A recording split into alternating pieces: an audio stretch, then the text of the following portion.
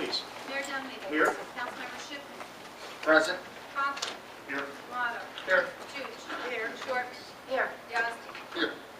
Also with us this evening is our municipal clerk, Jane McCarthy, our borough administrator, Mr. Ted Ehrenberg, and our borough attorney, Mr. Fred Zemmer.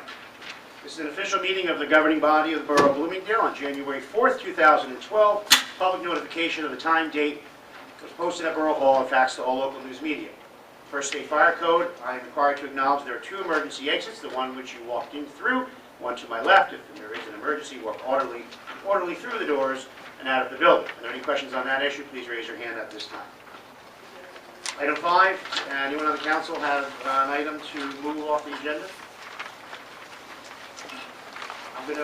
Item 6 is early public comment, but before we do that, we have three quick presentations to do that I'd like to do before we get into early public comment. Tonight we are recognizing 3 very talented 4th graders of the Borough of Bloomingdale who were runner-up and winners of the Passaic County poster contest. It's quite a feat. There's over 400 students from 15 schools in Passaic County provide artwork to be published on the county calendar. The winners are selected by a committee comprised of people who work through the county. There's also a very talented artist through the county, Mark Mariano, who has illustrated 3 books, and who's also one of the judges. So tonight it gives me great pleasure to honor these 3 students from our borough. I believe this is the first time the borough has ever had a first-place winner representing the Borough of Bloomingdale. I'm going to take the floor below and present to our students this fine honor.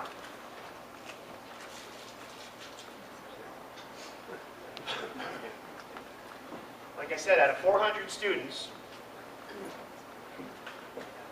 12 months are represented, and honorable mention, our borough represents 3 of those individuals. And I'd just like to call each student up here, recognize you, have you stay here for a photo, and I'll present you with the borough pin. And we can't tell each of you how proud we are, and how fine you represent our borough. So for our first presentation, this is the Certificate of Achievement in recognition of your honorable mention award received on the 16th Annual 2012 Passaic County Poster Calendar Contest. We commend you on representing your community and the Samuel R. Donald School with your talent and creativity. Our first recipient is Ms. Lauren Libby.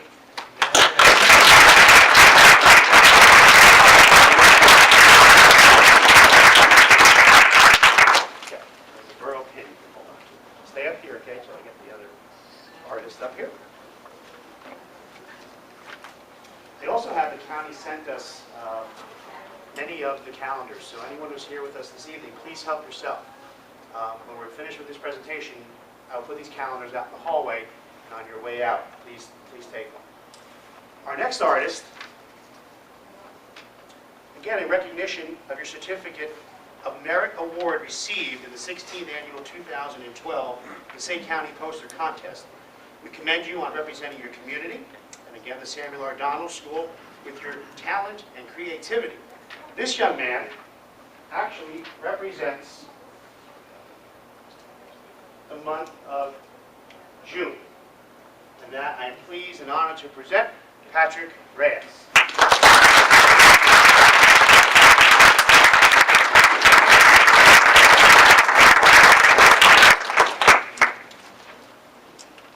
And our final recipient actually won first place overall out of 400 students who presented their artwork, and is proudly representing Bloomingdale, as all 3 students are, and representing the month of January 2012. And again, all 3 of you, your artwork is phenomenal, so I can see you have a career in the future. So our final presentation, in recognition of your first place award received in the 16th Annual 2012 Passaic County Poster Calendar Contest, again representing your community and your school of Samuel R. Donald, we are proud to present Mr. Jacob Tolentino.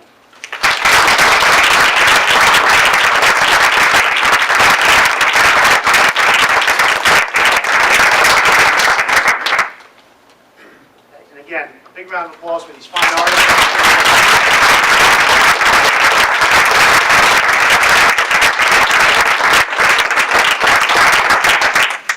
Parents' pictures, you all, everyone's good.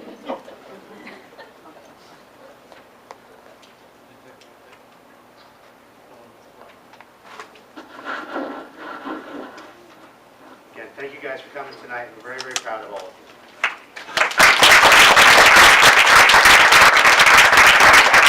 Have a seat.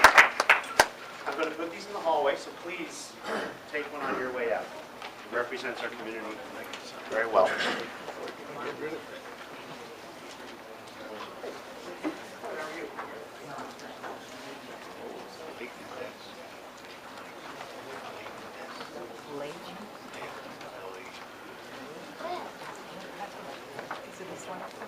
Yeah.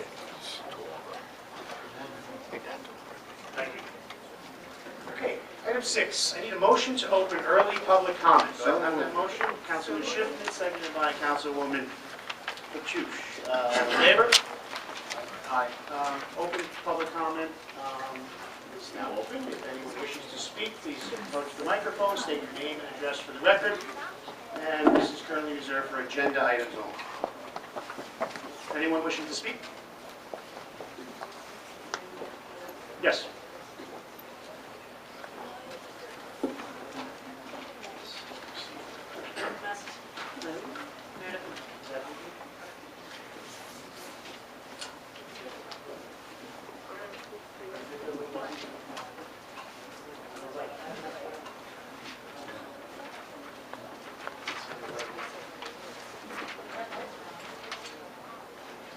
Anyway, I'll show. No, but I want to fix the problems.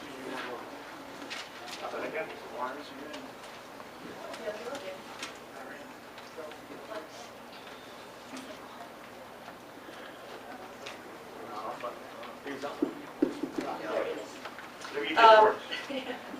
Meredith Mazzatello, 42 Daly Avenue.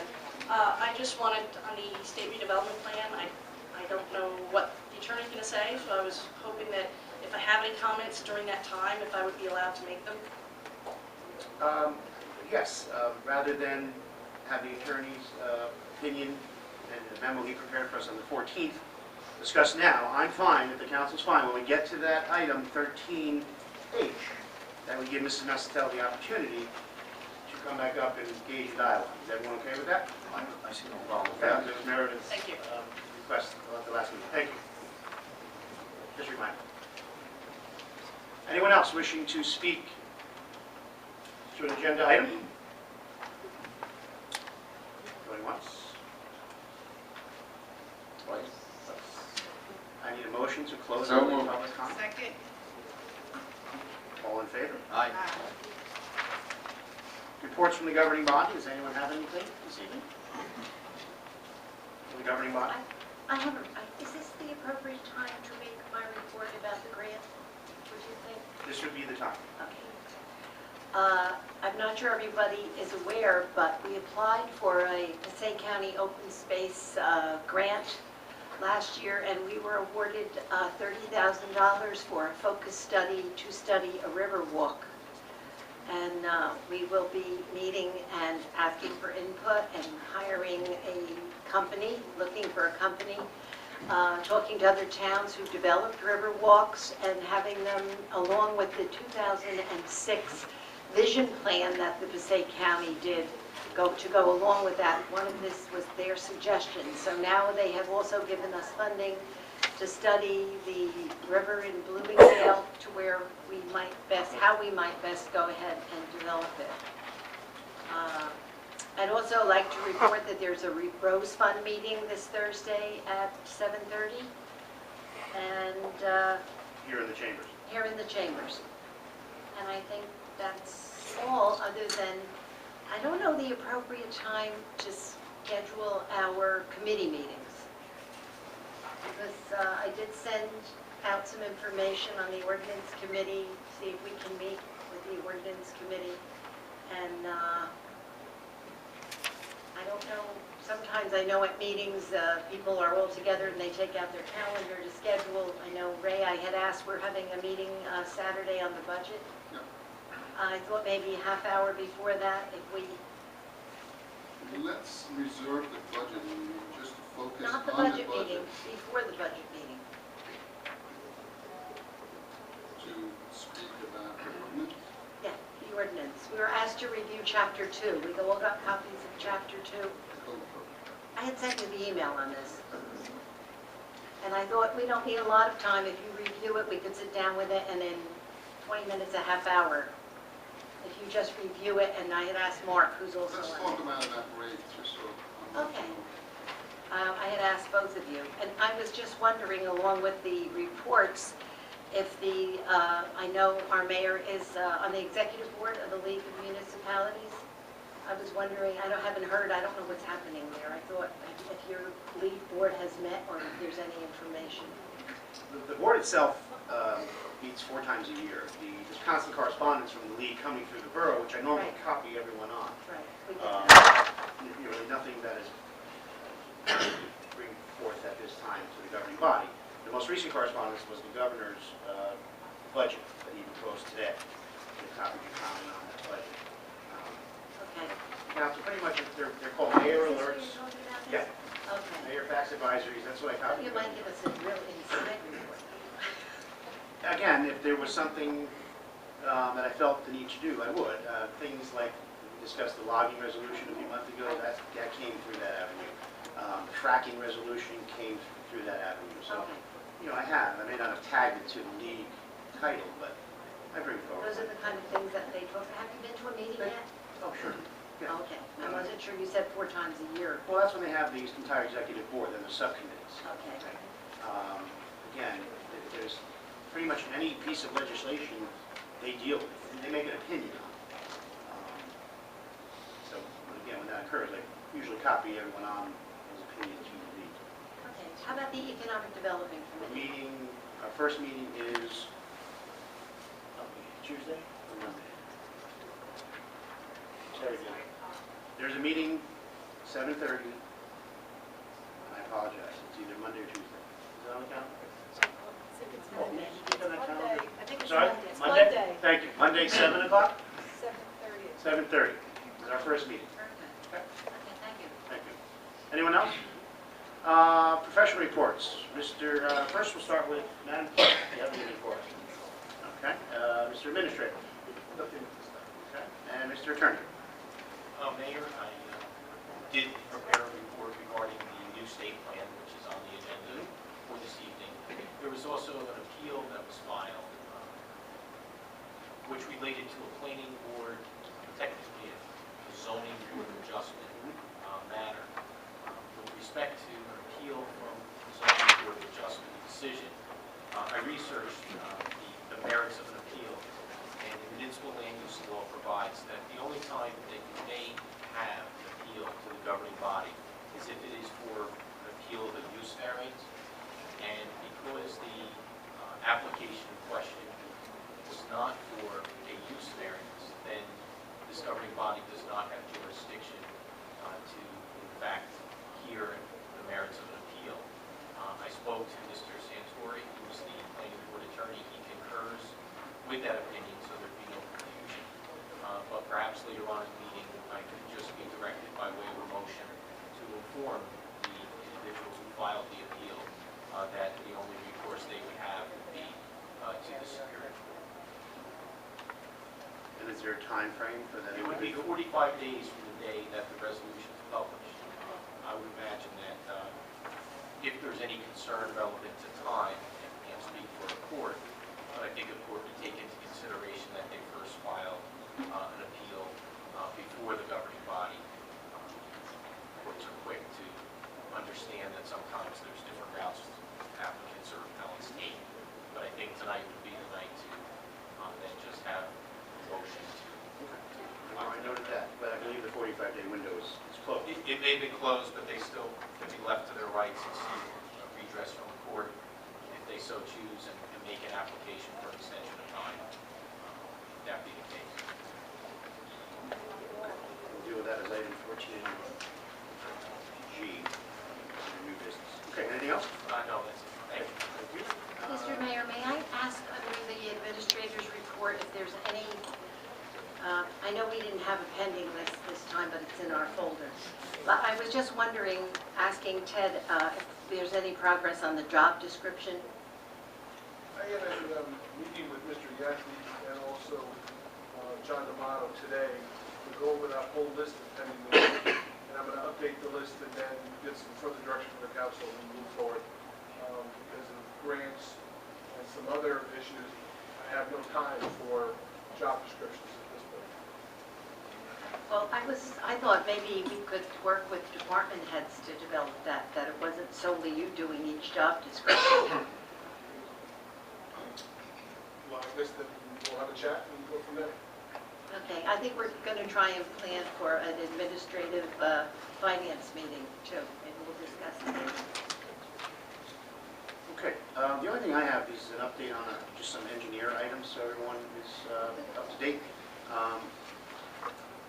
There are 7 engineering items pending, and here's where we are. The Walter T. Bergen lighting project, which was voted on by the voters on referendum, will be advertised on February 29th, and the bids will be received on March 22nd. De-snagging of the brooks, which the governing body authorized financing last year to deal with mitigation of our flooding issues. The de-snagging and de-silting portion will be advertised on 2/29, and bids will be opened on 3/15. Breland Ave, paving and drainage. This was a DOT grant we received last year. It will be advertised on March 21st, and bids will be received and opened on 4/12. Oakwood Lake walkway. This was a county grant we received a number of years ago. We will be advertising March 21st. Bids will be opened on April 12th. Sloan Park Bridge, Gabion Walls, again to prevent and keep flooding from our Main Street. The submittal for the DEP permits will occur on April 30th. And if one is to ask why from now until April 30th, it's just a matter of the engineering preparation for the submission. And the permit will be issued by the DEP on July 31st. And then that project will have to go out to bid. Van Dam sidewalk at the corner of Chestnut, where the culvert has failed, same time frame. Permits April 30th, file for permits April 30th. DEP will issue permits on July 31st. And finally, water tank painting, which has been on the table for many, many years, 20 years, tying in with interconnect repairs of water issues. Completed plans will be May 30th, advertised June 1st, receive bids on July 10th, and that project will commence on September 1st. Just to give everyone up to speed on that. Mr. Mayor, I understand that when we voted for the lighting for the Bergen School, we had asked to be put on the agenda the cost of the electric and the drainage to be discussed also. Again, it's going out to bids as far as determining the cost of its usage. When we voted on it, we asked that that be done as part of the voting on Authorizing the bid. the bid, yes. Mr. Administrator, could you see, I don't know how, if Musco can provide approximate annual costs on the usage? They told me when I went to the convention that the lighting they had bid on can track the usage by computer. So we can at least, have... It's installed, have yes. that You want to know prior to installation or after? I'd like it to be made clearer, how Probably get an that approximate. would function and how the billing would take place. Sure. Maybe Butler Electric could, give us some input on that, how they would... Well, it would be monitor it. individually metered like the Leisure Field, and we would be billed specific to that count for that field. That's how it is at the Leisure. The Leisure's approximately $6,000 a year, like the Leisure Field. So, We could separate it by who's using it. correct. Right. Well, you can separate. We want it separated by if soccer's using it, baseball's using it, football is using it. This way we know who's using it and how much is going to that I area. don't know how you'd be able to do that. You'd be You able, can do it, because when we went to Atlantic City, we stopped at that booth, and they told us that it can be done. well, what my point was going to be, you'll have a specific account for those lights.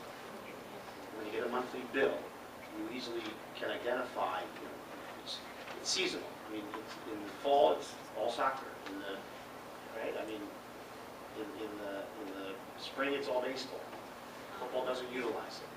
There will be times, if we are successful with, we're authorizing tonight the grant application for the walking track. there'll be lights on for just residents, so you have to identify all that. Today's technology does allow you to remotely turn them on, turn them off, and monitor everything you're referring to. That will be part of the system. Okay. Thank you. That's all I have for me. Ted, I counted you in number 9. Technically, I forgot the new agenda format. You're really number 10, so we'll keep going here. Department reports, are you all copied on the construction department? Do you have anything? The only thing I wanted to say is that Mr. Domofsky and I put forth the effort to complete that grant as long as the town council approves the grant going forward for the walking track submitted. I have a grant application now for a CBGE community block grant Right. for the sanitary laterals on Ryerson that I'm working on now. We also have the trail grant and that project to complete, and I'm going to, I'm working on the sanitation proposal, so that's the big issues that I'm working on currently. Ted, is that a Green Acres grant that you got? And- For the trails? Yeah. The trails, but that's from 2004. I met with the Trails Conference, you weren't at the last council meeting, but we went through the process. They basically are going to tidy up the entranceway of the higher, there's 2 entries to Norman Green State Park. The one is the one that's all the way up. Glenn, what are you referring to that? No. That's the West Milford one, more or Okay. less in my eyes. The West Milford Park entrance, In Bloomingdale. which is in Bloomingdale, would wind up with an overhaul of the parking lot, paved, fencing, some drainage, and maybe a new, not message board, but an entrance board advising, numbers to contact and posted issues. So I spoke to the state ranger who has input. He's conceded to what we proposed verbally over the phone. I have DMC who did a elevation schematic for it. Mr. Domofsky is going to write me a little thing, and I submit it to the state. They get about a 7-day review process. If it passes, the state will come back, authorize the money. I'll probably pull somebody from the Morris County Co-op for the paving and hire a landscaper to put the fence post in and the sign post, and we will complete them. Is the borough responsible for 20% of that? The money was already encumbered in 2004. Oh, okay, so It's all done. we don't have any financial obligation. All those issues have been addressed. And just so there's no confusion, there's a second grant, that's a new grant for trails, which we are still waiting on the county to see if they want to do a joint venture on the ball trail, And that council's been copied on it. to identify trails there. Ryerson Ave, the governing body's already authorized the county block grant. There was a question of whether sewer was eligible, and it is. So It's a little, that's the same money that's funding Henyon Street. That project will begin, actually, I missed it on my engineer reports. Henyon Street, which we have county money on curbs and sidewalks, will begin, it will start April 1st, that project, which is also the same grant going forward. Okay. Again, item 11, department reports, construction reports you all received, and property maintenance. Any comment on those? Item 12, approval of consent agenda. Unless anyone has issue, I'd like to move item A all in one motion. Approving minutes for executive regular meeting on 12/13/11. Mr. Attorney, do I have to separate because you have 2 new councilmen here who weren't there? They sat here. No, sorry. I thought they could vote. They read it. As long as they read them, they could vote. If they were at the meetings, They were here at the meetings because they were elected. if they were members of the public at that time, but they were at the meeting and then they read the minutes, they may or any. You're on the right? Okay. Because what I could do is separate the one prior to January 1st, if you don't feel comfortable voting. And these are just minutes? These are minutes from regular meetings and executive This is session. what I heard. Well, I like the decisions on that. That's Yeah, they were in those. Approving the minutes, right. That is a difference. I can't talk about that. No. So I could just say I heard it, that sounds No, about no, right. what you could do is for those minutes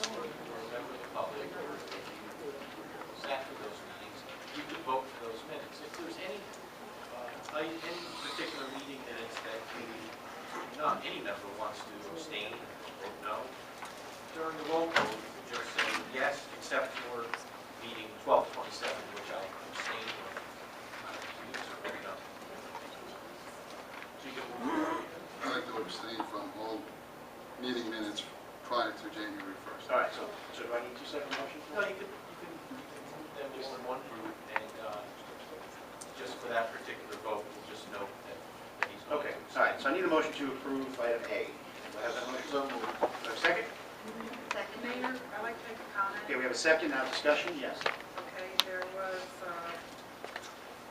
an error in one. It was, it should have been your name there instead of Steenstra, and I'm trying to find, did you catch that one, Jane? Okay, there had to be a correction on that, and I'm trying to, which one was it, Jane? So I don't- Okay, go ahead. Gene, you've corrected it? I must not have liked the topic, so. Leave the old man. All right, there's a motion on the table, all in favor? Aye. I'm sorry, we got a roll call because of that, my apologies, roll call. Councilmembers Conklin, Yes. D'Amato, Abstain. Tatucci, Yes. Schiffman, Yes. Short, Yes. Yasti. Yes, with the exception prior to January 1st. Okay, and then item B, informational list item, just for your records, it's all attached to a motion for you on that. Just, all correspondence received by the borough since our last meeting. Pending business, item A, update on the BAS contract. I'll defer at this point to the borough attorney. Let me ask the governing body one thing. I was surprised there was no early comment on the topic, and just to be open and fair, would the governing body consider allowing that if anyone wishes to speak, because we're going to discuss it at this point. I don't see why we would. People have the option, but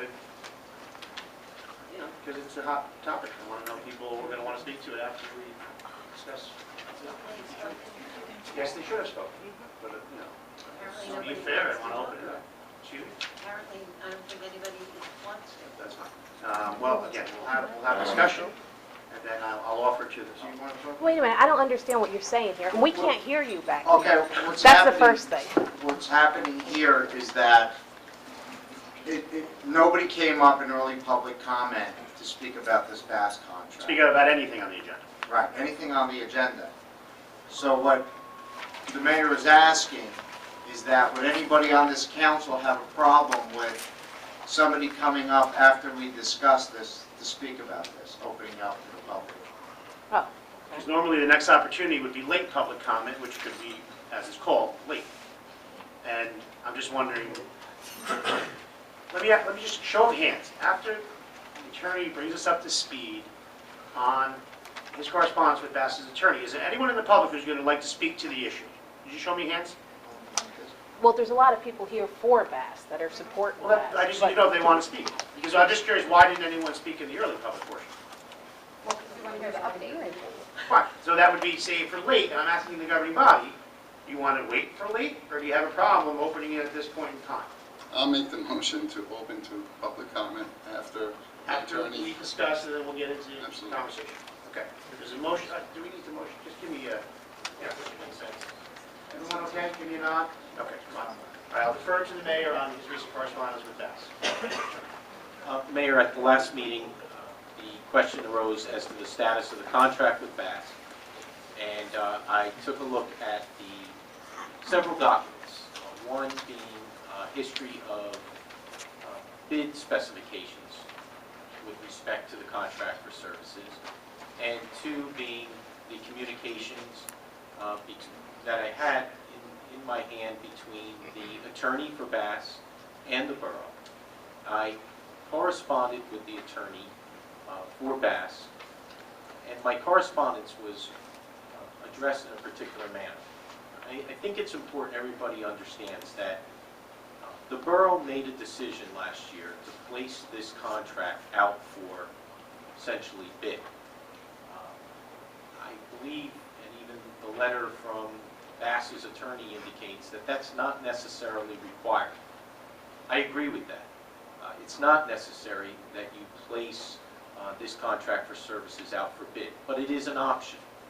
But in so much that the borough elected to go with that option to put it out for bid, my correspondence back to the attorney for Bass was, if you put something out for bid and someone bids on a particular proposal, you as a governing body are really bound to the terms of that bid. So what I did was I went through the agreement, the lease agreement that was part of those bid specifications, and the lease said there were certain requirements for both of the parties. And I went over some of the proposed changes by Bass, and I came up with a list of which items I could recommend that were de minimis. They weren't significant changes to the bid. And I also went over and highlighted those items which would be unacceptable because they would be what would be termed as material changes to the bid, and they would in effect cost the borough money and funding that was not part of the original proposal. So with that, I did receive a response today from Mr. Cerrone, the attorney for Bass, who, the way I read it, basically says, look, here's really what we need with respect to Bass, and we don't really even agree that this should have went out for bid.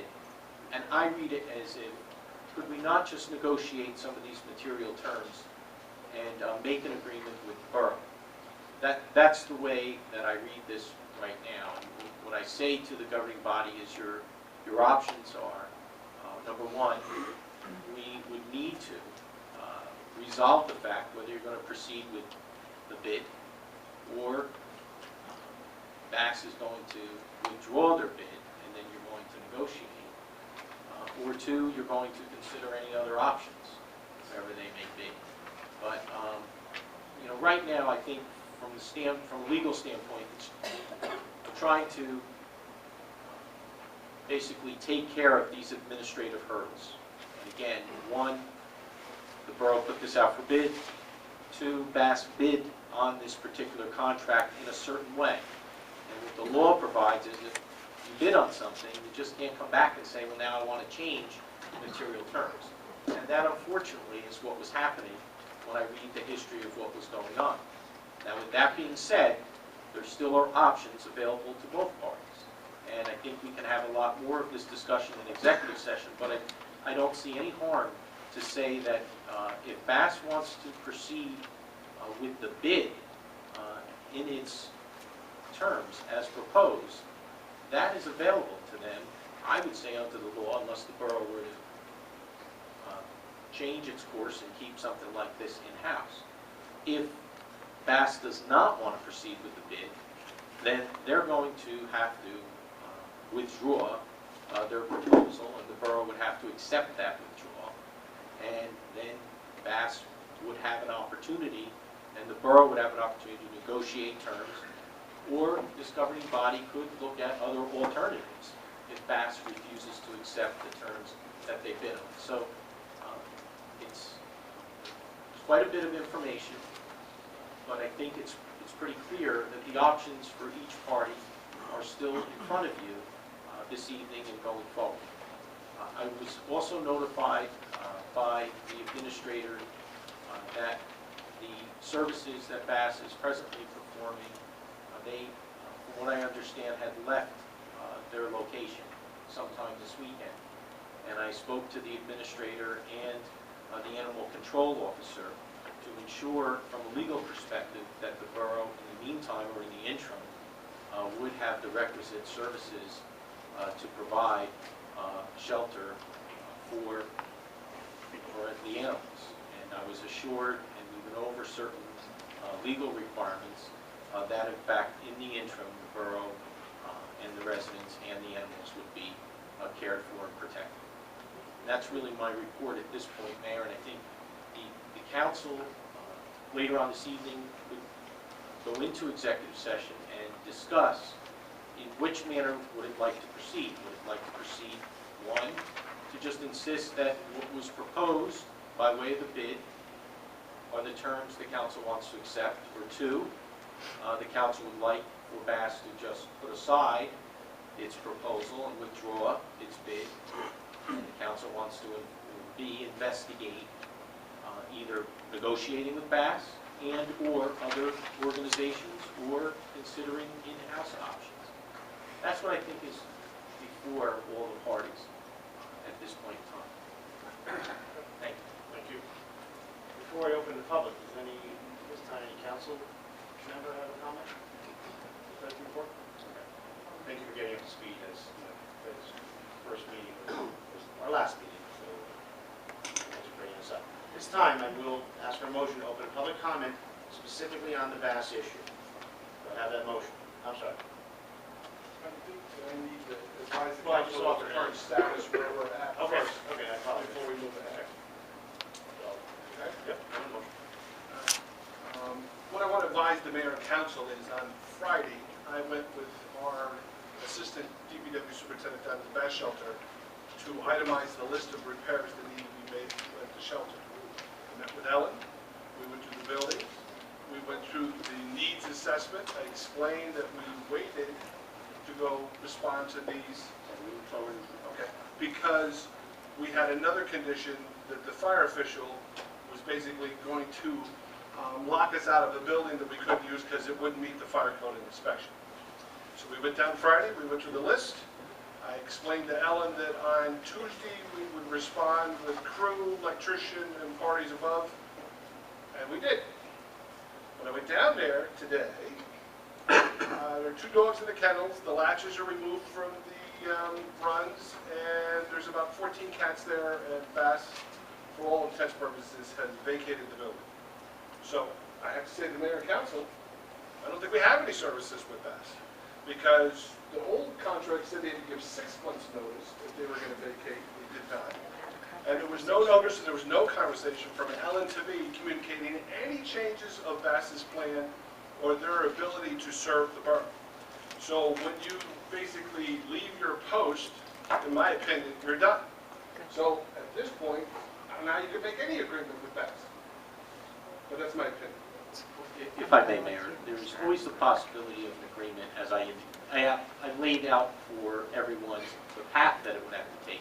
But I do want to say that I had, under the circumstances, a very cordial conversation with the attorney for Bass this afternoon, and he did confirm what Mr. Ehrenberg's saying, that Bass has vacated the building and the shelter. Okay, and before I open the public, one other thing. So your report, your correspondence with Bass's attorney was specifically on the issues on the lease. We haven't even begun to Correct. talk about the contract. Yes, that is correct. There's 2 components. There's the lease for the premises and a contract for the services. So what Mr. Semro pointed out to the governing body is that his correspondence and a letter you were all copied on from our attorney identifying each and every point in the lease, what can be dealt with, what can't be dealt with, because it would, again, be a material change in the bid spec, only pertaining to the lease. Then there are additional items Bass requested change on the contract. So in total, from the bid spec, there are roughly 13, 14 items that Bass requested changes on the lease, and there are roughly the same amount, 13, 14 items that Bass is requesting changed in the contract that was proposed to Bass on December 30th. Just to bring everyone up to speed, that's correct? That is correct, yes. All right. Does anyone else have a comment before we open? Can I have a motion? Yes. John, Yes. just one thing. When we're dealing with the attorneys going back and forth, who represents Bass? Is there a board of directors that their attorney is getting direction from? Is it just Ellen? How does that system work? Again, I would say when individuals come up to speak, and Ellen was one to raise her hand, I think we could ask Ellen that question. Okay, cool. Fred, Fred, Mr. would you Walker? really answer that? The only thing I can say is I've been communicating with their legal, the organization's attorney. Attorney. Yes. Joanne, did you have something? I thought this was all taken care of in our December meeting. It was. A contract was proposed on December 30th to Bass. Bass has yet to sign the contract and has come back with about 30 changes to the contract and the lease. All right. I didn't see their changes. We've all been copied on it. It was their company, was Are you it the talking about Bass's this changes? No, letters that go back to January 16th was the first letter from our old borough attorney Right. identifying, he took the lease and the contract that the governing body, the majority of the governing body on December 30th voted on, to propose to offer to Bass, Okay. and redlined it with all the changes. That I had. I had the Okay. one from December the 30th. Right. Now, Bass came back with some more On changes. December 28th, their attorney sent the borough a letter with all these changes we're referring to. Right. What day was that? December 28th, It's in your book, Well, under pending business. okay? So everybody was copied on that, and the prior borough attorney responded on January 16th to the governing body on these changes. And the governing body, this is where we are today. You have to understand the changes. Some are substantial. It's not, this is public knowledge, right? Yes. Okay. So, for example, changes to the lease that was originally bid on.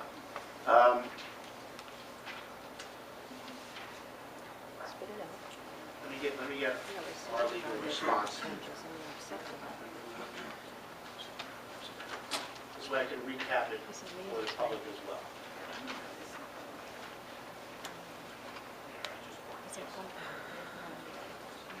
Okay. So you put this in that, and then it's all and then it's clean. So, like, for example, I mean, there's many of them, but pertaining to the lease, Bass wanted to change, the borough must make all repairs/renovations required by recent state inspection, and must make all future repairs and renovations that may be required by state and other governmental regulations. That's a change they requested in the lease. Continuing, Bass has the option to remove all fixtures and restoring the property, leaving the fixtures. This includes not limited to cages. Again, the position of the governing body, and the majority on December, was what they own, that's not permanently installed is absolutely theirs. With any lease, if something is permanently installed, and you were in the meeting, Councilwoman, that they shouldn't have the right to take something permanently installed. If you lease an office space and install a drop ceiling, when you leave, you can't take that drop ceiling with you, pretty much to sum that up. Authorizations from the borough administrator for any alterations will not be unreasonably withheld. Bass is allowed to install disaster preparedness sunroom to keep animals safe during floods at the borough's expense. So that's a material change that the borough did not foresee as a potential additional economic exposure. It's a material change. There's an insurance issue. Bass carries $1 million, the borough requires $2 million. They want us to accept $1 million. Delete some late fees. Now, a lot of this are, yeses and easy cures, but then some are not. I don't know if you're aware, Bass is asking the borough to pay their electric, gas, and water. Currently, we do not. They bid, the approved bid, the contract to Bass was for $31,500 and did not include the borough paying for their electric, gas, and so on. So it's a material change. Boroughs to pay for a Bass, for a dumpster. I believe we said we would find a dumpster at the time. So these are some of the easy ones. Financial statements will be in the form to comply with general county practice purposes. And then there was issues, again, I just read 4 of many of them. Then there was issues that Bass wanted to change in the contract, which our attorney hasn't even given us advice yet on, because if we can't agree on the lease, what's the point of talking about a contract? Because the lease comes first. But in the contract, Bass is seeking back money for years they didn't get money from the borough. Again, a financial obligation the borough did not contemplate when they accepted the bid, and so on and so on. I mean, I can go on and on. But just to give the council a general idea, if you're not familiar, this was sent to us on December 28th by Bass's attorney. Our attorney, January 16th, copied everyone on it, and our prior attorney is no longer with us. Now, Mr. Samro has made an opinion on just the lease portion of it. Then there's a contract portion. But I don't think anyone can dismiss the fact that 30 changes are material to what the borough accepted from their bid initially. So your question was, I thought this was done. And I think the Yes, governing and we body, worked on it was on December the 30th. correct, And this was a letter dating the 28th, and there was some corrections done at Correct. December 30th. Right. I thought that all these issues were taken care of at that meeting. They weren't all done. well, apparently not to Bass's liking. All right. So, unless the governing body's willing to just, pretty much have an open-ended checkbook, that's what we're looking at here. So we've got to define the terms, which are what we did in the contract. I know we I have a discussed that copy we of the weren't going to pay contract them and the the lease. back fee. That was already discussed. You have that. According to this letter, that's what you were saying, the back payments, we discussed it at that December 3rd meeting that we weren't going to pay. Correct, correct.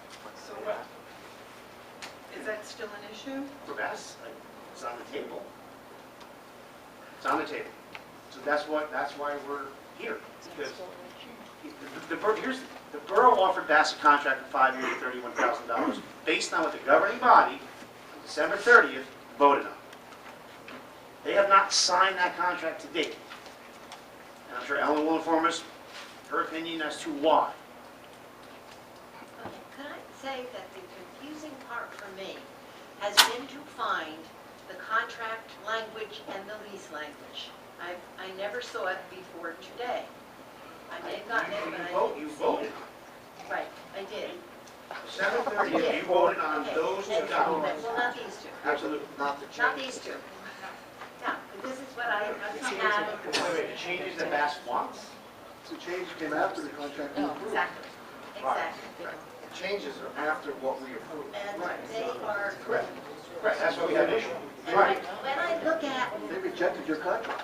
when I look at Fred's letter, it doesn't match what I have. I can't look at page 2, Because- paragraph 6. Because, don't forget, Fred's referring to the lease only in his, I have the contract and the lease.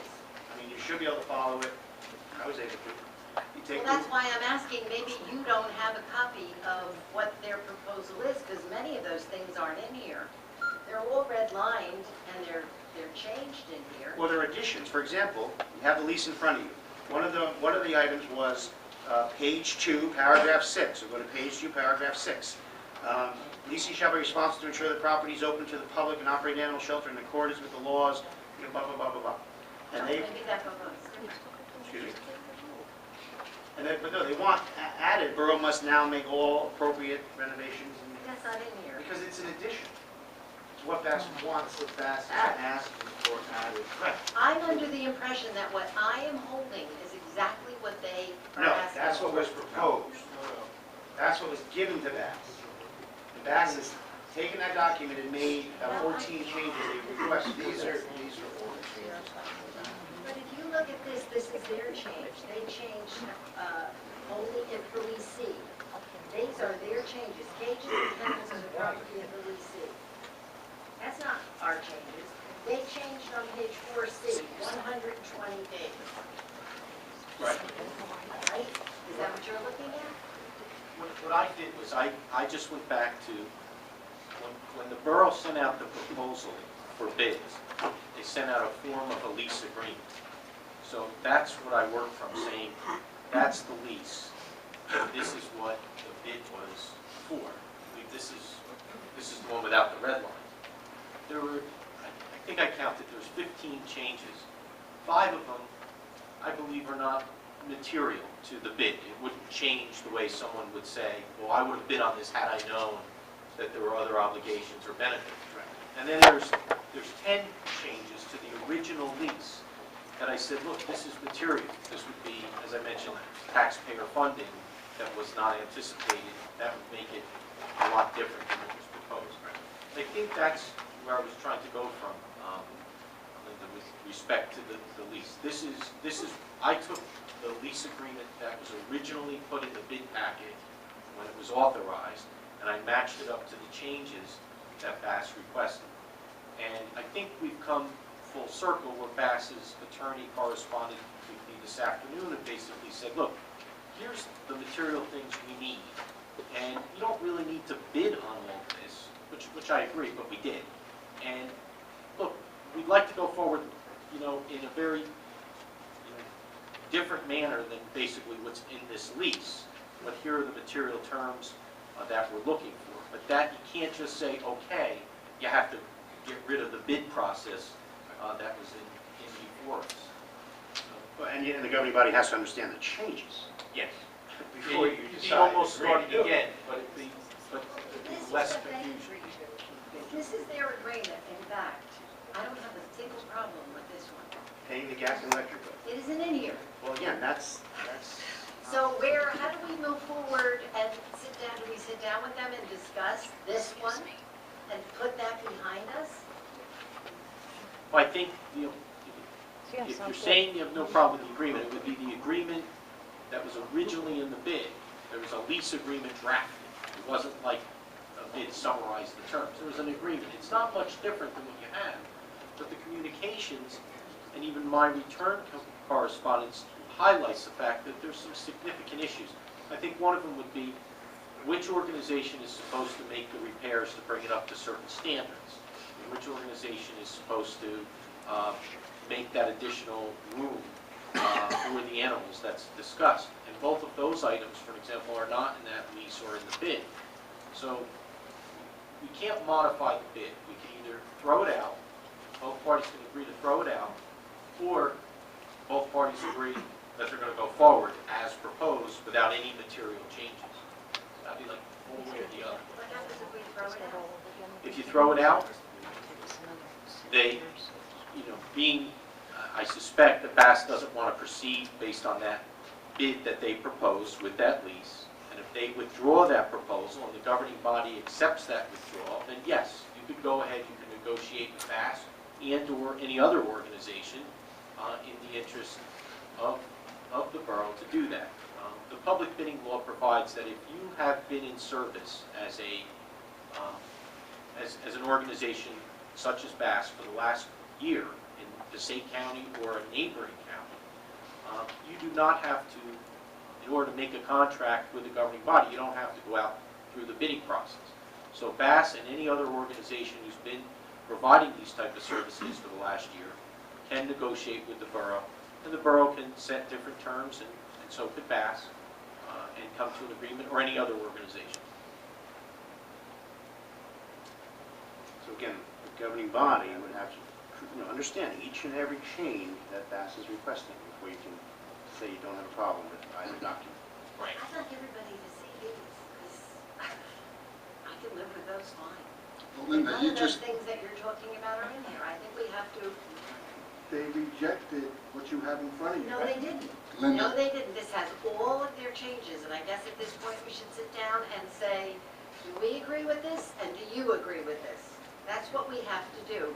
According to Fred, I would gather we would have to reject the bids, though. We'd have to reject, and Bass would also have to say, we're not going forward with that lease agreement that we bid on, so we're going to withdraw our bid, which they can also do as well. We're going to need, both parties are going to have to do that in order to negotiate freely and bring back to the public and the governing body new terms.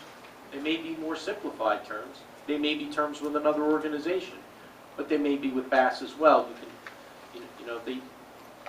I believe that both parties are essentially tied as the first hurdle with the fact that there was a bid, and Bass said, wow, I read the terms, I read the lease, this is what we need to go forward. And when you're bidding, you bid in good faith, and they made a bid to honor all those terms.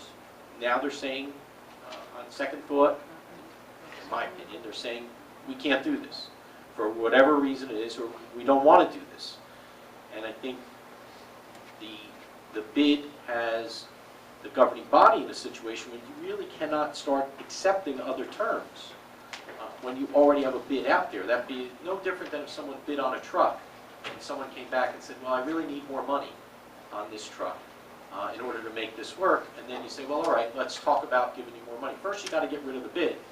And then you have to say, look, am I going out there and am I negotiating with everyone else? If you went forward, my suggestion would be, the governing body said, look, it appears we're not going to be able to do this with respect to the bid. For whatever happened, we'd like to put that aside. Then I would suggest that maybe you convene a subcommittee and meet with any of the organizations that could provide the service, including in-house, and then come back with a recommendation and start again. But first, you would need to get this bid out of the way. Both parties would need to get that out. For the fact that we accepted a bid and awarded a contract, the borough at this point cannot reject the bid, as Councilwoman states, because we've accepted it and offered a contract. No, the only thing we could do, and I'll say, publicly, I don't see any harm. I think the only thing you could do is say, we're going to either insist that Bass is going to adhere to the terms of the bid, which it's apparent that for a lot of reasons they don't want to. I won't speak for them, but it's apparent that there's concerns with the terms of the lease and perhaps the contract. But that would be either the governing body says we're going to insist legally that you adhere to this, or we are going to let you step aside from this bid. If you're going to withdraw it, we will accept that withdrawal and we'll move forward. And we'll make a decision. Nobody would be bound going forward as to what the next step is. So it seems to be the first step is Bass would have to withdraw their bid. Or could the first step be that we We've accepted it, offered a contract. You've accepted it, and, you actually have legal rights to say, under the contractual bidding laws, there was a bid in good faith, we relied upon it in good faith, we want to insist that we go forward. But you alternatively could say, look, if it's withdrawn, we too, as a governing body, don't see any basis to continue forward. Let's scrap the whole bid and come up with terms that are suitable to the borough. I'm just speaking from the borough's perspective, from the borough going forward. That's why I would withdraw. All right, why don't we open to public comment? And I think I'd ask Ellen to be the first one to speak, because a lot of the questions may be answered. Can I get a second time? And, I'm sorry? Can I get a second time? And the best, yes. First, I need a motion to open So public moved. comment. second? All in favor? Aye. Anyone wishing to come up to speak specifically to the Bass issue, please do so. State your name and address for the record, and we'll go from there. Ellen?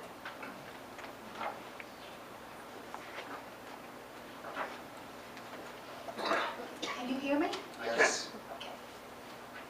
First, let me address why we were forced to leave the shelter. It was with a very heavy heart and much sadness that we realized we could no longer stay, and the contract we have been promised repeatedly over the last 6 years wasn't going to happen. In September, 4 members of the council passed a resolution to pay Bass $2,500 until the contract was awarded. December 30, all 6 council members voted to award us a contract. At the last meeting, the mayor stated we would not be paid unless we signed the contract as written. It contained the clause, and this is the major problem, the borough shall have the right to cancel the contract within 120 days' notice at the borough's discretion. It's not for cause, it's whenever the borough decides.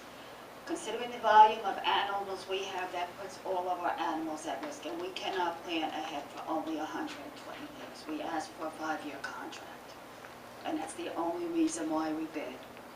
At which time all cages, fixtures, etc. would become Bloomingdale's.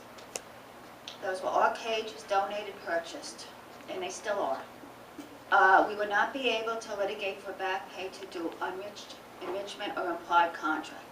Basically, the way we read that is for 120 days, we lose our cages, we lose our equipment, we can lose the shelter, and we have absolutely no recourse. And this is the major reason why we have a problem with this. There was no protection against increased shared services, which resulted in staggering losses to Bass. The shared service revenue is collected for sheltering and animal control services. The meager amount we ask for is approximately the amount West Milford pays their shelter for only one town. Fred, you could probably address that. You probably have contact with that. We are handling 7 towns and are repeatedly in the river.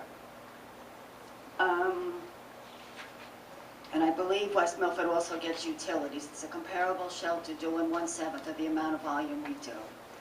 We were not offered the 5-year contract we bid on, but were given a 120-day contract.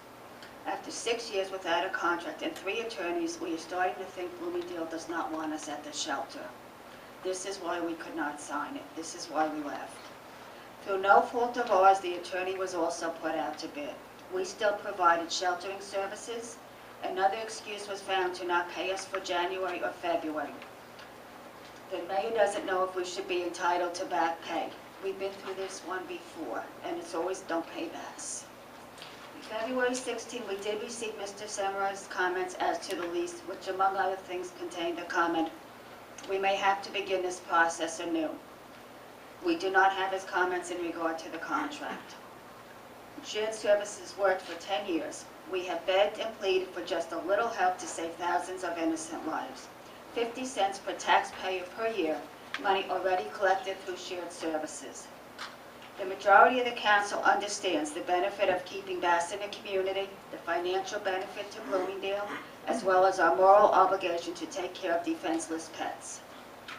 Will these innocent lives be lost due to politics? Mayor Dinwiddie, I am imploring you to do the right thing and not leave a legacy of thousands of helpless defenseless animals losing their He doesn't lives vote. because you don't care enough. He doesn't vote. Please do not put this out to bid for the 4th time. He doesn't vote though, so you can't tell him. Have you calculated the cost to taxpayers to obtain a new shelter license? We are grandfathered in. Purchase the necessary equipment, cages, washers, dryers, refrigerators, air conditioners, supplies, train staff for a 7-day work week, doesn't vote either. liability insurance, utilities, vet bills. Thank you.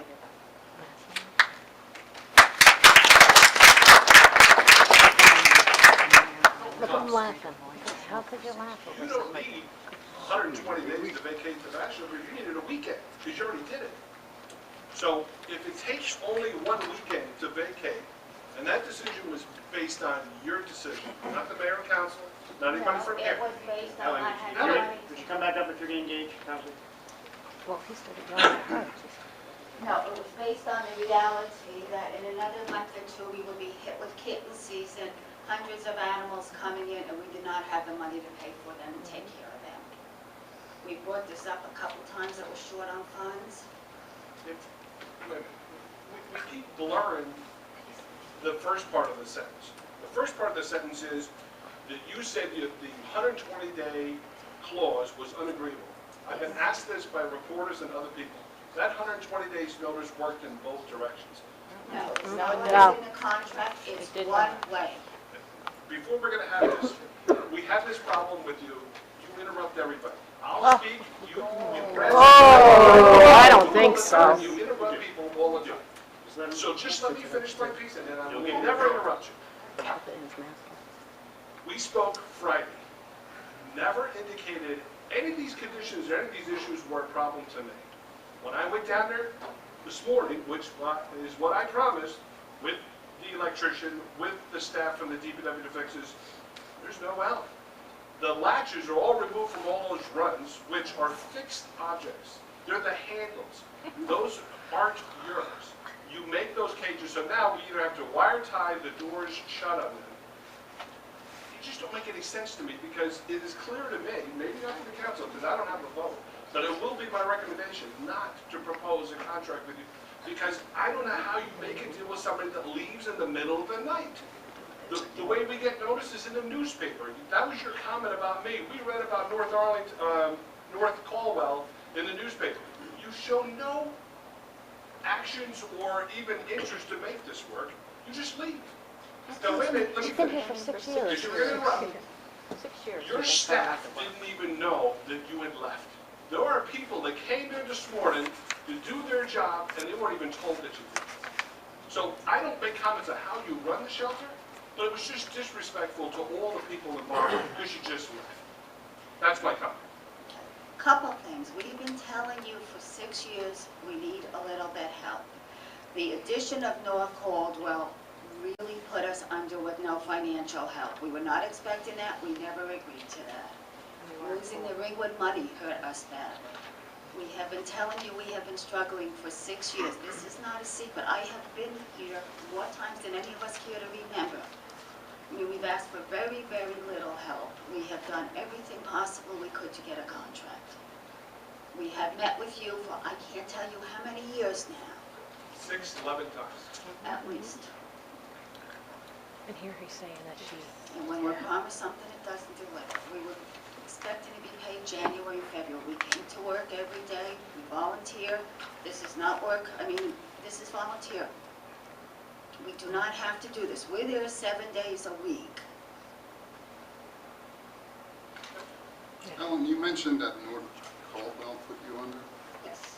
and I have a report that I'm looking from our animal control that shows that in 2011, 24 animals were brought to Bass, I think it was 33. 33. But the time before that, it was 77. They don't seem to I see do that. show that in 2009 it was higher. And she did What tell was me the that her that number you is, showed? It was probably even higher than that. she's showing that it was based on the ones that she brings in, and paperwork is course filled she's- out, that she doesn't have the numbers if somebody gets brings it paid, to you. yeah. So she did update me on that. And she also doesn't have kittens born at the shelter too, which is a big problem. Right. But the contract that you're signing is for the services, the 7 days, right? The sheltering is not what you're asking the taxpayers of Bloomingdale to pay for. Or is that what you're asking us to now consider to pay for? Are you asking us to pay towards, I am asking you to The pay for the cost past shelter the and 7 days services or you within the money 7 days? collect. So obviously, we do more than 7 days there. I think if you'll go back and read a lot of these borough codes, they do not allow convenience killing. And that was part of the agreement when you signed on the different interlocal it's agreements. just that you brought up the fact that North Caldwell is the reason. What Is put you one under? of the reasons. So I'm trying We to were understand. struggling before that, but when we asked It's for help, 24 or 33, how does that add up to 31,000? start multiplying it out by $250 or $300, and that will give you a lot of it. And I have another And a lot of report. it is also the conditions of the economy at the moment. It's been very bad for the last couple of years. We've had quite a few floods. We've gotten animals in for the flooding. We've gotten animals in for foreclosure. It has been a very tough environment. And Ellen, just so members of the public understand, I love animals just as much as the rest of you, and I want them to be cared for. And Well, they do and I cost. appreciate, excuse me, I appreciate all the volunteers' work and everyone that's here to support it. Okay, so none of my comments are against bats, it's more of about, I took an oath, and I went door to door to public, to members of Bloomingdale, telling them that I'm going to look out for every decision I make financially to make sure it makes sense. And that's where my question is coming from. So I have another report that shows a total of 265 animals were brought in, and out of that, 129 were reclaimed. And a $30 reclaim fee was paid out, which you get that. And then there were another, let's see, total of 52 animals that were adopted out of the ones that were brought in, and you got fees for that as well. And I just took the lower side of the fees, and I added up to another $12,000 that came as a result of the 7 towns. So it seems like the more towns, the more animals that come in, the more of an opportunity to make a couple of bucks. Well, Is you that a fair see, statement? No, that's not a fair statement. We lose money on every cat and dog that goes out. That's why we fundraise, that's why we ask for donations. There is no way there is any money being made in animal sheltering. That's why we work so hard with donations, fundraisers, tricky trays, and all kind of events to pick up the cost that's involved. I sent We you- have, excuse me, I get your left for interrupting. We also have to pay utilities. We have to cover any cost. We have to cover salary. It takes a lot of work to handle this many animals. And we appreciate that. Well, it doesn't And I seem that asked way. you, And may I finish just one other thing I'd like to mention? Of course, run over $250,000 to $300,000. This is money that we provide for you, that's a benefit to the town, because you were able to go out and get shared services based on our work. Many of these contracts were also agreed because we were out there doing the sheltering. They did not want them to go to a place that would put down in a week. The money's not there, that's what happens. right, and the money that you're short is the $30,000 that you're asking for. Right, and that's basically, the town like West Milford pays that for one town to their shelter. We have 7. If you'll do some, did you do your comparison shopping, what it costs way to run the No, but shelter? I did, But did you do your comparison, what St. Hubert would you allow me charges to answer? for per cap? I'm just not done yet. The per capita fee for St. Hubert charges $3 per capita. Anybody new they're adding as a client is going to be $4 per capita. Associated Humane in Newark charges over $3 per capita. Most of these fees are split 50% for sheltering, 50% for animal control. Because what happens, it takes animal control maybe an hour to drop off an animal. It takes us sometimes months to a year to get an animal adopted, cared for, vetted, go through the spay-neuter cycle and all that. So it's a long process. You're telling me animal control only brought in 120 animals. Why are you paying 3 animal control officers 365 days for 100-some animals? Something here doesn't add up. Well, part of the reason, and I have a lot more to say after this. Can I speak? Go ahead. In 2011, you were bought 391 animals in total. No. From Bloomingdale, Borough, Riverdale, Wanacue, Pompton Lakes, Ringwood, and North Pole. After reclaims and, due to illness and euthanization, there's about 289 that you had a shelter. Animal control for any town is not just the sheltering component. Animal control includes wildlife that you don't see, includes canvassing, animal canvassing, licensing. So you always, in the public perception, try to make it sound like Bloomingdale's ACO only function is what they bring bass, and that's not the case, and not even close to the case. I also want to clear the public perception, because you hear it all the time, is where's the money going that the borough receives from these shared services? The borough receives approximately $150,000 a year from these shared services with all these towns. It costs the borough approximately it costs exactly $146,000 to run the animal control office. Okay? So there's not this big pot of money that there's a perception out there that the borough is not giving to Bass via the shared services. Okay? I'm on the record numerous times that, and I think everyone up here agrees, that whoever the vendor is, currently Bass, is entitled to be paid for the animals the borough brings them. No one's ever dismissed that, ever. Okay? But we haven't. Again, all of last year, when I became mayor, I clearly stated they are entitled to be paid for the service they provide the borough. I'll back up. When all this started in 1995, when Bass was created, okay, it was clearly a vision of former Mayor Ann Duhane at the time to shelter animals. And the agreement, the original contract, clearly stated there would be no cost. No, sir, I looked at the original contract, that's not true. Cost was never mentioned. What was stated that no new towns would be added without Bass's permission. Page 8, if you look on the contract, it's very clear. I can give it to you and I can give it to the reporters if you don't believe me. The contract, the first 10-year contract, did not have any monetary obligation to the borough. Is that true? It was not mentioned. It was not mentioned that they would or they wouldn't. What was So- mentioned, no new towns would be added without Bass's permission, and that obviously did not happen. Okay. Now, I'll state it again if I may continue, okay?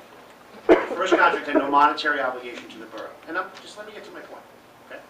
And I believe initially was, the borough's going to give the facility and provide some services. And in lieu of that, Bass will shelter the animals we bring. And I'm sure that was the original idea when it all started. And for 10 years, it worked.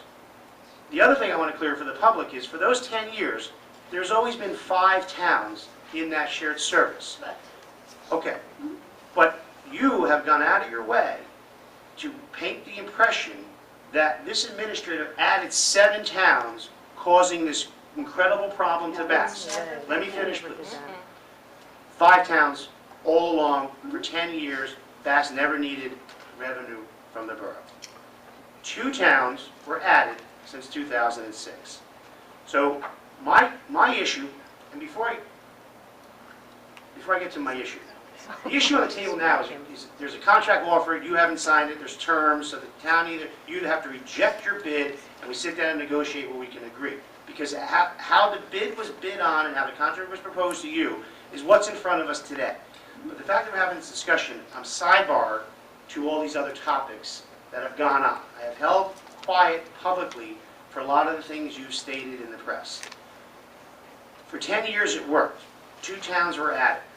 And now I'm puzzled why now the borough's costing you $300,000 because of the animals we bring you, when we never had before.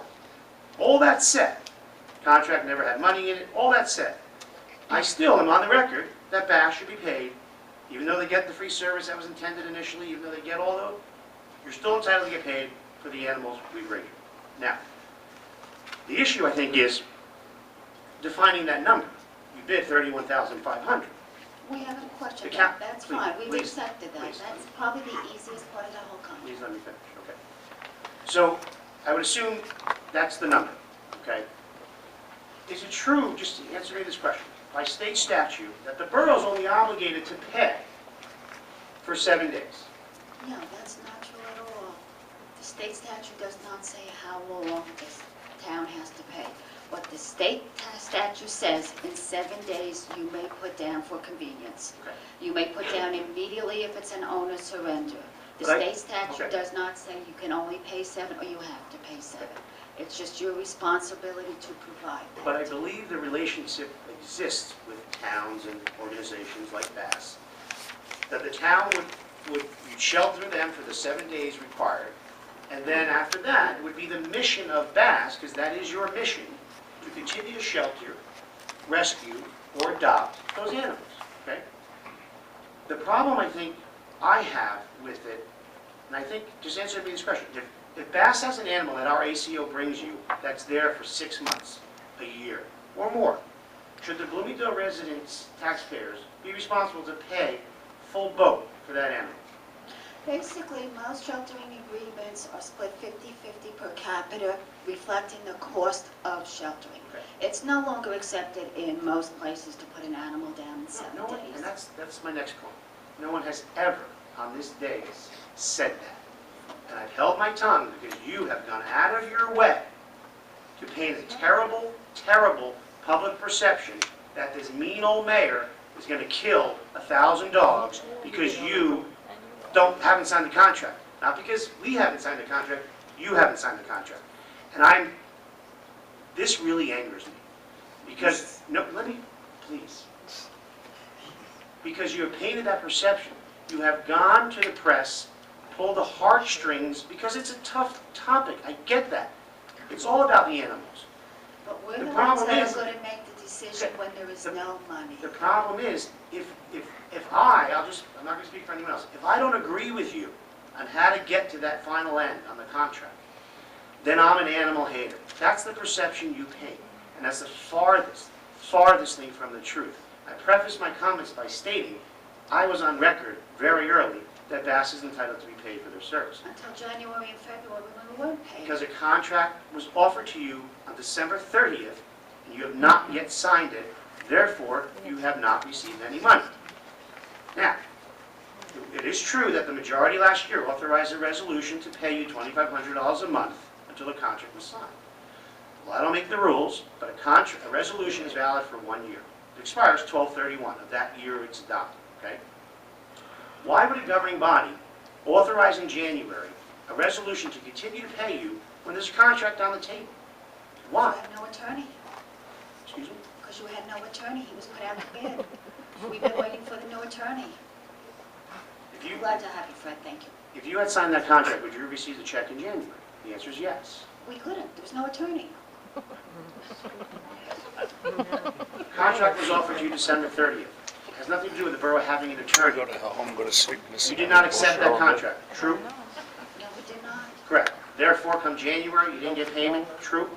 We were there working. there So if weren't you're in the middle of a negotiation, why would because what the public has to realize, it's a passionate subject, and it is. I get that part, I truly do.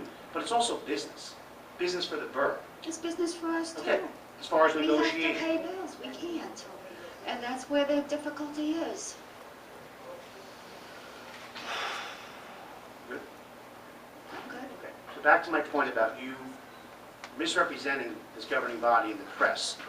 I mean, you're on your Facebook post with my cell phone, Yep. and I've taken every call, every email that I received, okay? I didn't post yourself. I didn't go on Facebook. Okay. My point is, why would you go on record stating that, and this has nothing to do with the issue at hand, because the issue at hand, again, is Then why are about we the listening contract. to this? But I'm diverting because of some things you have gone public with that are upsetting to me. Why would you go publicly stating in your editorial, which posted my email, which is perfectly fine, I'm a public servant, respond all day long.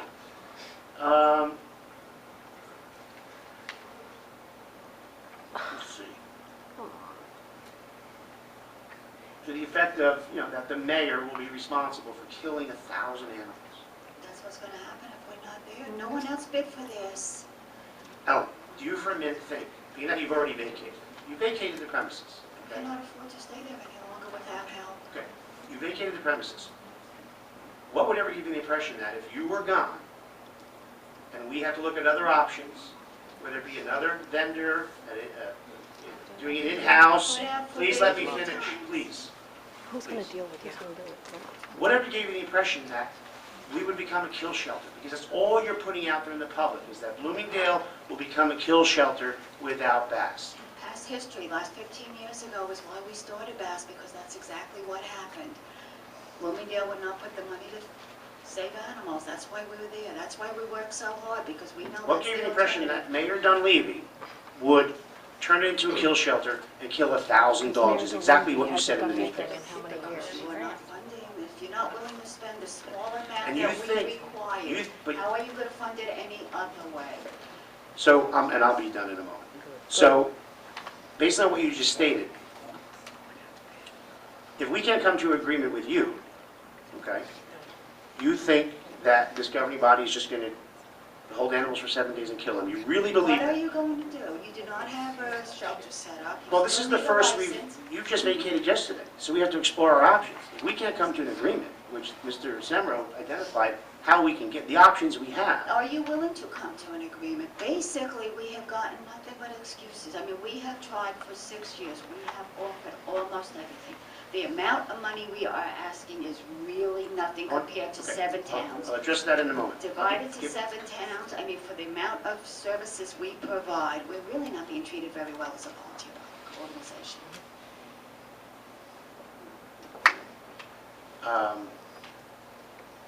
Back to the point of Yes. how you're representing the governing body and the public view. Okay. There's no credibility to your statement that that's what will happen. You stated, what will we do? If Bass was no longer involved with Bloomingdale, our options are finding another vendor to provide that service. Which you tried. It's been put out to bid 3 times. I don't even want to go there. 2, do it in-house, or 3, find a third party that we would. Do you really But I think we shall should do do. it in-house for under $31,000 a year? You're just asking me, how would we do it? I'm answering the question. Because I will attest here in public, and the council agrees with me, that no matter what the end result is with our relationship with Bass, these animals will not end up in a kill shelter. Bloomingdale will not become a kill shelter, and we will service and provide what the animals need. How much So time clear that will for the you record, give them? okay? I guess Well, I'd it like has to know no- how you're how going to does it finance it and how much time you will give them. Doesn't make sense. We've just learned 24 hours ago that you vacated the premises. So now this is new in front of us. So these are things we have to explore. But what I'm stating is that whatever the end result is, it will never, ever become a kill shelter in Bloomingdale. And I'm stating that straight because you have gone out of your way, Yeah, right there. during And negotiation. no animal will be put down for convenience. Correct. We can go home and relax and give you guys the keys. You absolutely can go home and relax that Bloomingdale would never, ever become a convenience kill shelter, which you again have gone out of your way to paint that picture so wrongly in the public during a negotiation. There's 2 parties to every negotiation. Just don't forget that. Please. Does anyone else have anything to say? Mr. I Adler? have one question. And Ellen, don't take this the wrong way, but I have to ask it. I just found out about this, that you guys walked out at about 5 o'clock today. I did not know this. I don't think, was anybody here told that you were going to vacate? No, because when we looked at the contract, it was quite clear that 120 days our equipment would be taken and we'd lose all options. So no, we did not feel that we should tell somebody because we thought the 4 month down the road is exactly what was going to happen. Okay, the other question I have is, are you willing, is Bass willing to come to the table? If not, we're spinning our wheels in the mud, and this is a done deal. We've offered and offered and offered. No, I'm asking you now. Yes, Okay, yes. that's what I have to And know, that's thank what you. I want to tell you. I would Okay. be more than happy to sit down with you. Okay. We had a very simple, easy to understand contract going forward. We'd love to go over it with it. It was, we'd be more than happy. I will sit down with you tomorrow if you're free. I can't write the contract and do the deal as a councilman, as I am told. Okay, good. No, I can't negotiate contracts as a councilman. That's what I cannot do. But the lawyers can If do you are that, willing to the do town that, administrator I can do would that, be- and the mayor can do that. would I be cannot glad- do it as a okay. councilman. I would be glad. I to would sit love down to do with it, but I can't. you. Okay. Can I ask a couple questions? First of all, I asked a question before. You run Bass. Who do you Our answer to? board runs Bass. Your board runs Bass. How come, in all the times when we come here, there hasn't been anybody from the board approaching the council? Just you. Because after 6 years, most of us have thrown up their hands and said, why bother? Kelly has been here regularly. Most of our boards have How many just... people on the board? 4. 4 people on the board. Okay. My other question is, how many total animals in 1 year come and go? Between us and you? Depends on the year. It could Average. be 672, 572. The year before last was about 100 numbers higher. This year was about 100 numbers lower. But our adoptions have slowed through the economy, so the numbers never left the shelter as quickly. Brings up my next point. Next year will probably be much, much worse because kitten season will probably be brutal because there wasn't a cold freeze and we'll have a lot more kittens coming in. Brings up my next point. You said before about West Milford, comparing West Milford to us. According to West Milford's website, they do between 600 and 1,000 animals a year. Look at the New Jersey Okay. State report, it's 300. I'm just going by their website because I did a comparison between your website and their We website. may be a little more accurate. If you look at the New Jersey State report that has to be filed by every shelter, you'll see the numbers are around 300.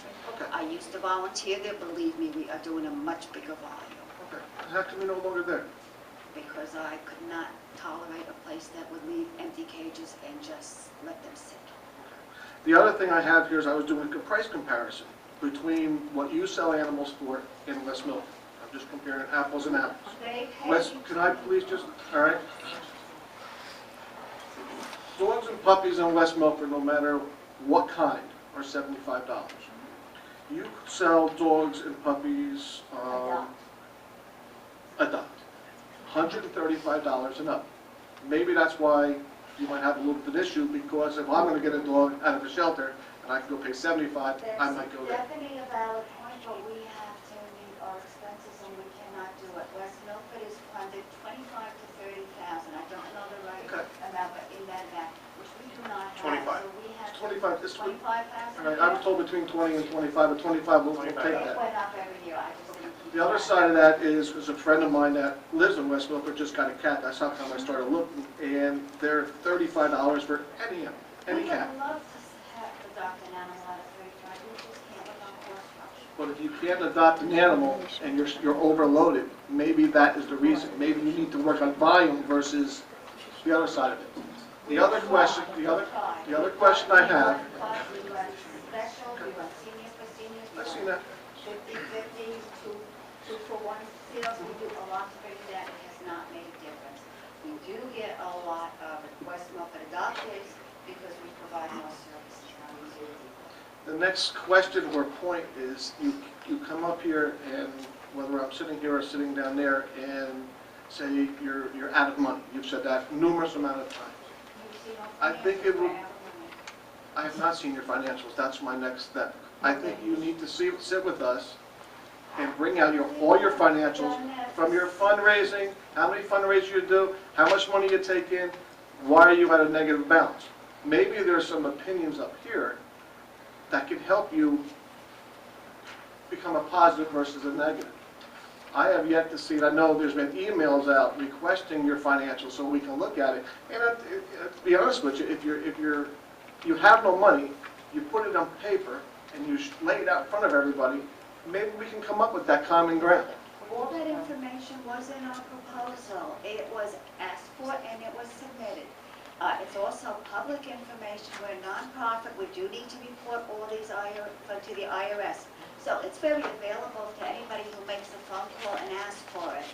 And to be honest with you, we've supplied this information so many times. Nobody's looked at it. We've never gotten a response. We've just gone on their hands. I think we'd like to see it. I'd like to see it. Call the IRS and get it. So you won't It's supply very it? available. So you won't If supply we're it? gonna go into contract, we're gonna It expect you is to provide in that. the I'm not calling proposal. IRS. So you may look at it, it all matches the tax returns. It has been provided to you. To the previous council. Ellen, Maybe ask Have you them. guys seen it? Ellen, total transparency. It is public money that you're requesting. Correct. Total transparency We for the have public. given it to you. Not you personally, I have the last 5 years, please. last And then let's year. sit down and go through it. I can be your best friend showing why you need this money. All I need is facts. No emotions, no killing dogs and cats, just facts.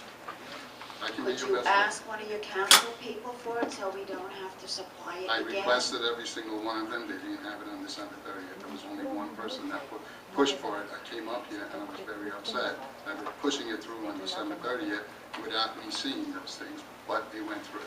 And that's why I couldn't vote for the minutes. December 31st, we will not have until our auditor looks at it. This last year. That's fine. Show me the prior years. Let's sit down and go over it. Let me Could you, understand instead it. of Just the making facts us so do we this can again, have. could you ask one of the people who had it to give it to you? I'm sure they would be happy to. Mr. Conklin, do you have it? Yeah, he has it. Yeah, Okay, see? somebody there has to have it. And the numbers were all in the Joanne, do you have it? proposal.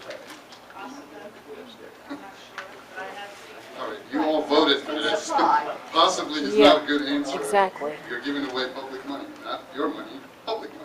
Right. Possibly is not a good answer. I I'm sorry, I don't mean to turn this on you. Voted for what? You voted for a $31,000 expense.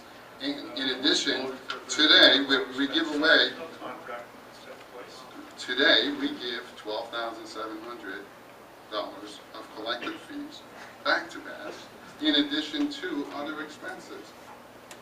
Taking care of the building, there is a lot of expenses. I want to know what the total is, so I can show the public. Public needs to know. It's That's public right. money, it's not my money. If it was my money, this conversation would be a lot easier. Well, I'd like to just say that I don't know how we got on the subject of money. I don't think it ever was an issue considering the service that we're getting. I think that we agreed that it was a reasonable amount of money for the service, and I don't really care to see all of your records. I've been to the shelter, I visited it, I saw just what I wanted to see. My goal would be to, the problem we have with the contract, to try and solve that right now. Thank you, Linda. I would like to go forward with that too. How do we do that? Your lawyer and friend. It's always the lawyers, you know. Well, somebody's got to do it. It's- But I want to just say a few things. I really do believe that, you know, based on everything I've heard and I've read, I think it'll be necessary for the attorney for Bass to notify the borough, either A, we want to go forward with the agreement as bid, or B, we want to withdraw our bid. Then this governing body, it sounds as though they would say, okay, you want to withdraw your bid, okay, or if you want to go forward, we'll want to hold you to that contract. And, but if you want to withdraw your bid and that's accepted, then I think then the negotiations commence from there, whether it be with Bass or with any other organization. I want to just say, if I may, Mayor, that there's some things that were said, and I'm not here to point fingers, but number one, nobody on this governing body has said to me in any way that this is political. Everyone up here has asked me, please, let's get through this.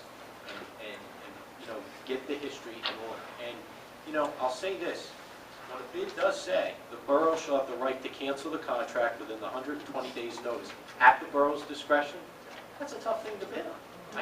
I can understand that. I really can. But I can also say, maybe that's why no one else bid on it. We don't know what's going to happen, because those are tough terms.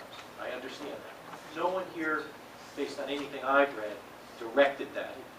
Sometimes we all learn things as they start to become reality. So I really do say that's a difficult term for BAS to accept.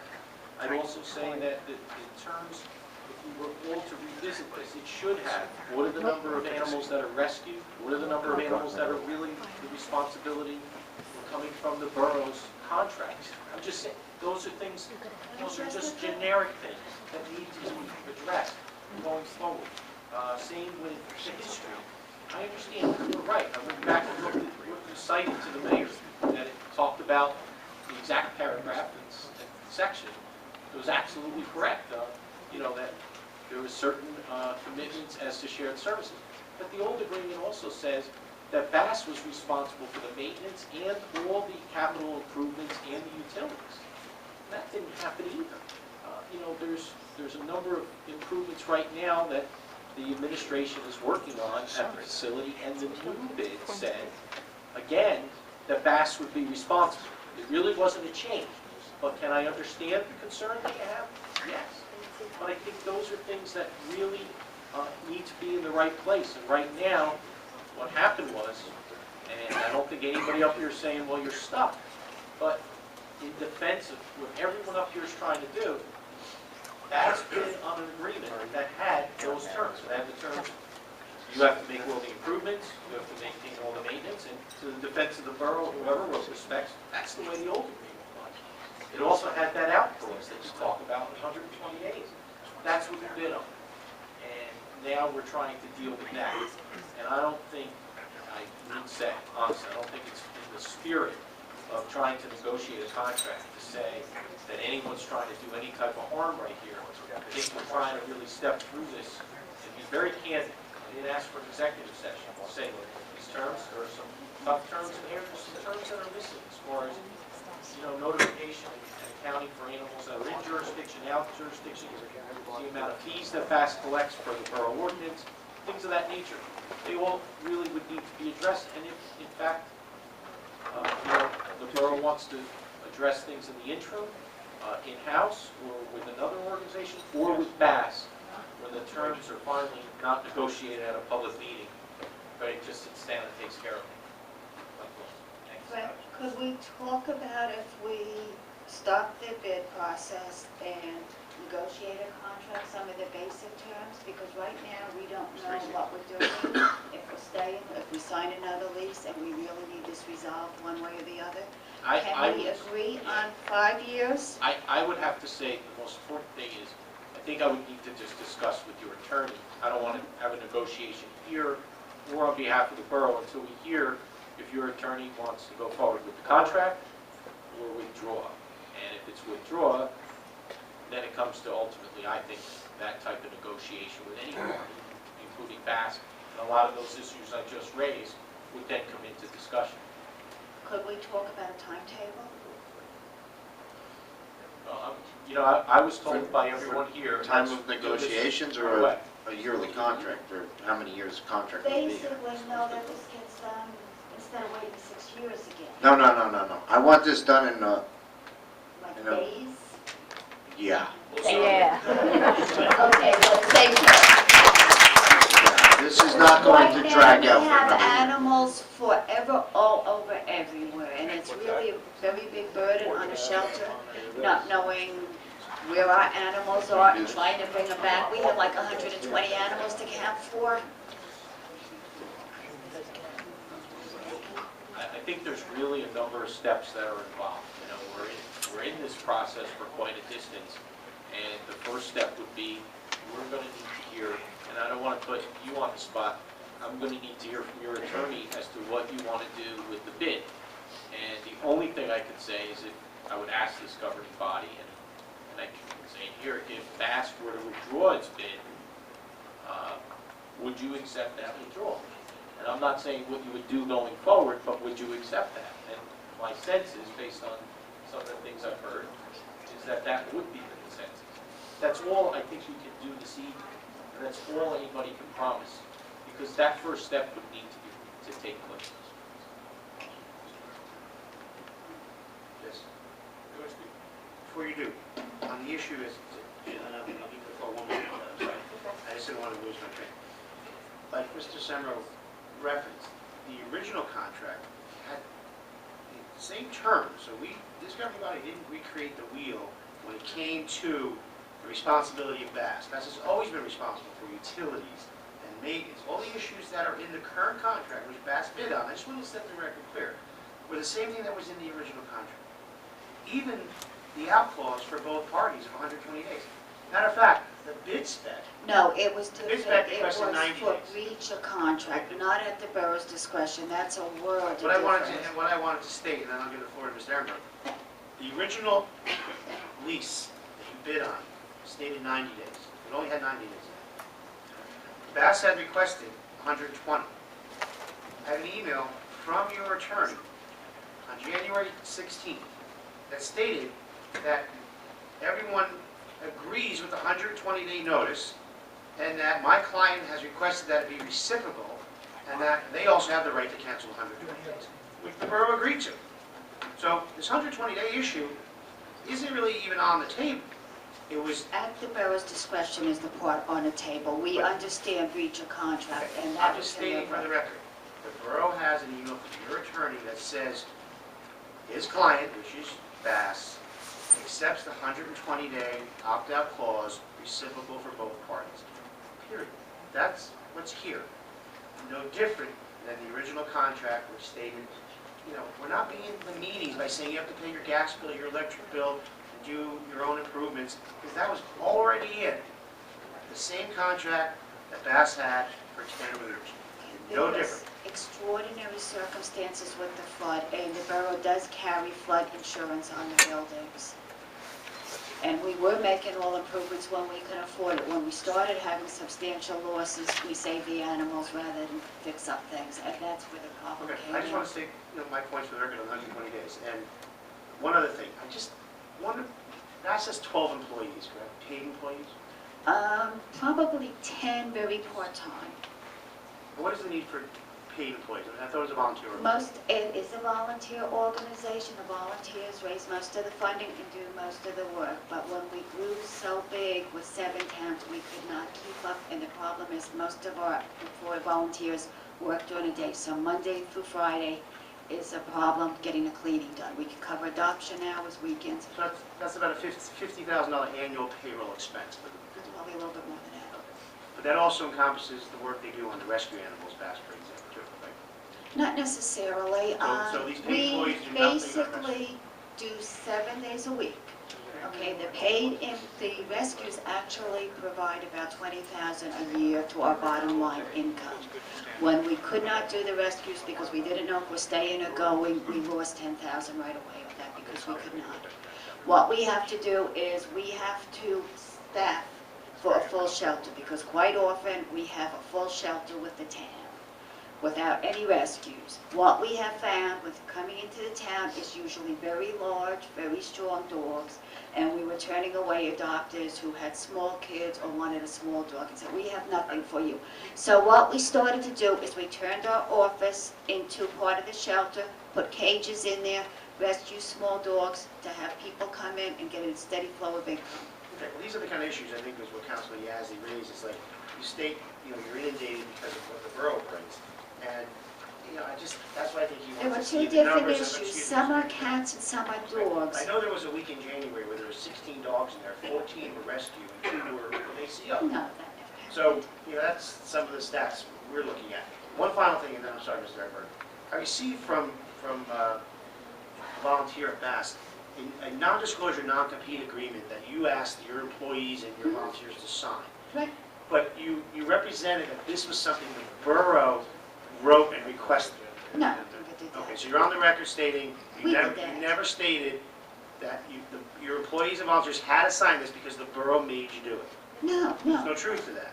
It's not written like that. Okay, There's no, it's not written like that. No. But it's reported that you verbally told these volunteers and employees that the Some borough's of the one our who has to change volunteers that. and employees were approached, and that's why we put that in. Okay, but you made it clear to them that it was Bass requiring it. Oh, yeah, not the borough. definitely. Okay, all right, I just wanted to That was clear that up very on the record. clear.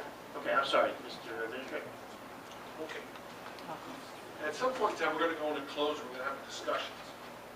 I need to get a couple facts straight so I can report this accurately to the council. When you had your board meeting and decided, because you didn't do it single-handedly, because you have a board that makes these decisions, what date was that board meeting that you decided to leave the Bass Show? Probably Thursday? Okay, I don't remember the exact date. that's fine. So from Thursday till Monday, strike that, till Tuesday morning, the borough was never notified that you were leaving. No. Okay. So all the latches that are off the cages, you took those, correct? Do you think that fixed assets, meaning fixed property at a building, belong to the building? The loose cages and all that stuff that you folks took, if it's yours, It's ours. make up, I have nothing to say about that. But when you took the handles off the gates and rendered them unusable, didn't you think you were going down a one-way street that you probably shouldn't go? No. So you think that property is yours? We put the kennel doors on and did that, yeah, we think that's ours. Okay. So right this minute, as the borough administrator, I'm the day-to-day manager of the town. You're not there, so now I'm the day-to-day manager of the animal shelter for the borough of Bloomingdale because you left? Is that the official word you're telling me now? No, what we'd really No, like, finish what you, because you left. we had no choice. We have no money. Ellen, we're both of the age to know there's always choices. You chose not to notify the borough. So you made a decision, it's not a choice. You made a decision that you were leaving. You have left the borough with 2 dogs and 14 cats, I think was the last count, and you're gone.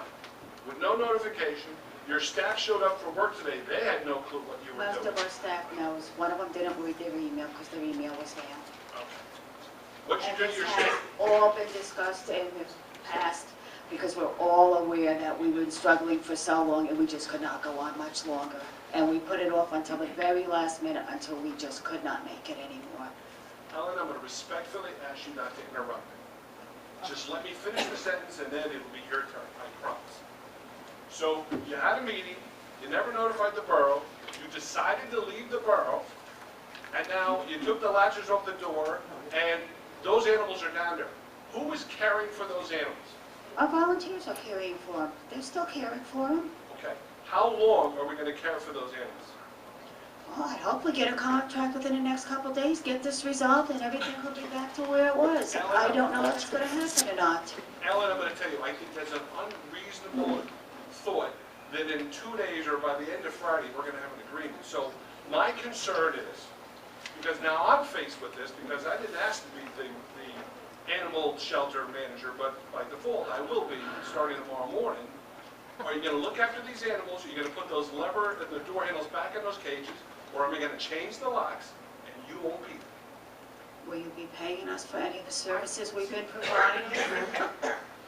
Ellen, we're confused on 2 levels. I'm asking, you're trying to mix apples and pears. Ted, how many animals are down there? I'm sorry. 2 dogs, 14 cats. That's what I got. Everything else is gone. Are you abandoning those cats and dogs? No, we've been taking care of them. You are going to take care of We them. have been and we will, yes. Are the locks on those gates where those dogs and cats are kept? No, they're gone. No, they're not. You can, the ones where they're kept are Could locked. I answer his question? No. Are the cages, the locks on the cages there? Where the dogs are, yes. They're latched, they're not locked. What does that mean? Explain it. That means they have a clip in it to close them so the dogs can't open. Like a doggy clip? Yes. That just locks in? Okay. Mr. Shipley, I'm all ears. I'm just trying to, if you look at a best description of those latches are like for kiddie-proof for pool security at gates. You have to lift the latch to hold it.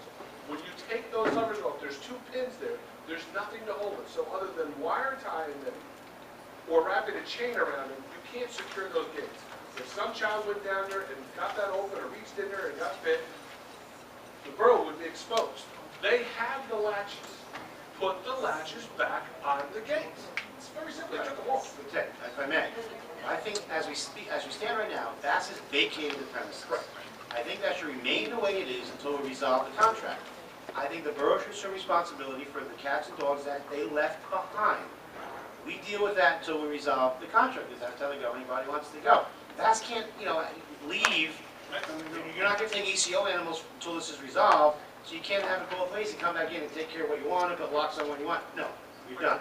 You're vacated, you're out of the premises, remains that way, we deal with what's there in future ACO until this issue can be resolved. It's the only way it can be done. Can't have it both ways. Anyone else? I mean, there's more public, obviously. Are you making any offer about this until the contract is resolved? Do you have any resolution to it? It would be nice if we could be paid, and we would at least take care of them. I mean, we're in the position that we still have utilities and things to pay that we cannot do. And that's what forced us, because we had to make a decision. And our fees, our expenses going forward are only going to increase. We're going to hit the season where we have a lot of animals coming in. We cannot If we assume- made a motion that we paid you for January and February, what would that do for you? That would help us a lot, but without a commitment that we're going to be there in March. Well, you're not going to get that before the end of February. That's impossible, I would think. You weren't here at the last meeting when Councilman Schiffman brought up the same thing. There's two components. One is you have a contract on the table that hasn't been rescinded yet, so to make a motion to authorize payment contradicts negotiation. Number two, you don't have a certification of funds. We're operating on a temporary budget, and there is no money certified by the finance department. This is, I think I read in the paper, the mayor said they couldn't find money. That's not what it's about. There's rules in government. It's public money. You must have a certification of funds before you can even consider authorizing payment by resolution to that. And that we would have to have the certification before we make the motion? Absolutely. Is that money in the ACO account? There's no money in it. line item, there's no certification in the temporary budget for payment to Bass. They haven't signed the contract. Well, forget about that. No, you can't forget They about didn't that. have a contract in the September, October when we did it. And Councilwoman at the time certified funds, got the council to vote to pay money, which ended up, shorting the budget with animal control, but it was done with everybody. What do we have in the animal control item now? It's a temporary budget. I can't certify that. That's the whole point. The only way you could do what you want to do, and I would advise against it, because you're still in negotiation. It's not about being mean to Bass, it's a negotiation. We haven't been mean to Bass, we've actually been kind, because they're back about $1,200 on their water bill. We haven't dealt with that, we haven't, or their electric bill, one of the bills. Water, we haven't even said boo about it, caused problems about that. We understand, so we have been kind. That's why we asked for utilities. But We need help. you bid $31,000 now on your chili, so it's really like bidding $55,000. So this is what the council has to consider. Okay? I'm just saying, I interrupted you because you were leaning towards looking for a motion to certify it to give them $5,000 for January, February. How do you get it certified? And we have to go to finance, have to amend the temporary budget, put it on next meeting's agenda to adopt the temporary budget. And if that's what the council chooses, so be it. But it couldn't be done until your next meeting. Madam, these aren't my rules, the mayor's rules, it's not. All right, does anyone have anything else for Alan? Because I'm sure there's more public who wishes to speak. And I'm sure, Alan, if you need to, why don't you just have a seat right there?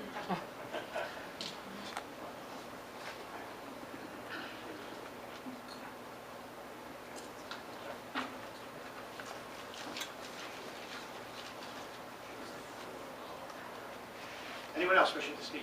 Come up, state your name and address for the record. Let's go. Yes. Sherry Daly, 28 Matthew Stars, Bloomingdale, New Jersey. It's just been 6 years of trying to negotiate through here. I really hope the council realizes the value that Bass brings to the town of Bloomingdale. And for the little bit that we're asking to keep this organization going, compared to what it will cost the taxpayers in this town, I think you're being very short-sighted, and you really need to get your information together and look at everything. It costs way more than what we're asking for to run this shelter, regardless who does it.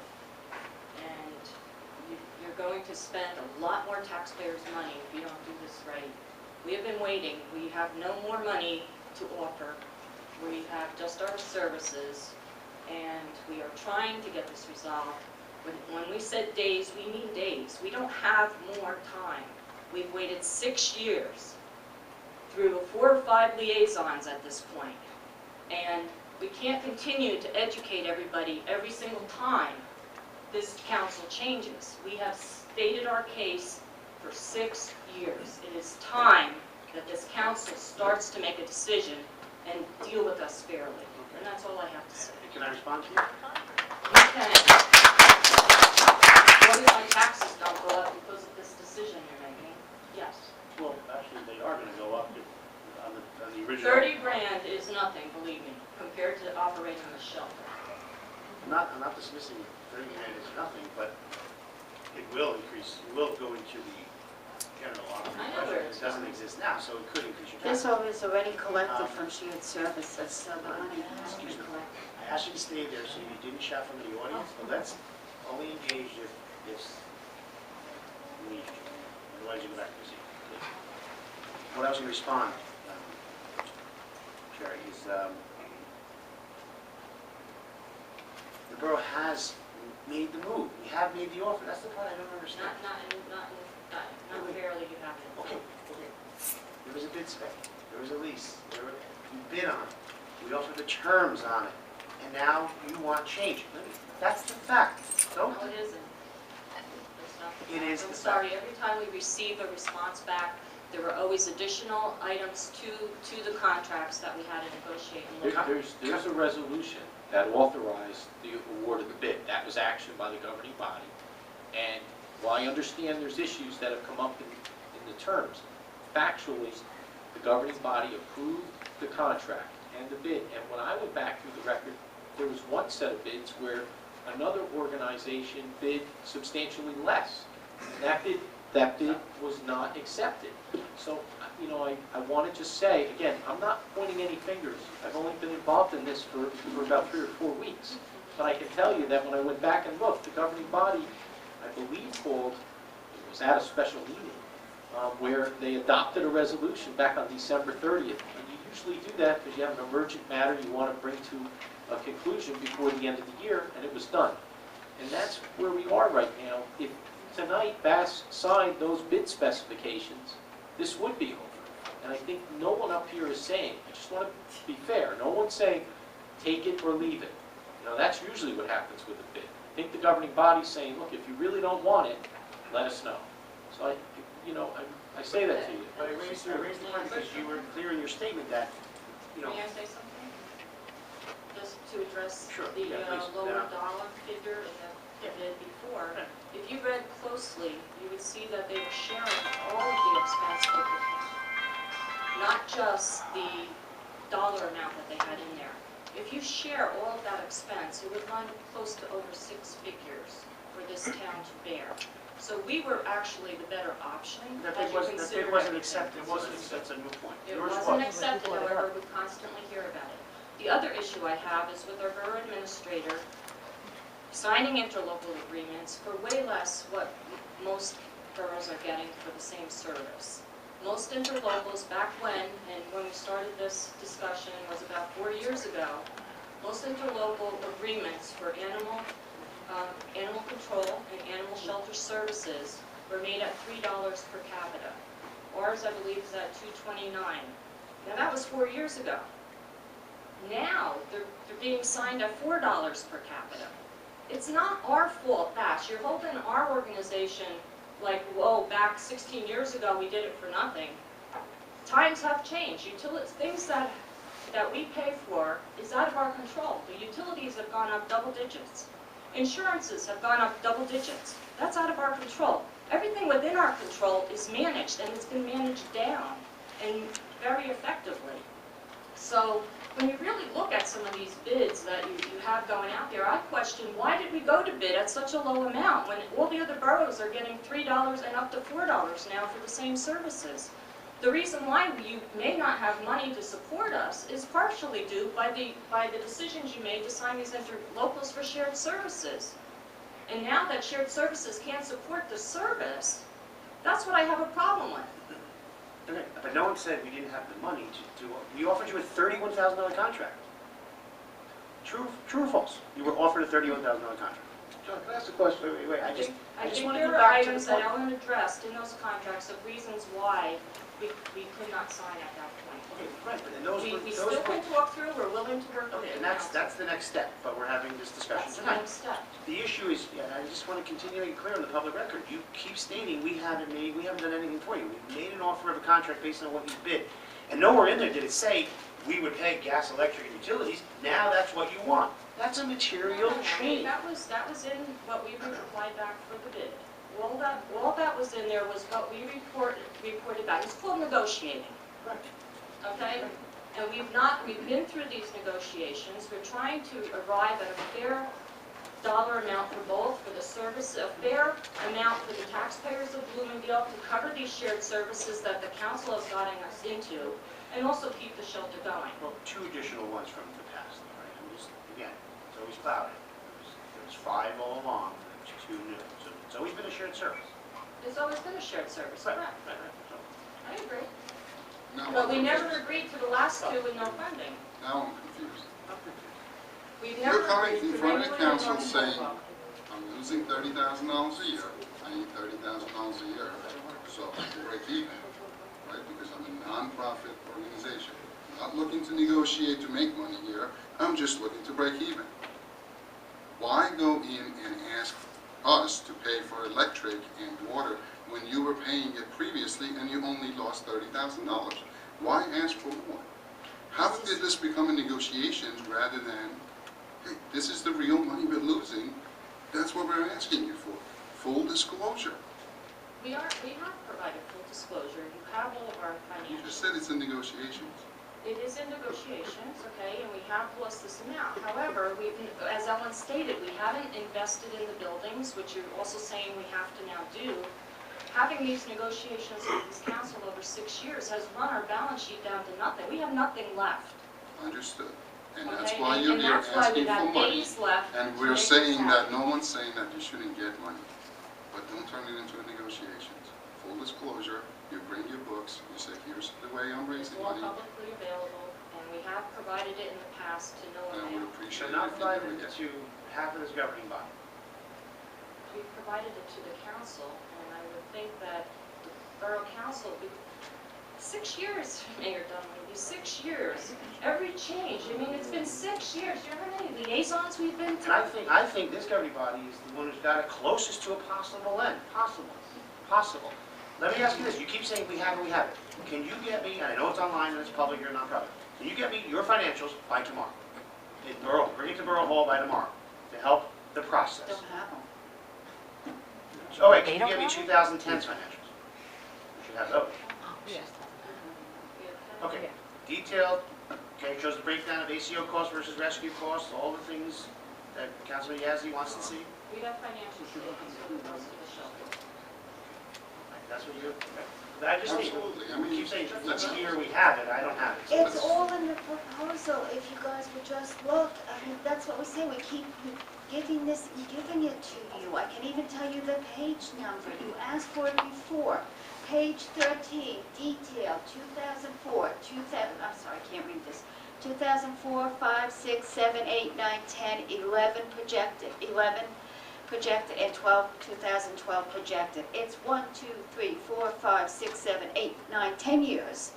What more do you want, more disclosure? I mean, it's everything, broken down by line, broken down by donation, fundraisers, dog training revenue, adoptions, donated facilities, donated services, payroll, insurance, liabilities, veterinary expenses, medical supplies, purchasing expenses, dog training expense, depreciation expense, other expenses, current facility, donated services.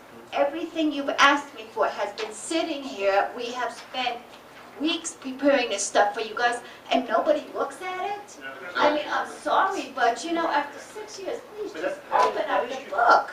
Mr. Yasi just brought that question up this evening. Yes, as a resident, Talk to one of your council people. I'm sure they'll share. as a resident on December 29th, the day before it was voted on, I came to Town Hall and requested a copy.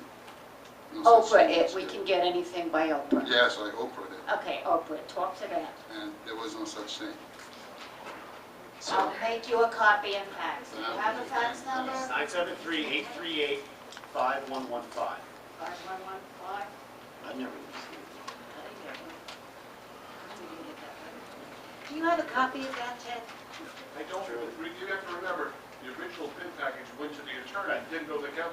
There were 5 copies provided. You were supposed to get one, Lisa was supposed to get one, and I think 3 other people. But they went to the attorney to review first, so until he rendered his review, there was nothing I was gonna do.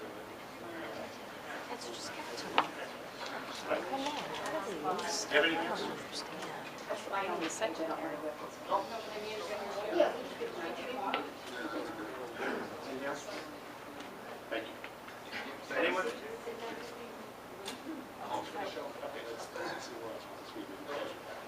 Anyone else wishing to speak to the issue?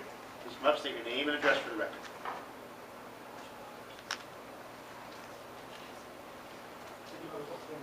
Sure, how are you? My name is Nicholas Altieri. I'm a Lincoln Park resident. I'm a volunteer at the shelter. A couple of questions I do have to ask. The dogs that are currently in the shelter, that are still there, their cages are securely latched? Yes, they are. They're latched with the same clips that we use every single day. Just 2 cages, all the rest of them are gone. What is there a need for those to be latched at the present time? There's not a need for them to be latched. Well, if our ACO Well, picks if up 3 we put dogs animals tomorrow, in the cages, sure what am I there is. gonna do with them? How am I gonna function?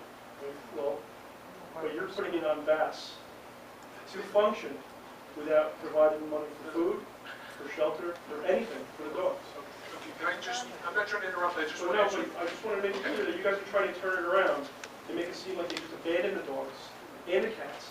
Is there a reason why those 2 dogs were left there? They need more training before they can be felt safe, and our trainer has been working with them. There are issues with these 2 dogs. If they're being worked with, that may not be presently safe to be put in somebody's household as a foster or a rescue. okay, then don't vacate the premises. They vacate the premises, We leave 2 haven't dogs. What, they want to completely vacate vacated and visit for 2? Provisions, You can't have We both have ways. those animals to be coming. taken care of. Can I speak some? Okay.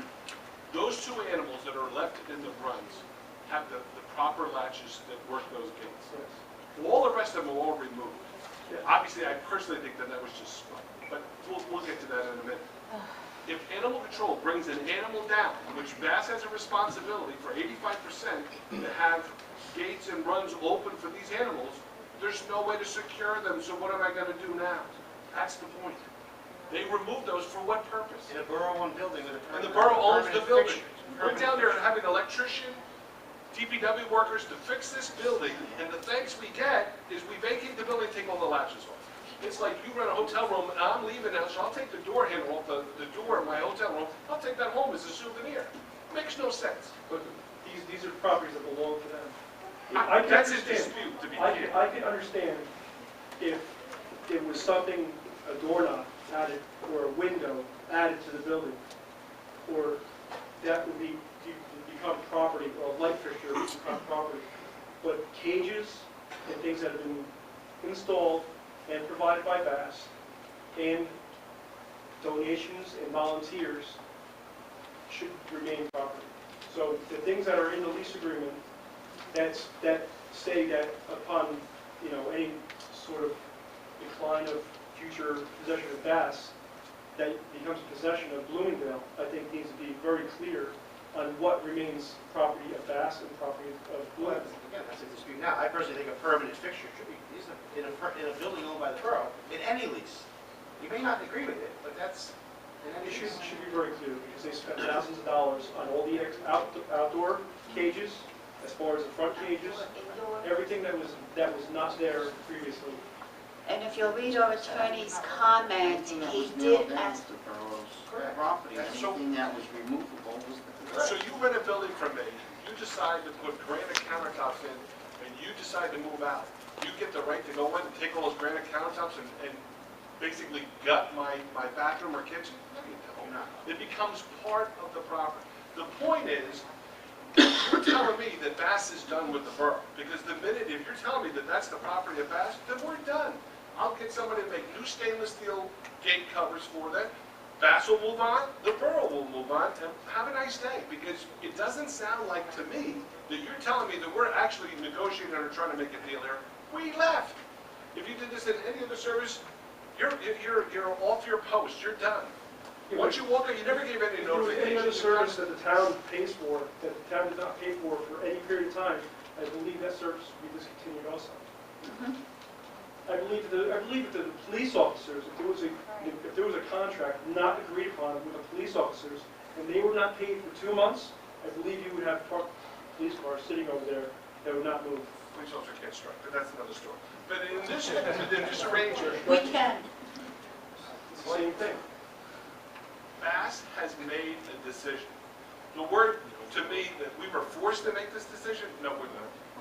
They made a decision that they left last Thursday and never notified the town. As far as I'm concerned, we have no agreement, we have no terms anymore. I'm going to recommend to the council that we get the keys, or I bring a locksmith tomorrow, drill all the locks, and Bass is not allowed on the site, because we're done. You can't have it both ways, my friend. You can't say, we want to do a deal, but we're not going to supply service. Because when those volunteers came down there, I'm prepared to put animal control, bring some people in, we're going to take possession of the shelter, and we're going to move forward. Because I have animals to take care of, because that's the responsibility. Now, other people come in this room and say that it's all about the animals. If that's the care, then what are we doing? Because the words and the walking part doesn't match up to me. That's my opinion. But you're saying you have animals to take care of, like you have all this responsibility, but Animal this control will bring animals. responsibility hasn't been put forward to Bass in a great number of years. We're talking about two different things. We're talking about the function of Bass and the financial responsibility of the town. They're not in the same, they're the brake and the clutch. They're not the same unit. They're not. They can't be. Because you can have a responsibility, you can negotiate, I should say, you can delegate the function, but you can't delegate the responsibility. Bass signed on to take care of those animals until there was a change of the contract or we ended that. As far as I'm concerned, we got a new dealer here, it's done. There's nothing to talk about anymore because you left with no notification to the borough. As far as I'm concerned, there's nothing to talk about. Did they notify you that they were adding these 2 towns? No. But that was a contractual difference, completely different. It's the same thing. It's Oh, hypocrisy. It's not because I didn't sign on for this response. If Bass has, and I don't know if they do, a core value that says it was always supposed to be about the animals and the care of them. Walking out and leaving this and taking the handles off the cages and all this stuff doesn't tell me that we care about them. This is more about Bass and their end goals, not about taking care of the animals. Because tonight, if animal control picks up animals and takes them down there, how do you secure those doors, my friend? They can put them in a crate like we do when we have How- too many how- animals. We own the building, why am I What was the putting building like animals when in you a took crate? over? Were there any gates, any cages? It was nothing, it was dilapidated, it was falling apart, the roofs had to be replaced. So Andy Duhame can probably. before Bass that. came in, and made this place acceptable for a shelter for animals, if animal control had to bring the animals in there and put them anywhere, what would they have done? It So couldn't we're have happened. thankful for the thousands of dollars that they did put in and give you a place to put these animals safely and have all these people. I go down there with my own family, my little girl and my wife, and we volunteer on weekends to help them and take care of these animals. And just on the weekends, between the volunteers, I could be there all day and not even scratch the surface of what needs to be done. And there's a great number of people that it takes to clean and walk. So one person in a day, you could barely walk dogs. What was your name again? My name is Nicholas Altieri. Nicholas. Altieri. And you're a volunteer, and Yes. I just want to stop and say I applaud all the volunteers. How many other volunteers in this room? Thank you for every single one of you for volunteering and helping Bass, because obviously, if it wasn't for your volunteer work, our cost would be a lot more than this. But the fact is that this council did give a contract for $2,500 a year, what was requested, a month, 30,000 or 31,500 for 2011. The contract has to be completed, right? Ms. Shortman read a contract that was proposed by Bass. She has the contract. These are the terms we want. But then we said, wait, change our mind. We don't want those terms. We want additional terms. We want additional past money. We want additional money in negotiations. And that's why you're here. So you said don't turn it around on us. I agree. It's a bad situation you're in, but don't turn it around on us either. We gave you a contract. We want you to continue to do the service. We appreciate all the volunteers, all the time that you're putting in. We truly do. And we want to help out. But if your balance sheet shows a $31,000 loss, and that's what the... P&L shows the loss, the balance sheet is cash we don't have. Thank you so much. If your balance sheet is showing a $31,000 loss at the end of the year, and we agree to give you $31,000, don't come and ask for another $17,000, another $20,000 on top of it, and because you're not allowed to make money. Who's going to get that $17,000? You ever asked that question? We don't make money. Because you're not getting it, you and your family aren't getting it. This is not it's a non-profit situation. I've heard it brought up on different social networks that people think that we're trying to turn a profit. That's completely ridiculous. No. But here's what I know about nonprofits. Nonprofits have every right to pay individuals money. And if it's a pay raise you're asking for, that's a totally different conversation. You're saying I'm losing money, and I'm just asking for that money. And we're saying, how much is that money? And we're saying it's $30,000. Then we give any agreement for $30,000, and you come back and go, I need it. And we're saying, what? Show me. $30,000 might be a base of a deficiency, where you have something such as utilities, that's something that could greatly fluctuate by a month-to-month basis. Nicholas, do Would you you rather have be there all a the, lump sum and say, hey, we need an extra $20,000? do you have all the facts and figures? You know, I have my own business. Okay, And I appreciate understand what that. these costs are and how things operate. But my point being, I took an oath to make sure I look at every dime that this council spends. And I just want to fulfill what I signed up for. This is what I signed up for. I don't like to sit here in front of volunteers and not give you what you're asking for. Absolutely we want to give you what you're asking for. But we have a responsibility to the town. And it's our job to ask for this information. So don't make it that it's us against you or you against us. We appreciate what you do and continue to do it. And the options are clear. If tomorrow Bass withdraws their bid and we open negotiations, hopefully we can get this all taken care of. Can we put together some sort of a timeline to start? It has to start with Bass. Withdrawal first. So I can't give you a timeline when I don't have a timeline. Thank you. Anyone else wishing to speak?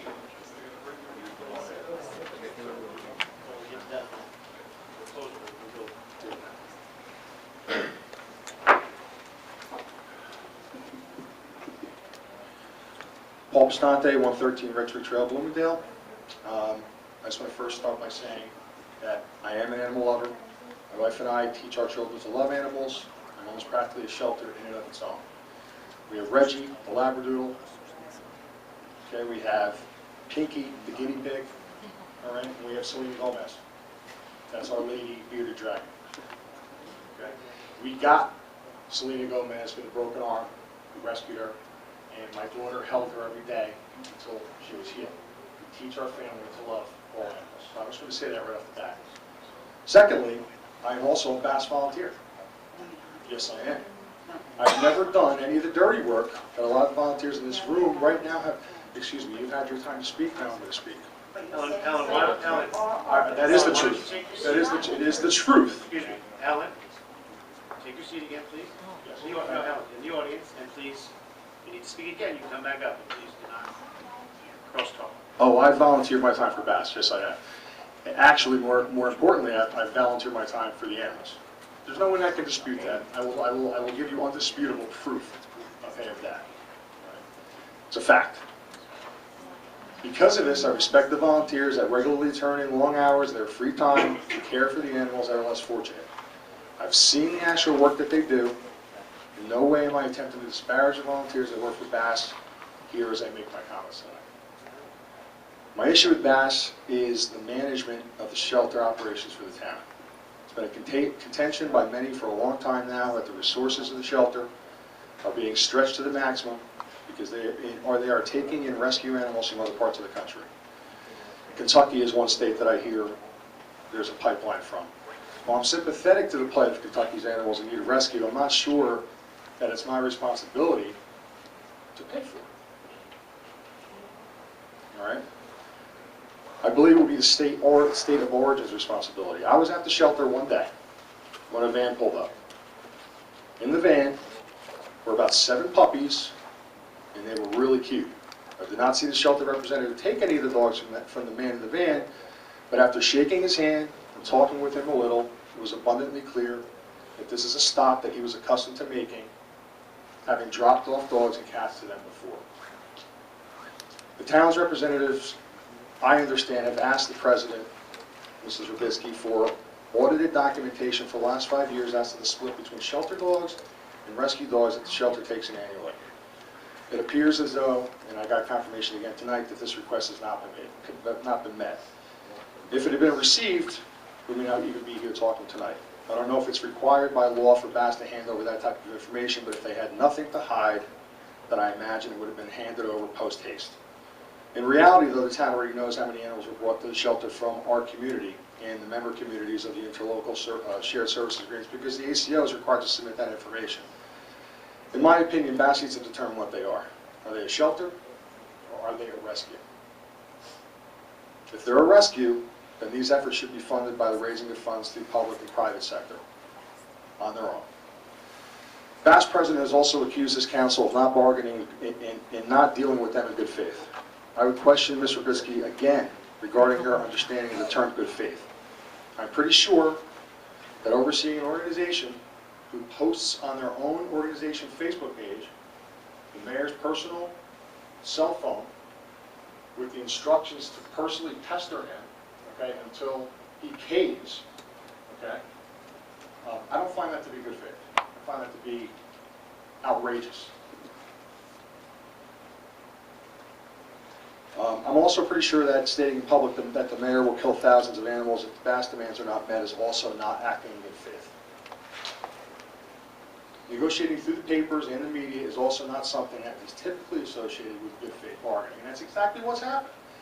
You know, every time that Ms. Rubitsky feels like she's slighted in some way, she takes to the papers, okay? And if you have any reservations about how BASS is being run, you are then labeled an animal hater, okay? And you're ostracized, and you're pestered, okay, by almost in a zealot type fashion, okay? Quite frankly, I'm tired of it. That's why I'm here tonight. Again, you know, in my opinion, she's crossed the line so far and has negotiated in such bad faith that I wonder aloud if the two parties to this dispute can ever again effectively do business together, regardless of the outcome of this discussion. The issue at hand is not whether the animals will be safe and provided for if BASS is no longer in Bloomingdale, but whether the life of the arrangement between BASS and Bloomingdale has run its course and a change is desperately needed. If BASS were not in Bloomingdale any longer, there would be another organization in its place doing the work of the animals and providing efficient shelter services for the borough and the surrounding communities, and I dare say a lot of the volunteers in this room would keep volunteering for the animals because that's why they're here.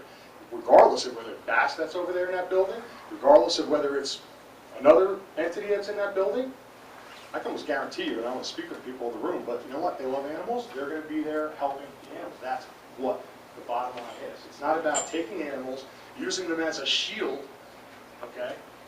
In the middle of the night, picking up and moving out. How could we possibly do business with this organization, an organization that does that? How could you possibly? That's what I ask you, council. How could you possibly do business with someone who, in the middle of the night, takes all the animals out of the shelter? I question. The president has not done the right job in securing animals' protection, and this goes to the management. Okay, That's not once, but twice. An animal was taken from the shelter right in broad daylight, right under the noses of the staff. How is this competence from this organization? Because frankly, if you're the president of an organization and you have somebody steal an animal, you, as a responsible president, you come in, you make a policy so it doesn't happen again. Okay? And now, almost a couple months later, I have to deal with my 8-year-old in tears, okay, because sugar's stolen from the shelter. Right? To me, again, mismanagement. Mismanagement. Okay? The second theft resulted in a dog hunt that wouldn't have been necessary. Proper security policies would have been put in place after the first animal was stolen. We don't have to rehash the whole incident, but it goes to the point that our shelter has been managed poorly, and something has to change. It is because of all these reasons that I've mentioned that I would like to see the council simply let Bass leave. Okay? Let another organization come in here, let them take over Bass, let them take over the animal shelter, and basically, you know, run it as a shelter, okay? Not as a rescue, as a shelter. Right? And I would love to see the records that make the determination of what the split is between shelter dogs and between rescue dogs. Because I bet you that information would be pretty damning. Pretty damning. And if it wasn't, they would just simply hand over the information to you. I mean, come on. It's common sense. It's not rocket science. Okay? If they had nothing to hide, and there wasn't a big disparity, all right, and some people have put that number of rescue animals versus shelter animals from within their organization at as high as 25%. High as 25%. I don't believe that I should have to pay for the rescue dogs from Kentucky. Okay? I don't think it's really my responsibility. I don't want to pay. I would also ask the council not to be pressured into going over the cliff with Mr. Bisky, which is bizarre public behavior as embarrassed and alienated Bass volunteers who in some cases are not even told of the vacating of the facility. This happened. This happened right here in the window. I think there is now too much water under the bridge between the town and Bass's president, Mr. Bisky, for the relationship between the two to continue on in a productive manner, and as such, and since they already vacated the premises, they're gone. They're not there anymore. I contend that they're already gone. And that I would ask that you let them leave. Mr. Basante, on the website, did it actually give the mayor's Yes, phone it number? did. Excuse me, let me finish. Give the mayor's phone number with the words "pester him until he caves"? The words were to the effect. No, were those the actual words? No, the actual words were, hold him until he caves, until he, acquiesces, until Those were until the, he's that so- was the literal word. Listen, Mr. Short, you can try to take me to the point where you want. No, I'm not. I'm asking you. You made a I'm statement. going to answer you, no. You made a No. statement of what I'll was retract my on the statement. I'll record. retract my statement, and I'll say this. What did it say exactly? Well, I was defriended by on the Facebook page, so I can't exactly tell you. However, okay, there are people that can produce those Facebook, transmissions. They are valid. His phone number was given on the record in public. Yes, on the we know Facebook that, page. but They that were was your instructed- interpretation. They were instructed, okay, to make as many phone calls to the mayor as it took to get the job done. Okay, Okay. but it didn't say So pester him. just because your logistical explanation, just because you're trying to take me to a point, it does not mean. No, I'm that asking they're- you no, to be honest. I'm being honest. Their intention, okay, it is fact, they put his number, his personal cell phone number on the Facebook page, and they did say to the effect to pester him and bother him until he came. That was the general. You were stating it like it was literally on the Okay, fine. page. Okay, the other thing I'd like to comment on is the rescue dogs. Because I haven't spent a lot of time down there, but I have spent some time, and I did ask the question, and it is my belief that your tax dollars are not paying for rescue dogs. You know what, you can see that. Rescue dogs that come up here come to, number one, they do save animals, but they're also highly adoptable and actually make the shelter money. That's what I was told when I investigated it. You may be right, but bottom line is you don't know. Did you know that it's costing you money? You know it's costing you money. No, I don't.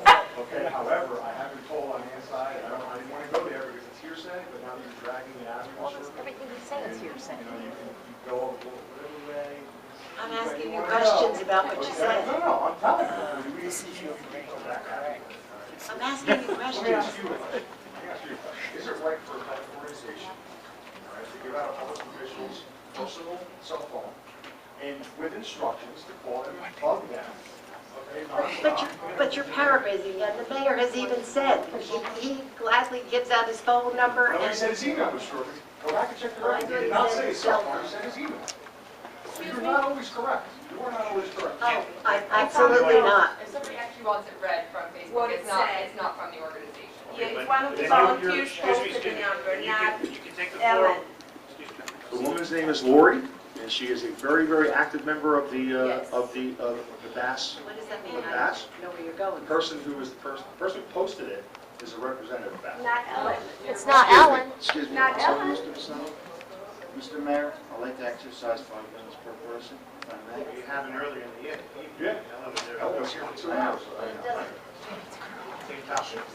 No, I'll just, we have a lot on the agenda tonight. I know, but just, I'm actually done speaking. You're asking me questions. No, I'll just, for anybody after, I'm not, We do that for other topics. This was so- right. okay. Anything else? No, that's all. Thank you. Anyone else wishing to speak, state your name, excuse me, sir. Yes, sir. No. Can I speak again? Not until I see other people who haven't yet. After everybody else. Just have the record there with you. I'm embarrassed for him. State your name and address for the record, please. Loretta Brookline, 62 Green Avenue, Bloomingdale. How are you? I just want to say, I run the Facebook page. Bass did not write that, it was just one of the friends. And that's what social networking is, people just write what they write. I had nothing to do with her writing, putting your phone number. Thank you. Anyone else who hasn't spoken already?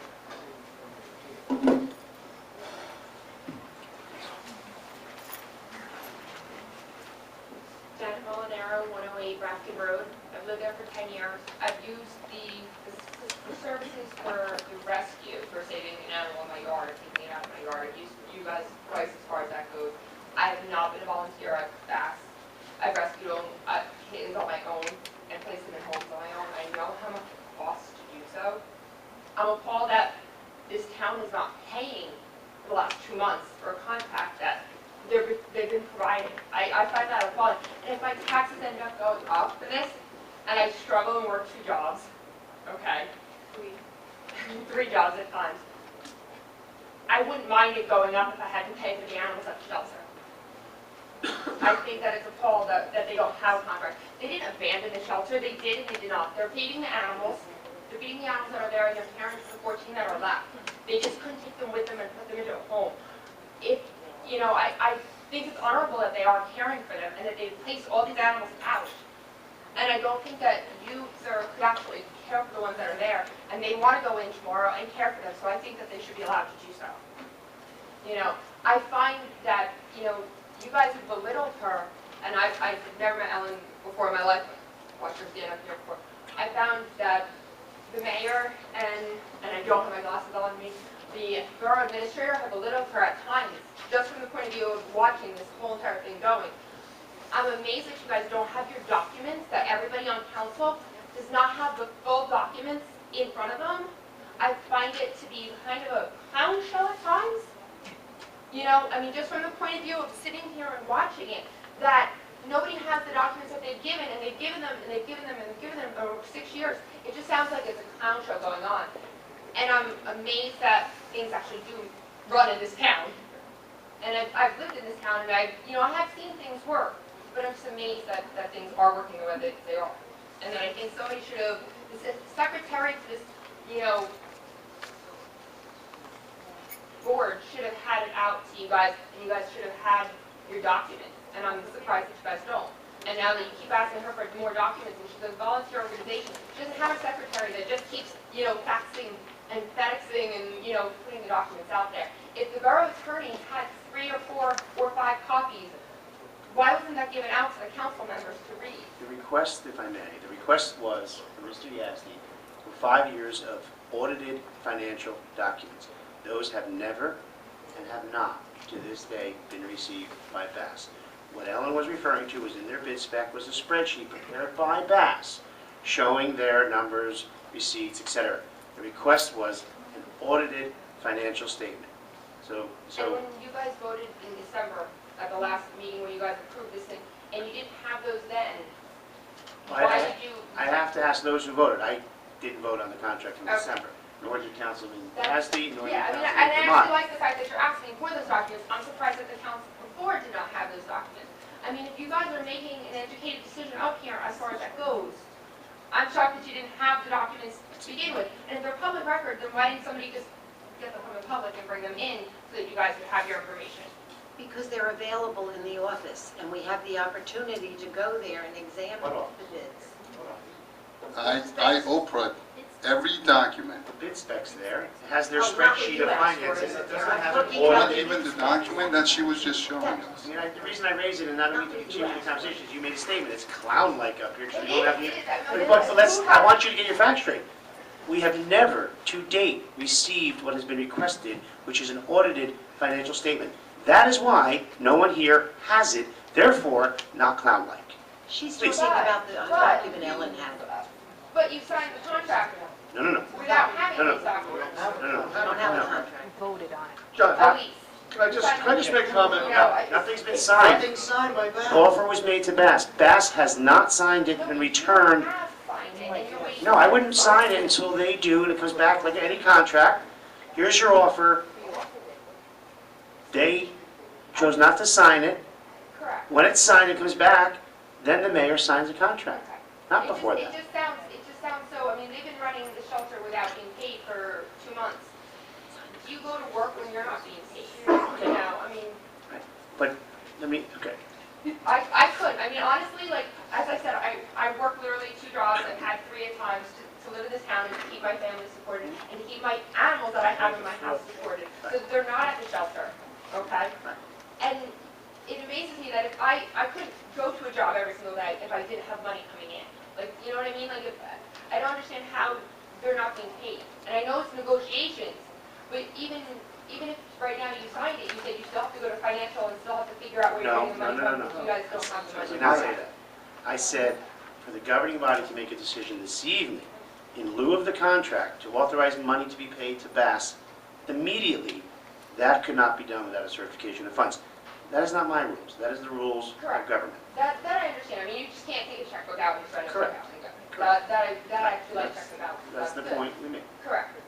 But you said back in September when they didn't have a contract in and you guys did actually pay them, what is preventing you guys from right now paying them at least the back money that you owe them so they can go back into business? Okay. They've been paid up to December 31st. Correct. This is a new year, new Right. budget. Correct. But now January and February, so you They have a contract that's not signed. Because I would have allocated that money at the last But you're meeting. providing services for. I understand that, and I'm a contractor, and what I do with my customers are, we have a contract binding me to my customer, and my customer to me. If I don't have a signed contract, I do not But then why are give they them providing services. for it? Because Then they should be providing services. they are in. That's where we're at. Well, that's where we're at, but I mean, But let's go back. Again, the history of it is for 10 years they provided the service with no pay either. That was the agreement, okay? And again, there was towns already in the shared service, 2 were added, and since 2006, when the contract expired, much before all of our time up here, they came to the borough looking for financial assistance, okay? Again, this is the closest we've ever gotten to a potential settlement with an offer of $31,500, which again, they haven't signed for the reasons discussed numerous times tonight. So why are they providing the service? One, because there's no contract. 2, it's their mission to do that. You know, I mean, it's kind of ironic. The Bass almost exists initially because of the borough's animal control. I mean, that's how Bass started. The borough, the former Mayor Andrew Hames started, Bass and the whole concept. Here we are today, and they did it for all those years because that's their mission. So your question is, if they're not getting paid, why would they provide the service? Because I guess it's their mission. Now that they have no money to provide the services, and you guys are penalizing them for that, you're saying that they walked out when they don't have, it sounds like you guys won't negotiate with them or even talk to them at times. That's, I mean, honestly, That's the point you're missing. there was a bid, they bid, okay? We accepted their bid. They were the only one who bid, so they were awarded that contract. Correct. Based on various terms, they were offered it. Right. It is Bass who has come back with 30 changes to the bid that have yet to be negotiated. Not because we don't want to, well, that's where we are today. When are you sitting down with Bass? It's in their, the ball's in their court. They either have had to sign that contract or reject their bid because they're not accepting the bid terms. And I understand that, but it's not all, you just put it all on the borough. The borough offered them a contract. They're not happy with it. So, but that's what's been offered. We can't change that. That's what's been offered.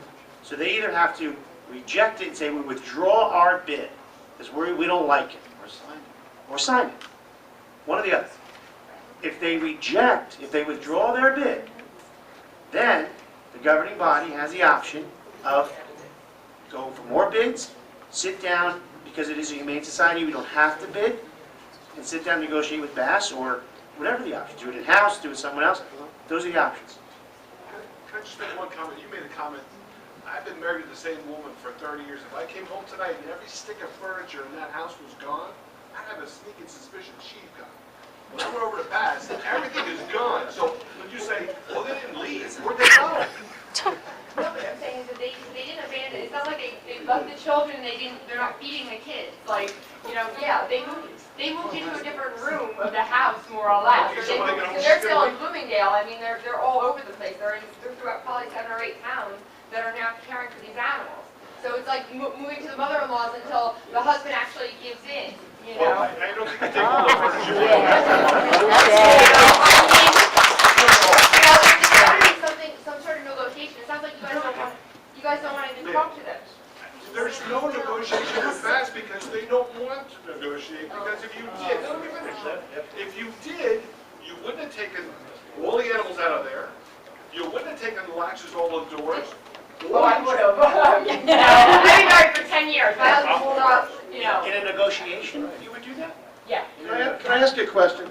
This is, we're a little bit off track. What happened was, that we put a bid out there for anybody to bid on. They bid on it. You can't tell me they did not read that package, or maybe they didn't, that's why we are today, of what that bid spec was. Right. Obviously, they bid on it, they accepted what was in the bid. It should have been done. They want to change the bid package. We are there, and that's it. We put it out there, the previous council agreed. They signed it, they gave it to them. They decided. That's what I'm saying. No, the council, I'm talking about the council. The council agreed to it, and they were willing to sign their portion of it. They came in and said, we don't want it anymore. We're done. We don't want it. We want to go back and change it. Well, that's why we are here today. If Bass had signed the contract, We wouldn't be here. I had no choice but to sign the contract, because the majority of the governing body voted to give it to them. That's the fact. They have to. So they either have to, or withdraw, or we start all over. And that all over could be with them and someone else, negotiate privately, do it ourselves in-house, we don't know. 10 years ago, we don't pay taxes as Corp Bass. I would like you guys to somehow rework the contract, or whatever you need to do with that. And I respect your comments, and it's been stated, one of the ones on the record, that I believe the majority of the governing body would look at that as an option. The law is absolutely Bass's. You know, in other words, we can't do anything tonight. You really can't say, well, let's pay them for the 2 months, because, you know why? Because they've, the same token, they've already bid on and been awarded a contract. So it'd be like, almost in a sense, paying them for services twice, because that's what's been budgeted. You can't just break this down. It's part of one agreement that was authorized, and that's what's expected to go forward. There's no money set aside for any other services. It's been set aside for this. That's the way it works. So if they withdraw their contract, we could then pay them? Well, no, because you really want to negotiate what the next terms are. It sounds as though it may be more money than what's been budgeted, but hopefully that negotiation won't take as long, because we really won't have to go out to bid. We can go right to a negotiation and solicit any type of proposals that would be, you know, to your liking. And by doing that, you know, I think what the council's asking for by asking for audited financials. I think that's a show of good faith saying, look, I want to understand going forward what we need to negotiate. Whatever's happened in the past has happened, but if I see those numbers, that would help me be educated to negotiate. When we come back and you want more, or less. Thank you very much. Anyone else wishing to speak? Name and address for the record. Hi, I'm Kelly Casagrande. I live at 12 Powderhorn Drive in Kinnelon. I'm not an attorney. I'm not a member of council. I'm not a politician. Okay, never have been, never have any desire to be either. Who are you? I am a volunteer at the shelter. I'm a mother. I'm a Girl Scout leader. And I am on the board, a recent member of the board at Bloomingdale Animal Shelter. I'm the corresponding secretary also. I work probably about a full-time job there for no pay. Not only no pay, but I give donations to the shelter. When I do my corresponding secretary stuff, I use my computer, I use my paper, I use my envelopes, I use my stamps. I solicit things for the cookie tray. This is all things that I do gladly because I love the animals. Not for anybody in this room, but because I love the animals. Okay? Now, first off, I want to address one thing, that when we did go out to bid, there were changes made. By you, is my understanding, from the original bid that we put in. Now, I'm sorry, but the way that I'm looking at this is, when you say you're asking us to sign a contract that says that you can cancel that contract for whatever reason with 120 days notice, that you get to keep all of our equipment, we have to take the animals. I, as a volunteer, again, not a paid employee, someone who cares about and loves these animals, there's no way I'm going to sign that. There's no way I'm going to sign that. Okay, so, I mean, I think that's me, again, not the attorneys, I'm not the president of the BAS or anything else, but me as a person, I'm not going to sign that. Now we've added maritime insurance. What is that? It's I don't know. Well, I don't know what that- Attorneys, again, I don't know why you say marine, it was marine insurance, it's liability insurance. That's all, there's no marine, maritime. Well, it's still more things that are adding to our expenses, okay? That were not in the original, because you said we're adding things that weren't in the original, well, The request for an umbrella was in the original. The request for umbrella coverage, which is what's being asked for, is in the original. It's our obligation to protect the borough and the borough's residents. And if there's a dog bite down there, $1 million's not enough. So the borough requested $2 million. It's not unreasonable. and that was in the original bid specs. Yes. Now, some things, you mentioned, as the attorney mentioned, we've only reviewed the least components of the changes they want. Then there's contractual components. Some are easy to resolve. Some are, sure, we can agree to it. Some are material, like paying the utilities. Some are material, like not carrying the insurance the borough requests. Some are material. 120-day was agreed upon. I have an email from their attorney agreeing to it. No, not adding language of it has to be breach of contract. January 16th, their attorney emailed our attorney prior to Mr. Semro that they agreed, because it was originally 90 days. That's wanted 120. We agreed to it. And now there's an issue with 120. I have an email from their attorney on January 16th stating they agreed to it. I was not in on those. I'm just saying, I'm just pointing out conversation, some of the facts. Are you on the board? Yes. Yes. So how can you be a board member and not know this? Is the board, Well, I think the attorneys were going back and forth, so. I'm talking about the original proposals and stuff, you say they weren't in there, you weren't sure, the two, Kelly joins pretty late in the picture. Yeah, I was not involved since the beginning, just as you haven't been involved in this, Okay. I've not been involved since the beginning, so we're all kind of catching up on Yep. this. I guess, and I want to address the, leaving in the middle of the night thing. It was not something that I was comfortable with.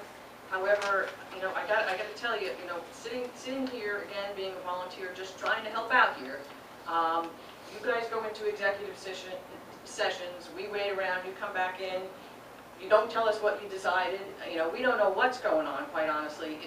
I kind of get the feeling like you're holding all the cards. And we, again, running out of money here. We've flooded 3 times over the past 2 years. We're looking at March, we flooded every March, and then we've got kitten season starting in April, and we just don't have the money for that. We know that. It was a decision to save the animals that we could save that we have now. Because if we go under, the animals go under. And that was the decision. It was not a decision that was made easily, it was not a decision that was made overnight, it was a decision that we felt that we had to do to save the most animals that we could make. So I just wanted to get, what my feelings are. Again, we felt like you were holding all the cards, and I know, like you said, I agree with you 110% that this is the closest that we've ever been, but nothing seems to be happening, and it's not happening fast enough. The holding the cards part, we discussed that many times tonight. We're not. Bass either has to accept the contract or reject it, or withdraw their bid. Now, in defense of the process, which is frustrating, that's one thing I think that's about government. We meet twice a month, nothing's done until we meet. You can't do it behind the scenes without a public meeting. It's just the way it is. It's very frustrating. On every Is it level. possible to have an Every emergency meeting or something? I mean, we're Well, in a situation where we can't Well, we have, function. our next meeting is, March 6th. well, we had the first meeting on the 30th of December, and awarded your contract, so. March 6th is the next meeting. I personally think it should be done, if the council chooses, you have to take the first step. If the council chooses to negotiate, it should be done with a committee, 3 people, so you don't have to publicly advertise it. You could be sued, okay? Otherwise, if there's 4 or more of us, if there's a quorum, it has to be done, advertised public. So a committee can meet, can't make the city You're saying vote. 3 Right, council people. yeah, that's what I'm saying. That's the way the governing body chooses to go. It should be done with a committee, so we don't have to publicly advertise it. And the committee would bring back whatever they negotiated to the council. The council still has to have a meeting to take the formal action. The first step has to be, they have The first step again is then we have. So You again, heard that, right? Everybody understands that. I started saying, in And defense of then, the, again, unfortunately, we have to speak to the Accept attorney or about this, because reject. I'm not an attorney, but, so I can't say right, that. I wanted to say in defense of the process. January 16th, the Bassett attorney sends the email with all these changes. Second email from the 28th, before the contract was approved by the governing body, there was an email requesting some changes. The governing body agreed to some, and then proposed the contract. January 16th, it came from Bass again with what wasn't satisfied, still all these changes. Okay? That was sent to the former attorney. Now, I'm defending the process because it's frustrating. That was on the 16th of December. The governing body met, I'm just saying, on the 16th of, we would have met the 24th of January, and at that point, the attorney was not appointed yet. Mr. Sammer was appointed a new attorney. So he was given it, when he was appointed, his first meeting was February 7th, which is, I know, but 3 weeks from when we got the letter from Bass. Okay? And that's where we are today. So I'm not saying good, bad, and different. I'm just defending the process from when contract offered on the 30th, January 16th, Bass says no, or says we want changes. We didn't have an attorney. He now interprets what can be changed, what can't be changed because it's material. And that's where we are today. And that was just given to Bass's attorney on last Thursday. So Bass either has to accept or reject. So, the reason that you're saying no to all these things is not necessarily because it's not something that the council would agree to, it's just because it was not in the original bid spec. Because they can't. By law, they can't just Because say, it wasn't in the we original can bid make spec. those changes. You bid, because someone else could be out there that runs a shelter. Okay, but just in the spirit of public contract bidding, they could say, we saw these terms, but because of this, say, 90-day out clause at the borough, we don't want to bid on this. So we're going to sit aside, and then you bid as Bass, you're awarded the contract, and then you say, you know what, could you please strike that language? Someone would say, well, wait a minute. And then we're all going to have a problem going a lot longer than 6 years. Even a bigger issue is, paying utilities. Yeah. Another vendor knew, you meant you were going to pay my gas and electric bill? Huh, I would have bid. It's same, no difference, and it's hard to do, but those who are supporting Bass, and I think it's everybody, needs to just kind of remove the animal part just for a minute. Just for a minute. You got to remove the animal part for a minute and understand the process. There's no difference, and don't make moves and hisses at me, because you got to remove the animal part. There's no difference in bidding a sidewalk project, as far as what we're going to do. You bid a sidewalk project for 100 linear feet, you accept the bid, the contractor comes back and says, you know what, I'm only going to do 50 feet, I'm not using the white concrete, I'm going to change it. Whoa, whoa, whoa, can't do that. Reject the bid, rebid. That's where we are. The problem is, it has to do with animals. People, from a public perception, we're the bad guys, because we're not moving fast enough, we're not just giving backs whatever they want. We can't. And the only other difference I would say to what the mayor just said is, if it were like the sidewalk bid, we'd say, look, we need to get that Right. sidewalk done. Right. Let's go to court and enforce this and move forward. They Bid did, on it. we want to hold them to it. You knew what you were getting into. We're going forward. We're not doing that. That's not what I'm hearing, you know. All that said, as vacates. Like Which I isn't said, good, you isn't know, good for the process. I understand, but we felt like our backs were against the wall, and But anything. we had to save the animals that we could save because we were out of money. Save from what? From what? Would it be better if we had left the animals and Why left? don't you save I from mean, what? if we ran out of money, that's what we have to do. Save the, if you left the animals in a borough facility, never saw you again, you'd have no alternative but to service those animals. Not at all. You obviously have to. You just keep saying, we save the animals in the dark night. From what? I guess I have to question that, John. I mean, I honestly do, if you, because I But know, it's the same type of questioning that enables statements to be made publicly that the governing body's gonna kill 1,000 dogs. I know what we do for the shelter, and I know that there's no way that anybody else is doing it for $30,000. I didn't even talk about it, number. The No, question but- was, if you left the animals, the borough would have to provide that service. Couldn't tell you how we would do it, how much it would cost us, we'd have to. I would hope that you would, I guess I have my doubts about that. Sorry And for just that. because it's financial, and not for any other reason, not because I think you're animal haters or anything else, just because it's financial, and I know what it takes to run the shelter, and that's all. And you just said it again. Nobody else is gonna do it for 30,000. If you're happy with 30,000, sign the contract, let's go. You get paid tomorrow. It's done. If you could remove the certain of the parts, it's not the 30,000, that's not what we're arguing about here. So you want a $150,000 contract for No, 5 no, years. no, no. That's what you're asking for. No, it's like I What told part? you, the 120 days, the keeping of That's, the you're equipment. saying remove it, make it a 5-year contract. It's a $150,000 contract then. It's not a $30,000 contract. Okay.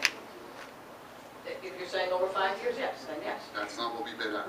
Okay. We didn't bid out a 5-year, $150,000 contract. We bid out Again, I'm not an attorney and I'm a not 1-year. qualified to do, that's why we are paying an attorney to do this stuff, so.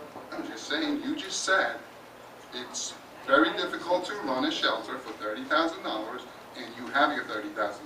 It's you that's choosing to move, not the bad guys up here. I agree with you, it is because of the other stipulations that are in there. It's not because of the 30,000. It's not from my point of view at least. And the best way to negotiate those is not to take the animals out, close the doors, and say, now your backs are against the wall. That's not the best way to negotiate. Kelly, you folks know you made a calculated risk by pulling this move. Yes. You're all adults. You're not kids. You're not 18. You got scared, made a goofy choice. You're the leadership of a 501c program. So when you take those actions, you have to take responsibility for those actions. And all I hear is deflection, not us, our backs are against the wall, we didn't have to do this. What changed from Thursday of last week till Sunday night, going into Monday, when I come in here at 6 o'clock? This council has had no time to prepare for what we're going to do to run an animal shelter because you left the building.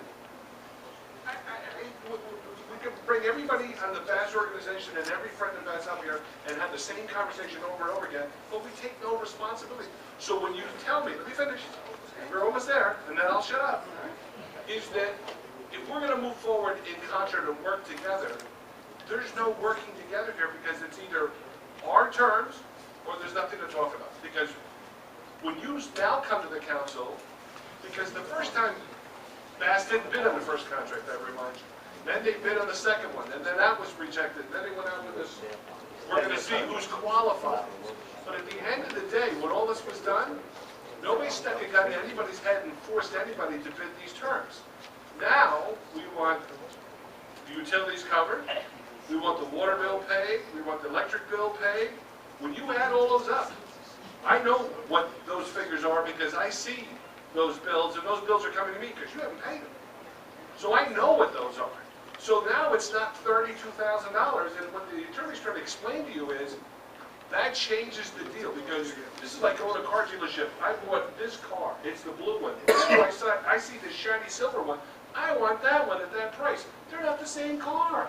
We can't change these terms at midstream, and that's exactly what Bass is attempting to do now. That's it, in the simplest terms. See, I thought it was negotiation. I thought we were negotiating. You But- bid, there is no negotiation. But then, I guess, and again, not an attorney here, okay?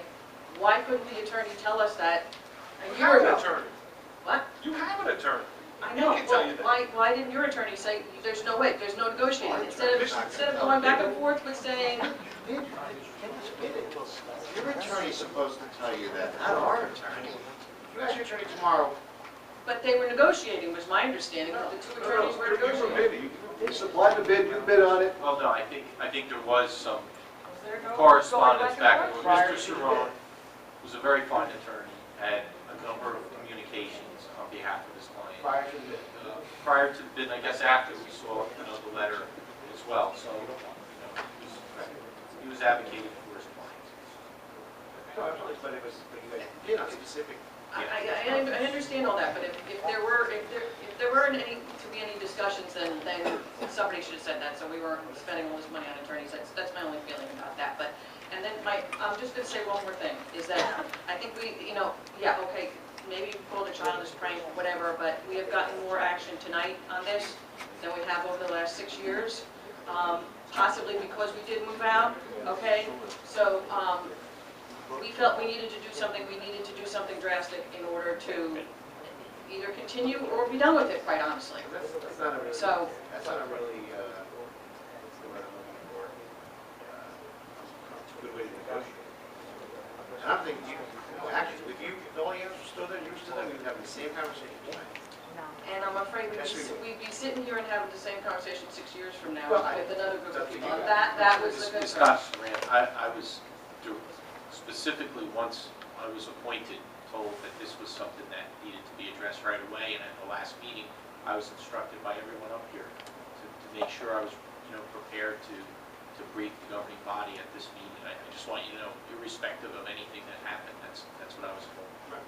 Since the 70s, that's where we got. I think a big problem here between Bass and the borough is there's two things we're missing. It's professionalism and trust. And when you don't have those two, you'll never have a deal. And that's the things that both sides have to take in consideration. And I think, believe it or not, on the borough's part, and I've been involved in it with Bass, I think we've done the professional and the trust part of it. But when there's no negotiating back and forth, and the contract comes out, and it's not signed, and now you vacate the building, my hands are starting to become tied. I'm starting to get a bad taste in my mouth. Because right now, my position is, change the locks, you guys are not allowed back in there. We service what's there now until if this is resolved. It's the only thing you can do based on your action. The only thing. Kelly, you mentioned that all this money that we spend on an attorney. How much money have you spent on an attorney? Full disclosure. I don't know, honestly. Sherry's our treasurer. I know it's thousands of dollars. I can't give you a figure yet. I'm not the treasurer. And you said it to me yourself. If we weren't spending all this time fighting, we'd be out there fundraising. Exactly. And wasting money on attorneys. You're wasting money. And you just set it up. And you just set it up here again. All we're asking for is $30,000. Sign the contract and you get $30,000. It's I done. told you, I can't sign a contract. You're spending the money because you're choosing to. You decided to vacate the premises because you chose to. You're putting us against the wall, and I agree with you. This is no way to negotiate. It's your prerogative. Like I said, we felt like we didn't have another choice, and we could argue that all night, but. Thank you. Anyone else?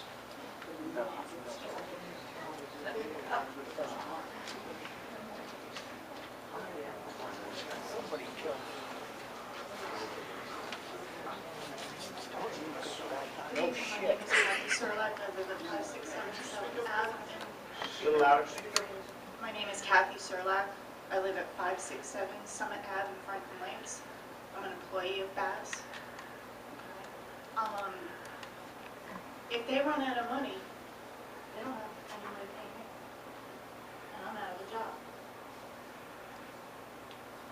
And they're running out of money. I take in cats.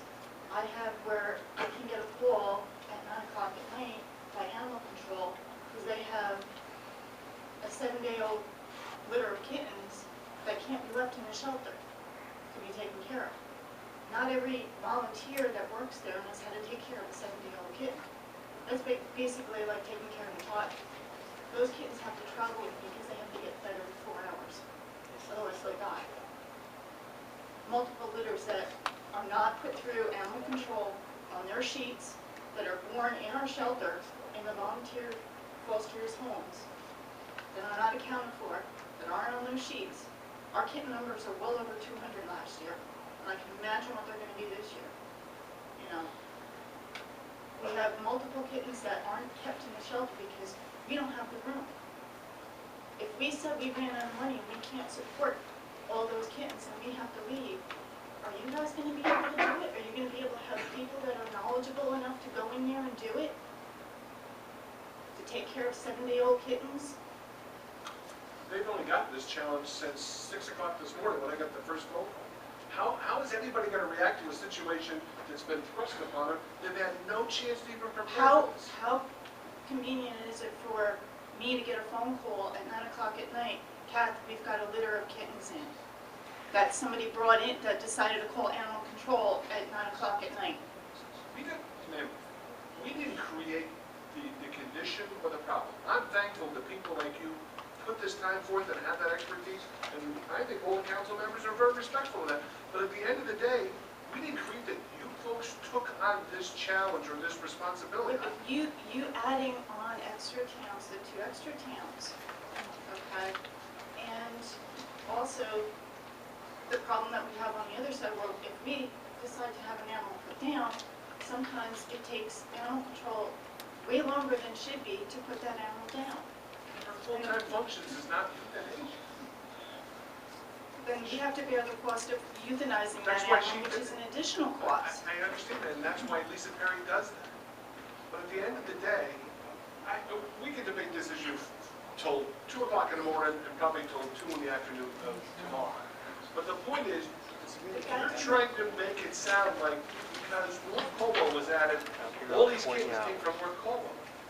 We have had a lot of cats coming from North Colwell, I understand that. and there has been no money donation from that town or anything. We don't get food donations from them, for dogs or for cats. We get no money from donations from the residents of that town. Nothing.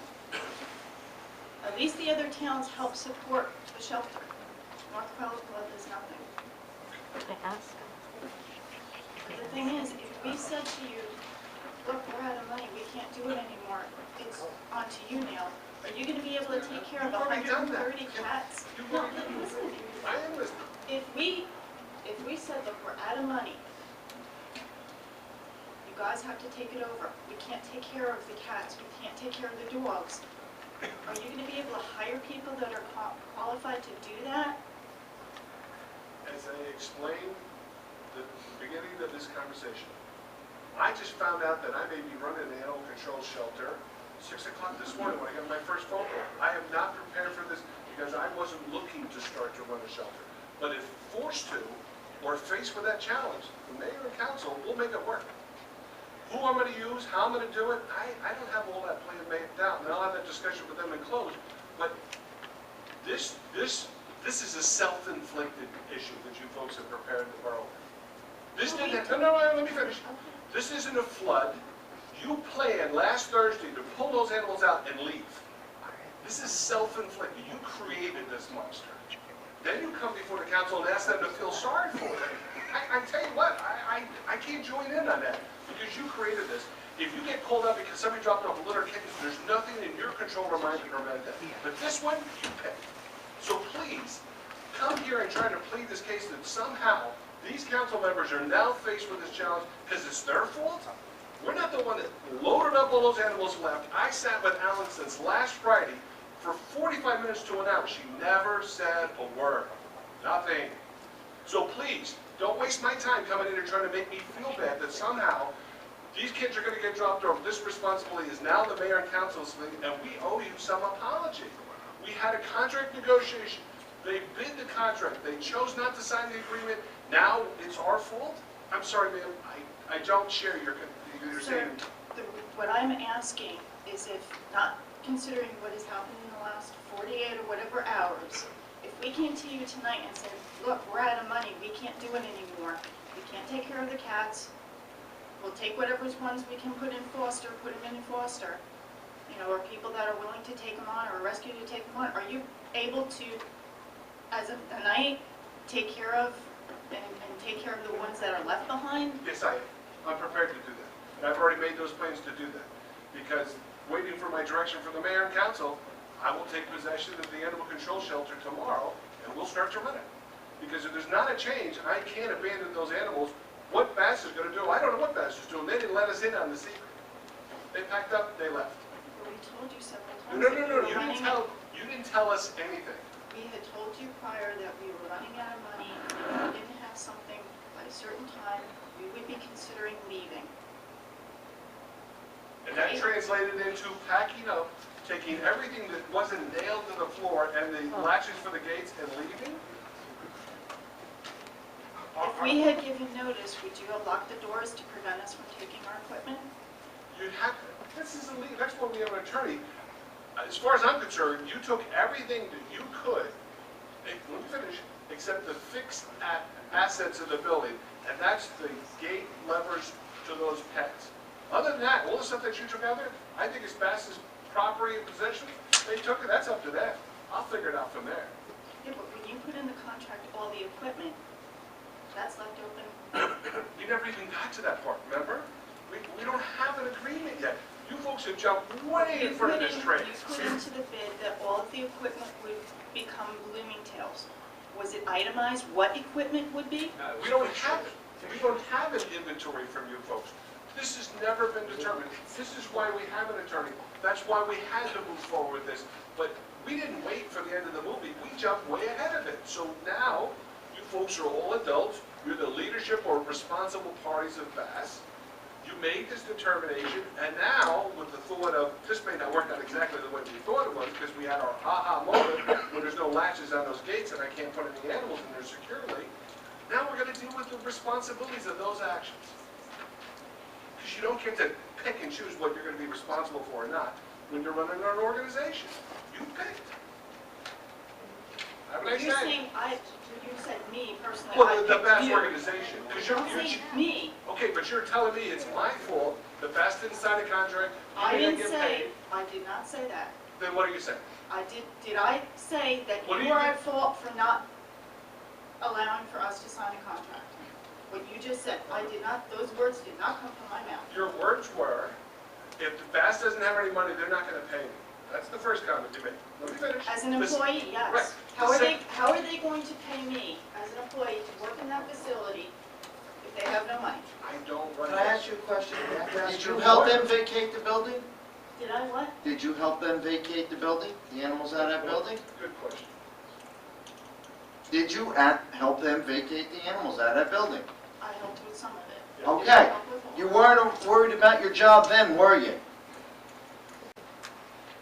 Either Think way- about that. Either way, it was looking like I was going to lose my job. And I Think was about what looking- I just said. I was also looking out for the animals. I was looking out Hindsight's for the always animals. 20/20 after the fact. Yeah, but when almost given I'm the sorry. choice I'm sorry. of animals going down because they're not going to be competent people Who's taking putting care of animals them. down? That's the big misconception that Bass, and I will say you, because you just stated it, paint in the public. That if Bass was to leave, all those animals would die. That is not factual, that is a lie. An When there's outright no, lie. when there is no place to put cats because more cats and dogs keep coming in, what are you going to do? Okay, here's what I'm going to do. I'm going to call all the rescue groups that either run cat colonies or cats and ask them to help out just like Bass would do or They're all anybody else. filled up too. Well, it wouldn't hurt for me to trust them. See, this is why I have a real problem making any recommendation going forward with the Bass organization, because it's negative. There's no, we're going to work in concert to make this better. It's, we're going to fight this fight. It never is. I've been to 11 meetings in 6 years and never been able to move this much with a negotiation with the bank. Because in my personal opinion, I don't think they want a deal, because it's never good enough. It's gotta be something extra, something more. We need something of, we can never get to a level playing field ever, and I try. Just two things. Your question was, your BAS can't pay your payroll, what do you do for a job? That question is for your employer, not for us, number one. And number two, BAS states it costs $300,000 to run their shelter, okay? The request for their contract was $30,000, which we offered them. I have concerns, based on what I'm hearing, that that would have saved the day. Because I have a feeling that if BAS received $2,500 for January and February because they signed the contract, we'd be in the same financial position we are today. If the costs are $300 and they're out of money, how is $5,000 in 2 months going to make the difference? Just curious. I don't know, I Right. don't know their books. Well, exactly, or do we? So I just don't think, 30,000 is what they bid, not what we created, that was their number. They're on the record stating it costs $300,000 to run the operation. How is $30,000 gonna, make them whole? That's what I don't understand. It'll help them That's break what- even at least. Well, That's the thing, is help them make break even. you may find that out. But I'm curious, if you knew you had this much, I don't want to use the word debt, but expense, then why would you put down $30,000? Why did they put down $120,000? We didn't Expenses force them change. to do this. Expenses change. You guys know that. You went from $30,000 worth of expenses to $120,000 expenses, and you didn't know. Gas goes up, electric goes up, gasoline goes up. We all know, we've seen it at the pumps. I'm responsible for running a $9.5 million budget in a municipality. I think I know how this works. Do you foresee every possible thing that could happen? No, but in the last 6 years, I've never missed that we've ever run short. Look, you're not up here asking, because gasoline prices went up, we need more money. You're up here saying that $31,000 was not good enough, we want to negotiate more. And that's why we're not signing this. I didn't personally say it. You didn't personally say it, but a lot of people that got up I know, but are you're saying to that me on behalf. that I was part of, that's what I said, and I did not say that. All right, my comments are in general. The Ford Advanced Organization, they asked for $31,500, it was awarded $31,500. As a matter of fact, terms were drawn up by your attorney. Then you chose to ask for more and to negotiate for more. And that's what's creating this mess. But also, You guys created it, remember, not this party, not this body. I understand that too, but also if I remember correctly and being told that the borough also made changes too. Asking for changes. You've been misinformed. The bid specifically asked for certain things, and that's the only way to respond to it, not to come and ask for a whole bunch of other things. It was a bid response, you have to respond to the bid in specifics, and that's what you asked for, $31,500, because you were showing $30,000 loss. Now you're saying things went up. Sure. Okay, anything else? Thank you. Anyone else? I know I promised you. We're going to be quick. Come on. Couple minutes.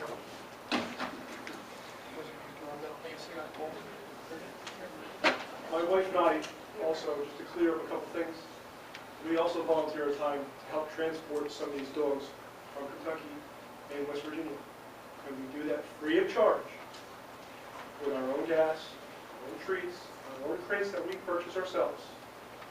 And the reason we do that is to bring animals into the shelter, to create a greater volume of much more acceptable dogs, smaller dogs, puppies, that will attract more people to come into the shelter, that will make the dogs that are a little more, less adoptable, be viewed and have a little greater opportunity to be adopted. And out of, Ellen, how many dogs have come in the last month from Kentucky, West Virginia? Pretty much none, because we didn't know if we could stay, we had no money, so we had to. Well, but I mean, I think maybe about a dozen. No, Less? maybe That's it. 3, 4. But Actually, they came in from north, because we couldn't get any dogs from Kentucky. So we took any dogs that we brought in, that I know of, There aren't any of them left. Any of the small dogs are all gone. So within a week, or maximum 2 weeks, these dogs are gone. And all it does is help bring needed revenue that they need to survive. And without that money, they would not survive. And there are a lot of things that are happening, things that are being misconstrued and turned around, and comments that are being made without fact, based on assumption and interpretation by other people that are making this seem a lot worse than it really is. And I just really wanted, a couple of things were said previously, and I really wanted to put that up in the word to say. Thank you. Okay, last call. Motion to close. So moved. Second. All in favor? Aye. Item number 2. Take a 5-minute recess. Thanks. 5 minutes.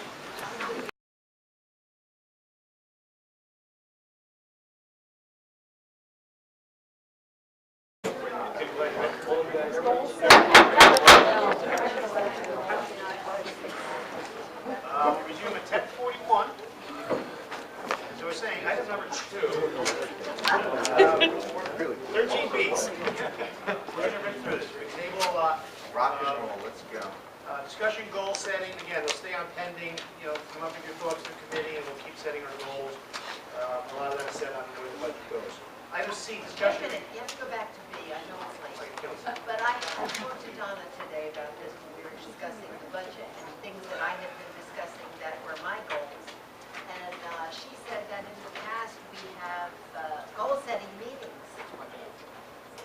We keep having this on the agenda and it never happens. And I want to know when we can start doing some of the roads. That was my goal, and we can't do the Again. goals until we all decide what our goals are and prioritize. Correct. Until we have a budget. Correct. No, it's the opposite. We Well, gotta I know- set a goal and then budget for it. Correct. Linda, you weren't at the last meeting. Right. One of the reasons I asked for this I'm sorry. to be put on here is because we seem to go off subject all the time rather than concentrating, focusing on, hey, here's the list, here's the priority, right? Budget is number 1, but every decision that we make on list number 2 through 100, right, impacts the budget. So we need to bring some focus back to us up here, organizing ourselves, coming up with a list of priorities, and then going through it. And And when you say priorities, you're talking about goals. sure. Okay. Right, but it's not like, hey, my goal is to have a river walk, and let's discuss that first. Still that for me. Listen, I got a grant for it. right? But let's find out where that goal lands, right? Good plan. Your goal is, hey, to go figure out the river walk, and we have to balance the budget first. Well, that's gonna come after. What else comes after, right? If We we're gonna will be need to sit looking down at. and say what our goals are. Goal-setting meetings. Agreed. So your We need a suggestion is a goal-setting good one. meeting, okay. Your suggestion is a good one. Let's get together, right? We can't be more than 3 of us to be together at one point and go over it. And this, today, John DeMono and I met with Ted, and we took the pending list and we went through it and we said, all right, these are items that need to come up. So now the next set of plans is to take that, type it all up, and then let's continue to add to it. This should be something that should be So like posted you out say, there. you for two people had to a see. meeting and you this revolves around goals? No? No. There's 2 confusion things. What has happened in the past is that I have asked council members to define their goals. Early in January of prior years, we had a goal-setting meeting. It was an advertised special meeting. Everybody came in. I took sheets of paper. I distilled the list, and then we finally sat down and prioritized because they were all taped up on that wall over there. And Don Boonster did it the last time that we were penning this out, and we defined what these goals were. Then we figured out, could we afford to pay for them, which mirrors over the fact of what the operating budget is. So, if council members want to have a goal-setting meeting, my suggestion would be everybody write out what their personal goals are. We'll establish a date, have a special meeting, advertise it, come in, go over the goals, and then figure out if we can afford them and pay. Yes, and I think what you're really saying is you really have to come prepared with the Well, I have to have the process. goals beforehand, you just, You can't, yes. Okay. because it'll take hours because we're starting our budget meetings on Saturday, and we have to know, you know. But there's, I mean, that all falls into item C and D, and we're not gonna have a lot of room to fill the wish list this year, that's for certain, in our 2012 budget. So, in short, our first step should be to set the goal meeting. Item C and D are kind of the same thing, part of the same thing, discussion in regard to budget shortfall, and receipt of the annual financial statement. This has been an ongoing, Donna Mullen, our CFO, is here. Donna, would you be kind enough to come up to the front? And I'm sorry to keep you so late. No, I do need you for executive session.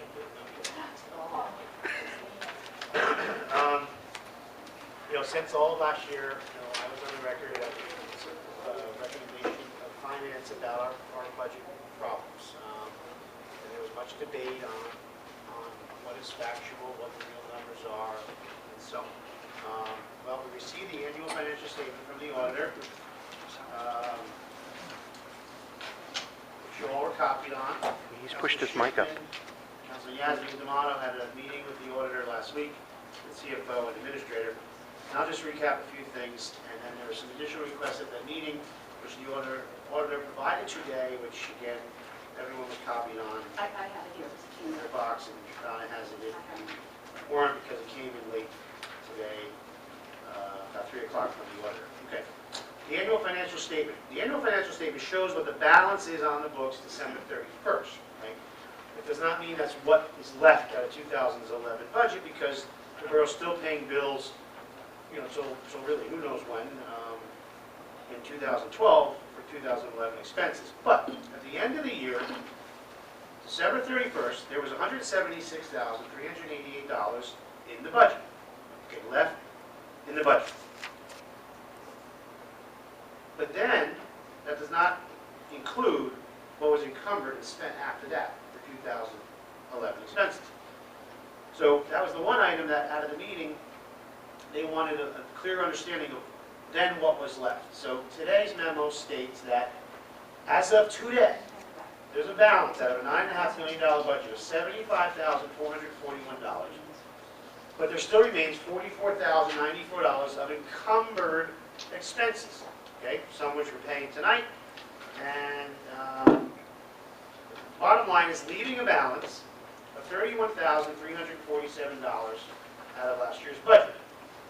Now, from that $31,347, we need to back out grant money, that is not an encumbered item, which is $20,000, and the library charge still to be paid of $46.21. So, Don, you just passed out a memo? Did I hand it to you? No, I didn't. So Donna recaps it for us. The bottom line is there's $4,808 left out of the 2011 budget. That is unencumbered at this point. Right. That means it's not committed to bills. Right. So the auditor's report, verifies that number. What the auditor, did in his description is confusing because he added back in what's encumbered but not yet spent. And you can't do that because they're encumbered bills. That we even, some of the fire department, we didn't get bills in, some are Codification of ordinances. codification of ordinances, which averages $4 to $5 grand a year. That's encumbered, but the check hasn't been cut yet. So you have to, that money's encumbered, it's not available. So the bottom line is, there's $4,808 left out of a $9.5 million budget. Now, there's also an operating deficit, which is a direct result of shortfall in income of $38,385.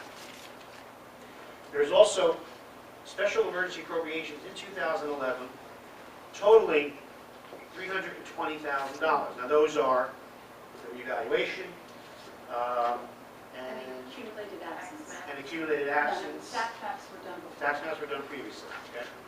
So that's what has to be funded in 2012, some of that. So just concentrating on 2011, we ended with $4,800. We're $3,800 in the hole. Going into 212. Going into 212 for income. We have about $47,000 in bills not paid, mostly legal and some engineering. And then we have, entering into the new year, a shortfall of $170,000 in surplus. Last year, the governing body approved using all of 2010 surplus, all of it, as a revenue to start last year's budget.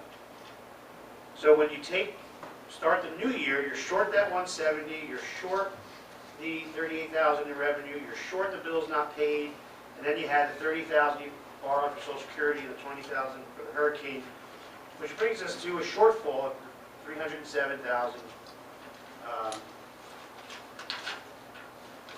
It's about 307 going. 307, 385. Now, this was, what's been bantered back and forth last year since August, when I had, brought this to the council's attention numerous times. Again, you've all been copied, and if not, I have it for you, which, I shared previously too, was, the emails, these are the emails from February throughout the year from our finance department. Memos. Warning of all these issues. Warning about the shortfalls in revenue, warning about the over expenditures, the underfunding of social, and ways to get around it, ways to solve the problem. So it was out there, okay? So, here's where we are. The council asked to wait until we had this financial statement from the auditor. It's now in front of us. I don't think we can dispute the findings any longer. This is what the governing body wanted to hear and see from the auditor, which matches exactly what our CFO has been telling us since March. So it's a problem. It's a big problem. So we talked about a goal setting. We have a 2% cap, which means the most we can go up is about $180,000 from last year's budget. Correct? If that. If that, okay? We are already over cap with the shortfalls from last year that need to be funded in this year. And that's not counting contractual obligations for 2012. Raises, health insurance, all those kind of contractual obligations. So the auditor, I'm glad you were at the meeting, he said at the very minimum, you have a $500,000 shortfall, which I think is conservative when we get the final numbers as far as expenses for 2012. And last year, I was kind of lambasted for saying it was 300,000. It's not 300,000. Well, ladies and gentlemen, it's $307,000 short, which needs to be funded this year. Which again, I'm all for paving roads and it has to be done, but we need. We have this issue which is real, which we were warned about. Now we didn't take actions last year, hiring a police officer sooner to lessen payroll, to lessen overtime, to get more revenue there. Some of the shared services, we need to aggressively now, seek those same kind of issues this year to hopefully break even for this year. And again, those are shared services, those are some of the ideas I presented last year. I'm going to give the floor to you. I was going to say, the challenge in the budget, which we've been talking about for years, is really not our expenses. Because even if everything is flat, we don't have the revenues to support our budget. That's where our problem has been for the last couple of years. We do not have the revenues to support the budget. As the mayor mentioned, 170 was used last year. It means we didn't generate any surplus going into 2012 to use as a revenue. So there's nothing to use, so that's 170 that we don't have to fund next year's budget. There were shortfalls in other revenues that we talked about, court fines, construction. Things that we anticipated and we did not collect what we anticipated. Those are shortfalls. We did get hit with a lot of tax appeals. We don't reserve anything for tax appeals. So when you go through Dieter's memo, from my standpoint, I understand everything he's saying. There was some confusion last week because it's actually hitting several different points. They're not all, they're all our financials, but they're not all tied together. Then we have a $38,000 shortfall because of our shortfall in revenues. That has to be raised in this budget.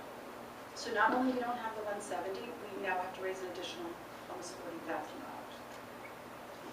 The problem is, like I said, even if we keep all our expenses the same, we still, $500,000 I think is conservative. I'm thinking 700,000 or 800,000.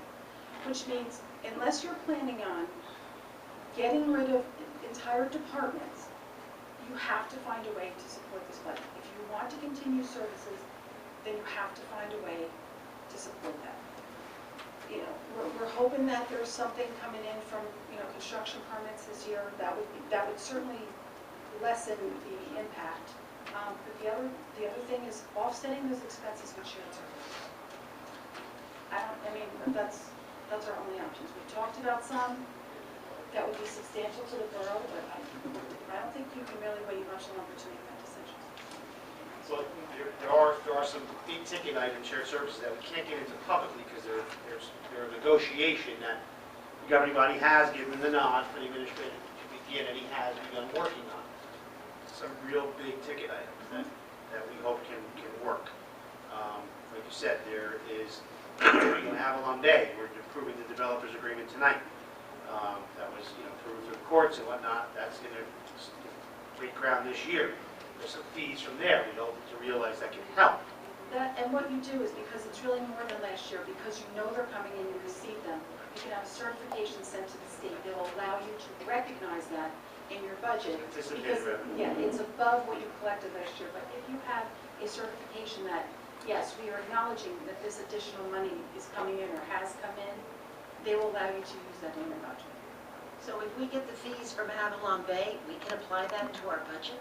It will be a revenue offset in construction fees, yes. For permit fees. Yes, because they've said that they will pull the permit fees. Well, as I see looking at the audit, one thing stands out to me is that in 2007, the surplus was $981,000. Absolutely. So ever since 2007, we're at the end of funding the budget through surplus. Absolutely. I mean, we got into a couple of years of applying for extraordinary aid where we were forced to use all of the surplus. It was a state program in order to get extra aid. They wanted to see that you were utilizing everything, you know, everything you had. But over the past couple of years, we're not regenerating surplus. And each year that we spend the budget up to what we budgeted and we don't lapse anything into surplus, we're not generating revenues over what we anticipate. Every time that happens, that number goes down and down and down. The year before, it was about $400,000. Last year it was $179. This year we have a minus 38. I mean, we have been talking about it for years that this is going to be a problem. And the pension money that was left for a future date, we now have to fund this year. As of April 2012. So we're not only left with getting less revenue, we're Yeah, paying for the past bills. Well, you also have, like I said, $227,669.50. you That's also, gotta be in the year's budget. Yes, April 12, we have to start, 2012, we have to start it's a phase-in, right? paying this back 15 years. It's a phase-in. But the issue, again, we know, we've always known, you know, with 2012, started to repay pension deferment back, your obligations of payroll and health insurance. That's there, that's a given. Surplus used over time, okay? That's the past, I get that. Problem is, Probably we don't have it to Well, do what they did. but what we're talking about right now is last year's shortfall, which was a, you know, a big bone of contention. What do you mean, John? Let me ask you a question. Excuse me. We're talking about a shortfall. Is there a shortfall in the budget? Well, There's not a shortfall in the budget. technically, Excuse me. yeah. We ended the year with $4,800 in the bank and have $50,000 worth of bills that are not yet paid. There's a shortfall.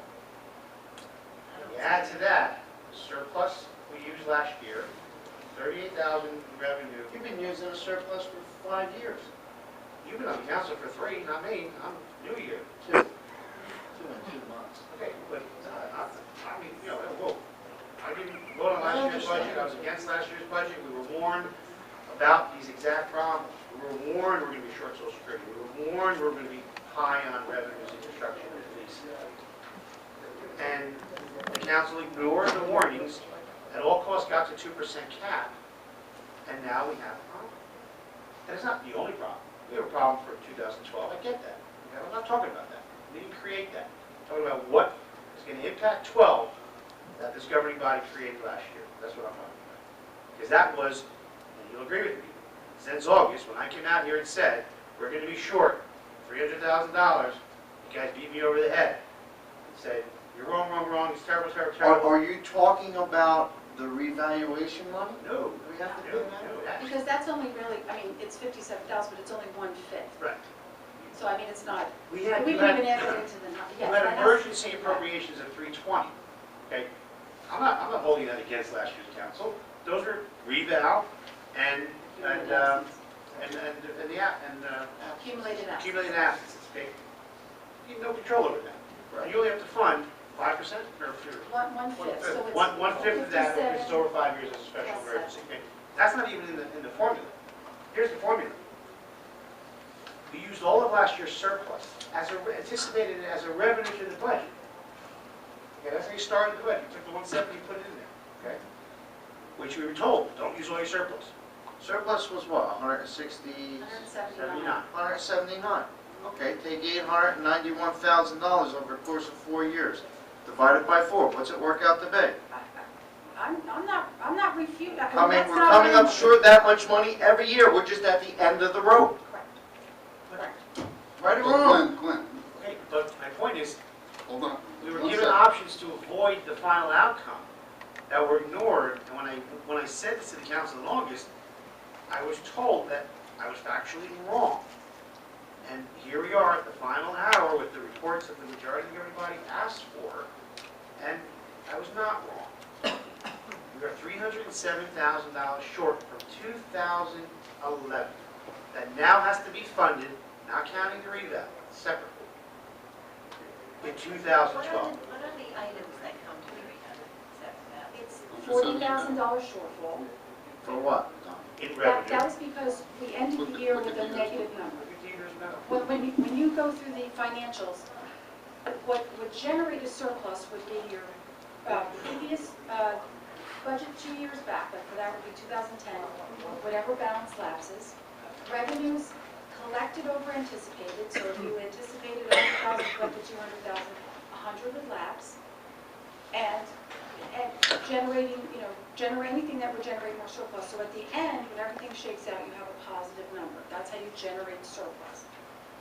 We did not generate a surplus, we actually caused a deficit, because between what lapsed in 2010, we didn't hit our target numbers for the budget revenues, and then the tax appeals, and then taxes collected over anticipated, when everything shakes out, instead of having a positive number, you have a negative number of 38,000. When you have a deficit, it has to be raised in the following year's budget. So right there, we have to raise 38,000. What the mayor's trying to say is, we don't even have the 170, we don't have anything to use as a revenue in the budget. So that's another 170 we're starting back from. So there's no surplus. So you count the 170 that we don't have as negative? Well, you use last year you used 170 to help fund the 2011 budget, now you have zero. Now you don't have it. There's nothing to help you start. Okay, that's okay, but that doesn't enter into 2012. Sure it does. Because you have nothing to put in surplus. If you Is that do how not, you figured it, the year they spent 300 in surplus? Well, yeah, well, if you didn't, if you only left 170, yeah, you had to make up that difference. If you use 300 one year and the next year you only have 150, you know going into that budget year, I not only have to fund this budget, I gotta make up 150 in revenues. Because even if my expenses stay exactly the same, my revenues are gonna be short 150 because I didn't generate the same amount of surplus going in, or more surplus. Each year that we get away from that, absolutely, we have to find revenue someplace else or cut the budget. But they have to balance. So by not generating any surplus last year, you now don't have 170 from last year divided by 2, plus you have to fund 38,000 because you caused a deficit. Which again, and I don't mean to beat a dead horse, but the issue is, it was avoidable by many recommendations. Matter of fact, the cleanest memo that was sent from Donna, CFO, identified, here's your ways. Number one, shared service agreements, the recycling center, furloughs was even on it. Furlough employees was on it to save 60 grand. I think everybody look at that as an option. I'm not saying I support that, but if you had to ignored all those things to get the revenue. I lobbied, Avalon Bay was court approved. They were suing over things. I lobbied in January, settle this now. Council said, no, no, no, no, we didn't approve that settlement until January this year. If we had settled that last year, January, we probably would have realized the $500,000 in 2011. That would have offset all of the shortfall. We didn't. Nobody moved on it. We bickered and this and that. Nobody could settle it. Court order settlement, and we were trying to negotiate. You know, the impound yard shot down. I mean, who knows? Could it have made money? Could it have been a $10,000 plus? Who knows? But there was a revenue like it. That's no. See, Just look at the number of cars that are don't know impounded. that. Mark, how many cars are impounded? Okay, don't even talk about it. I'm just, there's no reason to talk Bring about it. up the impound yard, but then you don't want to talk about it. The impound yard was a bad idea. The two vendors a year before make $6,000, and all of a sudden John Dunleavy's going to put an impound yard in Bloomingdale and make $100,000 off of it? Never said 100. I think I said 50 was there. 50 was pretty Sure, short here, but 50. Going over the ideas that were presented last year. And also, Avalon Bay has been going on, and you know I voted for it. I didn't say So, Mark. so don't stand up here and say the council, you didn't want Avalon Bay to win the litigation. Direct things properly, okay, please? Okay. And the other thing is putting shared services out there like it's some panacea for bringing in a lot of money. For a year, I've been asking, what is the bottom line of revenue when you subtract the cost of shared services? Cost has to be figured in.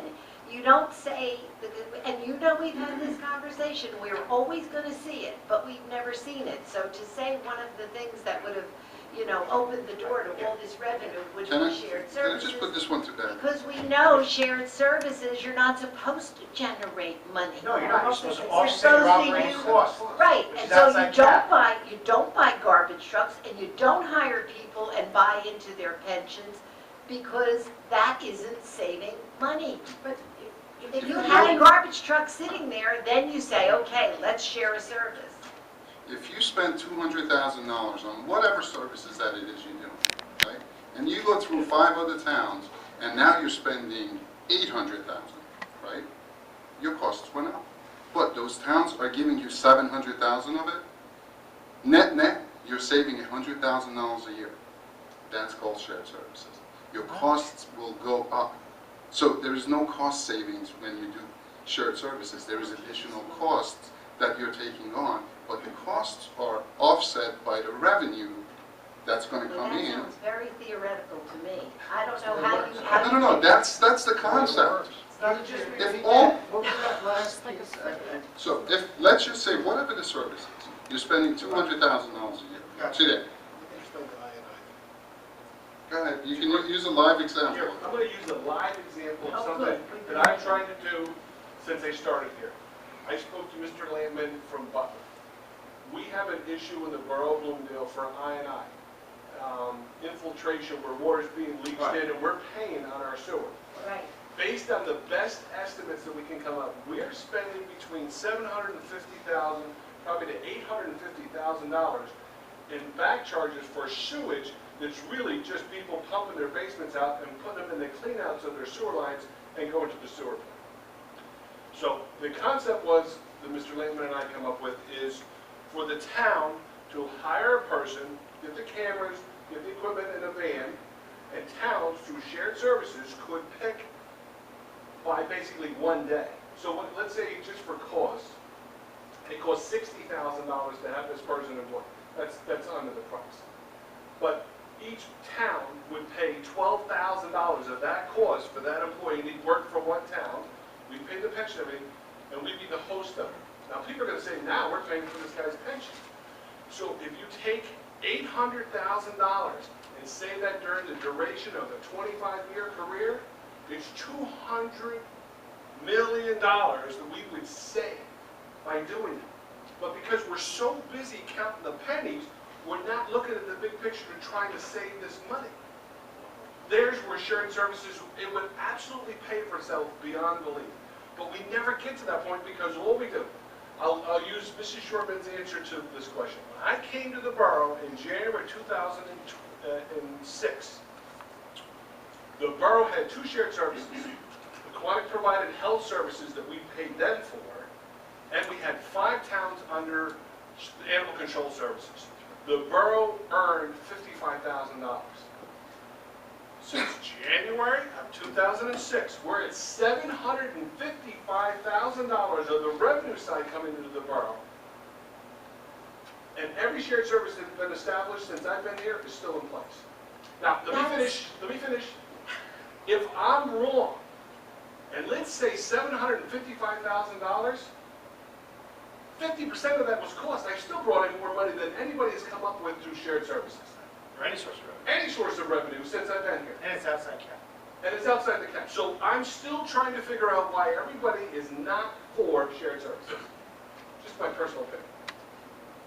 Some of the things that we have done in shared services, we are already paying for the employees. Okay, we're already paying for the employee to work, to pay their pension, to pay their benefits. But if we then go to another town and share the service, well, they're paying us, yes, they're still our employees, still paying pension, but it's costing us half, a third, whatever it is, of the cost, while we're still getting the service. Now, we've talked about some larger ones, sanitation, different, there might be some tweaking, but right now you have sanitation guys. If you can work something out with someone else, you're still paying these, it's the same guys working 5 days a week.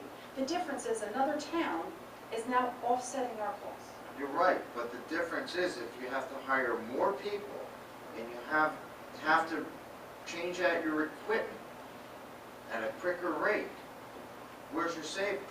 You have to take that You into built account. it into the Built it into contract. the contract. I mean, you're gonna That's have to where change you it have to out. look at how much is this costing us over X amount a year. That's all built into But if you, that's what I'm saying, if you build it in, you absolutely can say But that. your theory was perfect. If you have the people, that's how you But start. I haven't had But that. You share them. Do we have people? If we do, we shouldn't have them if they are not working. All our shared services not hired new except for part-time and ACO. Yeah, 2 people, Part-time. Part-time. $70,000 goes on the top. Vehicles, it's gas. Our shared services result in the borough, what do we have in the budget, $6,000 to operate our animal control? Is to have 2 part-time people cost How could it be $70,000 in 6,000? salaries? They spend Hold on, let's think about this. Gas. How much? Okay, $40,000. Okay, now you need 2 vehicles. We had them. You have that. We had those. Okay, how about the tires that go on those vehicles? How about the fuel that they burn? How about the oil changes? You really want me to go down? Insurances, registration. Insurance is all one I'll number. go all the So way it doesn't down. matter if we have 10 vehicles or Okay. 1,000 vehicles. That number's But there is finite. additional cost to having additional employees. And that's why when we talked the other day I have no about- problems making money, okay? I know how to make money, it's very simple. But when you have to start hiring people to make pennies, it's not worth it. You have to have enough revenue to take that next step in business. There's businesses where you could have 2 employees and you're gonna max out. And to take that next step, you have to hire 5 people, pick up 10 towns, and going large. And it takes a lot of money to do that, or you back down. It's either you go up the next step, or you have to stay there or go down. Okay, but You'll die on the vine. How can ACO cost us $6,000 when they use $4,000 worth of gas? it's our net obligation as we net out all the costs from the shared Our services. part of the budget, Well, they charge Our- $4,000 in gas. our part of the budget, notwithstanding interlocals, we budget about $6,500 for the borough. Net. The rest of the costs are offset by all the shared services, which means the salaries and all the other expenses to operate are covered by shared services, notwithstanding this $30,000 that we didn't even factor in the contract, that's another issue. But right now, that's our portion. We had a discussion with Glenn the other day about calculating, whether we're on the high side, on the low side, how we calculate it. We're in the good. Again, it's not a shared service meeting, although I'd love to have more of them, because that's where we need to go. I was at a town hall meeting last week in Caldwell, the governor was speaking, and I'd say 50% of the conversation was about shared services. And they're actually looking right now to legislate where towns who don't do shared service will be penalized. Will be penalized in the form of state aid if you don't start doing There's it. a bill being proposed to do that. So anyway, but the issue is the numbers, and I'm just going to ask. This was a big bone of contention last year. Does anyone on this dais still sit here today and say I'm not sure. That's all I heard last year. I'm not sure on what. The bottom line, that we only have $4,800 left in the bank, and we're short $307,000 going into 2012 because of the surplus, because of the revenue, because of the borrowed money and the bills unpaid. That's a fact. That I don't think any longer can be disputed. All right, well, the revenue is definitely, $38,000. right, That has to be funded this year. right, Okay, that's a right, fact. but that, and let me tell you something, this year, I think it's gonna be worse again. No, our police Your tax appeals are gonna go on. our traffic revenue is on track for what it normally was because we hired that new officer. Do you think tax appeals are gonna go down? No, they're gonna go up, plenty of them. No, I'm being realistic. Okay, but I'm talking about, We do have You're some money absolutely set aside right. in the revale for tax appeals. So and we I do get have that. some budget. I don't know if Well, it's let's going to not- cover everything, but at least it's. I'm talking about 2011. Let's stay focused on that. None of us here today can control what you're referring to for 2012. Tax appeals, raises on contractual obligations, health insurance. We can't control that. Well, you couldn't control the deficit either. Yes, you could. Because you anticipated high, and the CFO warned you, the economy's not good. You're too high on your permit number. That was ignored. The revenue stayed high. Traffic, you're down 2 officers. Okay, you're too high on your anticipated revenue. Was a recommendation from CFO. That was ignored. Revenue stayed high. Why? To get the cap. Okay. So it was controllable, but I'm not even going to debate that. I'm not saying I'm glad I was right. I'm not saying that.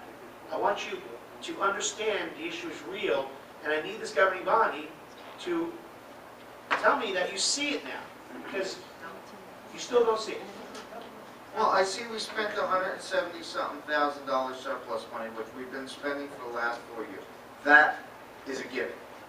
When you have $891,000 in 4 years, your surplus is gone, you have spent that every year.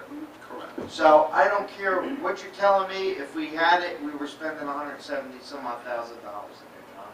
We weren't. But when? It's your track record. Here's the argument, right?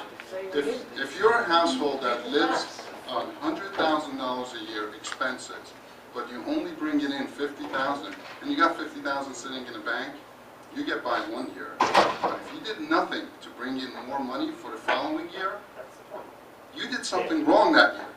You've been doing Right? something So wrong, you I can't guess, sit for here 4 and years. say it was okay to spend the 170 because it was spent the years before. No, it's not okay. We should have done something about it last year. But you know what? Let bygones be bygones. Let's move forward. Let's recognize that we could have done something last year, but we didn't. Let's go forward, fix this We've got thing. to aggressively fix it. We've got to aggressively seek the insurance services, aggressively, part of, it wasn't just last year. I'm pointing out last year because I did, make issue with where we were at. And I was denied by this governing body that the facts aren't true. Here they are. The numbers are here. It is true. And I have Councilwoman Shortman saying, I still don't believe it. I don't see it. What more can we do? The auditor has shown you the shortfall.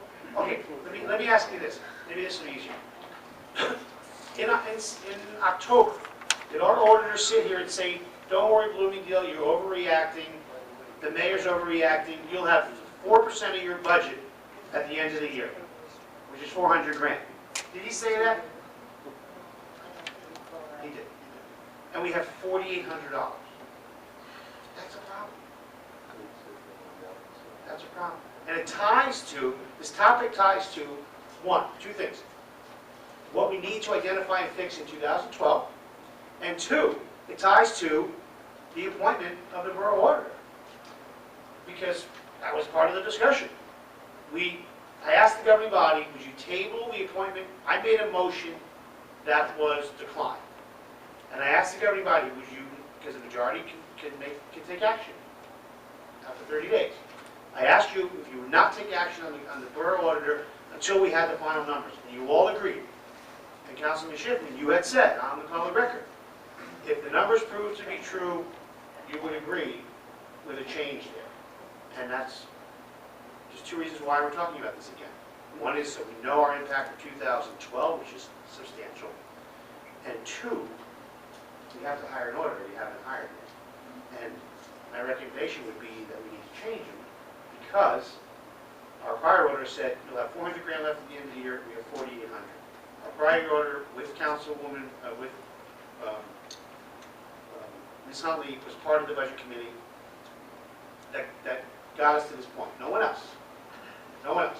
Don didn't prepare the budget, Ted didn't prepare the budget, I didn't prepare the budget. Those two did, and it was passed. So again, the true reason that we're rehashing this is because it was the request of the governing body to get to this point. And that's where we are. Is that a true statement that only the two of them did all this? That the four of you had nothing to do with this? Wasn't on the budget. The budget was developed by So are you saying that Linda and Joanne had something to do with it? Joanne and Linda, did you understand that you're spending $170,000 that we won't have this year? Ask You last year's, understood well, that? ask last year's council. Did they know that they were spending $300,000? We're talking about it. No, I'm just trying to understand. Was it because we put in full trust in, Linda is a CPA. We trust that she understands numbers. Was it that this council trusted her fully, that when she came in and she said, hey, it's a complex thing, the auditor knows the numbers, here's what we got, let's run with this. That you all approved it? We had a 2% cap that we had to meet from the previous year. Right. If we maxed out the 2% cap, would we still been in the You game? did, I mean, you only left $5,000, yes. But the thing was, the way you got. Hold it. How are we supposed to, now let's look at that. The way you got to the budget was cutting expenses on the budget sheet, but you didn't get rid of those expenses. You cut the budget down to a hit cap. I understand you have to hit the cap, but how you got there is why we were having a problem. And that's why I had a memo that said, yes, I understand we have to get to cap. Here's a whole bunch of ways to try to get there that will not impact us the way they did. Social Security is an example. We talked about this the other day. When we budgeted the number in 2010, we actually transferred money in, so our number was higher at the year end. We did transfers, we were good. Last year, the number budgeted was less than the original number from 210. With salaries going up, we said it's not enough money. Yeah, but there was $13,000 cut out of there. You were still short on that. Even if you put the 13,000 in, you were short. We had increased that budget. It was 13, but we had transferred The money same into number, I it. looked at it. We- There was $13,000 cut out of Social Security line, correct? No, it was more than that, because It it was was 13,000, I looked at it. over what was transferred in, because before the end of the year, we transferred money in. It started out less than we had even started out in 2010. But 2010 didn't have enough, we had to transfer in. So it was about $30,000 short, which is exactly where we were short. The problem was, I understand we had to make cap, but then you had to change other things. You can't have salaries that generate a certain amount of Social Security if you're not going to budget Social Security. That was my point. I'm not getting into it. It wasn't a debate, but I'm looking at the numbers. You weren't funding enough in the budget to make our obligations. I know legal went. It was a big to-do But last you year back and forth. can't fund the budget because you have a 2% cap, correct? But then you have You to can only make. go so far, and then Well, what I'm saying is, you cut items, okay, to get to 2%, but you didn't change how the borough operates. You have bills sitting upstairs that you can't pay for legal. I said right out of the gate, when you signed the contract with Mark last year, had nothing to do with Mark. Based on the contract, you're not going to have enough money to pay the man. He worked, he should be paid. We have almost $50,000 worth of bills sitting upstairs that are unpaid. Yes, you cut to get to 2%, but you didn't change how we operate. That's where we got into a problem. You can cut the budget all you want. That's why we had to borrow for the accumulated absence. We knew that officer was leaving in July. Instead of leaving the rest of his salary in there and covering it that way and being done with it, even if it was a one-year payout, because the money was cut, we then had to make the decision to do a 5-year emergency, which we wouldn't have had to do if we left the money in. Now, yes, we had too many expenses. That's why we needed to do something on the revenue side. Whatever it was. And like I said, if you're not comfortable with shared services, that's a policy decision up there. But then somewhere, somebody needs to decide what other revenues are we going to bring into this borough. That's what we've been preaching since we need revenues. We cannot sustain the budget that we're going. We can have people, I mean, there are departments at 2008 levels in their operating budgets. They can't cut much more. I mean, you can cut it. To get to that number, you have to practically decimate the whole departments. You know, you have to find some revenue sources. We suggest shared services because you're offsetting those costs. So you try to limit the impact that the residents feel. So they're not losing services. They're already paying the taxes. They don't want to lose services. But we're trying to, this was always to get us over the hump. And a lot of Ted's ideas of shared services were to get us over the hump, but we just weren't doing anything on the other side to try to build up our revenues. Good, honest, clean revenues, not just shared services. If they work in conjunction, we wouldn't be where we are. And you're right, it didn't happen in 1 year.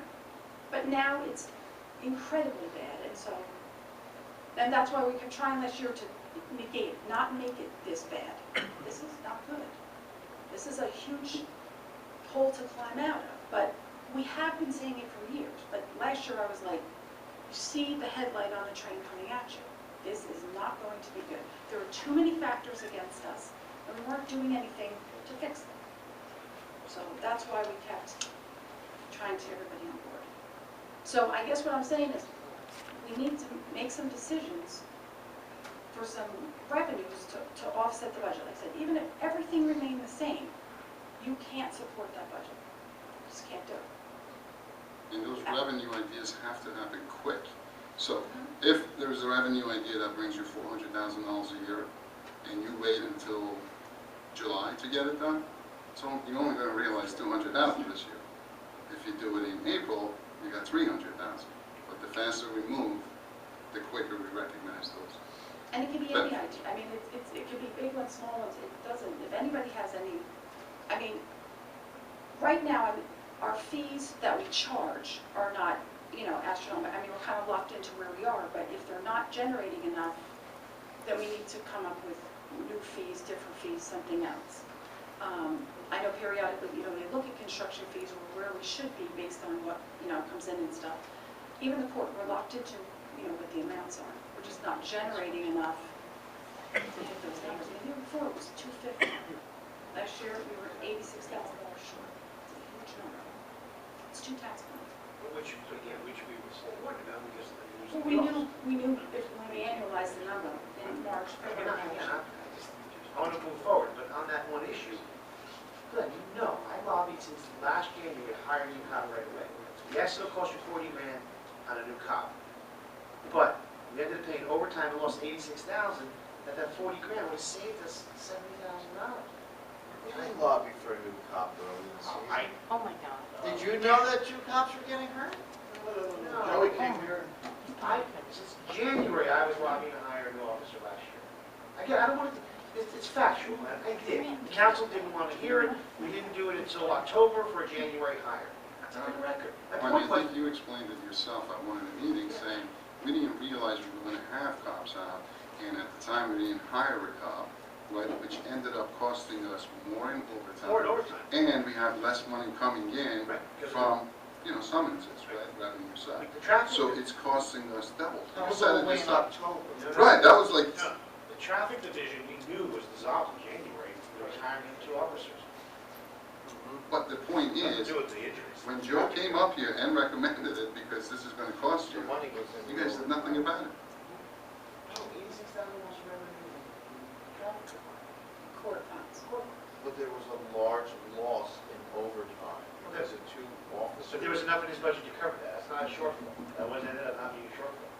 Shortfall is revenue. Again, Because one of the officers was out on workman's comp, so we did recoup some of his salary. Right. That's what We weren't short kept there. us from Again, being short. I'm not going to rehash, The issue is, the fact of where we are is real, and we know we face this year is going to be tough.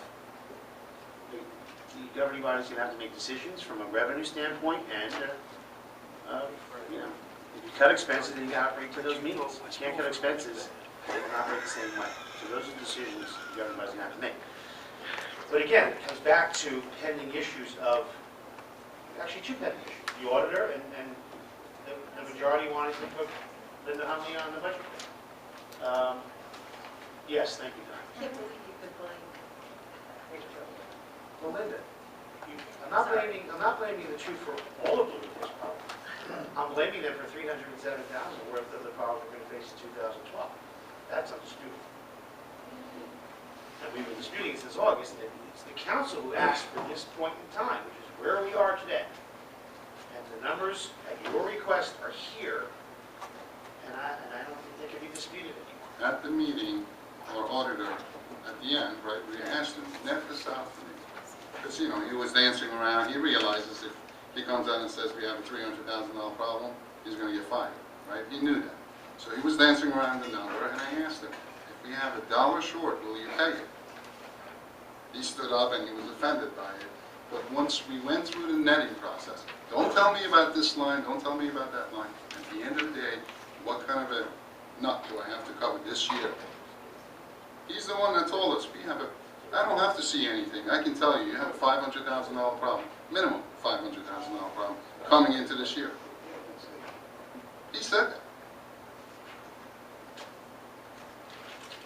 John, is there any comment on that? Yeah, I think you should be here to defend him. Defend what?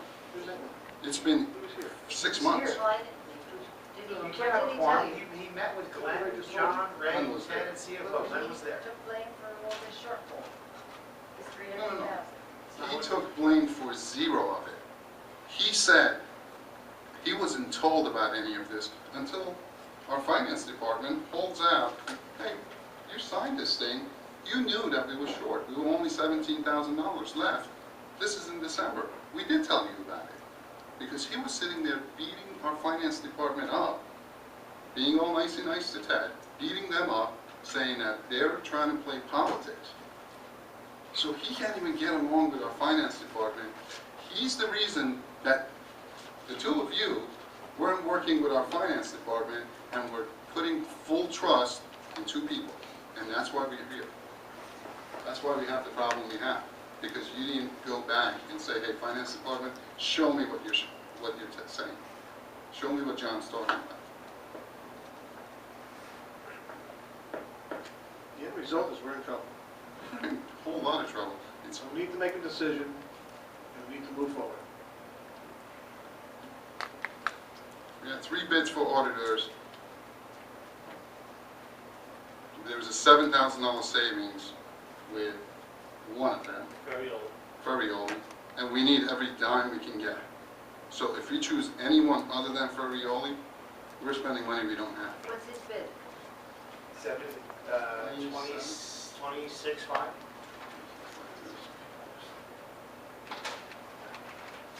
And Jeter was 35, you said he came down, but It was we 35. never got that invited. So, again, I think, like Ray just said, there's an auditor who was less expensive. The council asked for where we are on the numbers. You know, is there consensus to move forward on this issue? I'm ready to- We have to move. The longer we wait and make this thing, you know, the more we dispute it, it doesn't go away, it just gets bigger. It's just a bigger problem to solve. We have to move on it tonight. So, I mean, based on the facts, does anyone have any comments, questions? I mean, otherwise I'll ask for a motion for a fair relief firm to be the auditor, based on everything we just discussed. And a $7,000 savings, which is needed.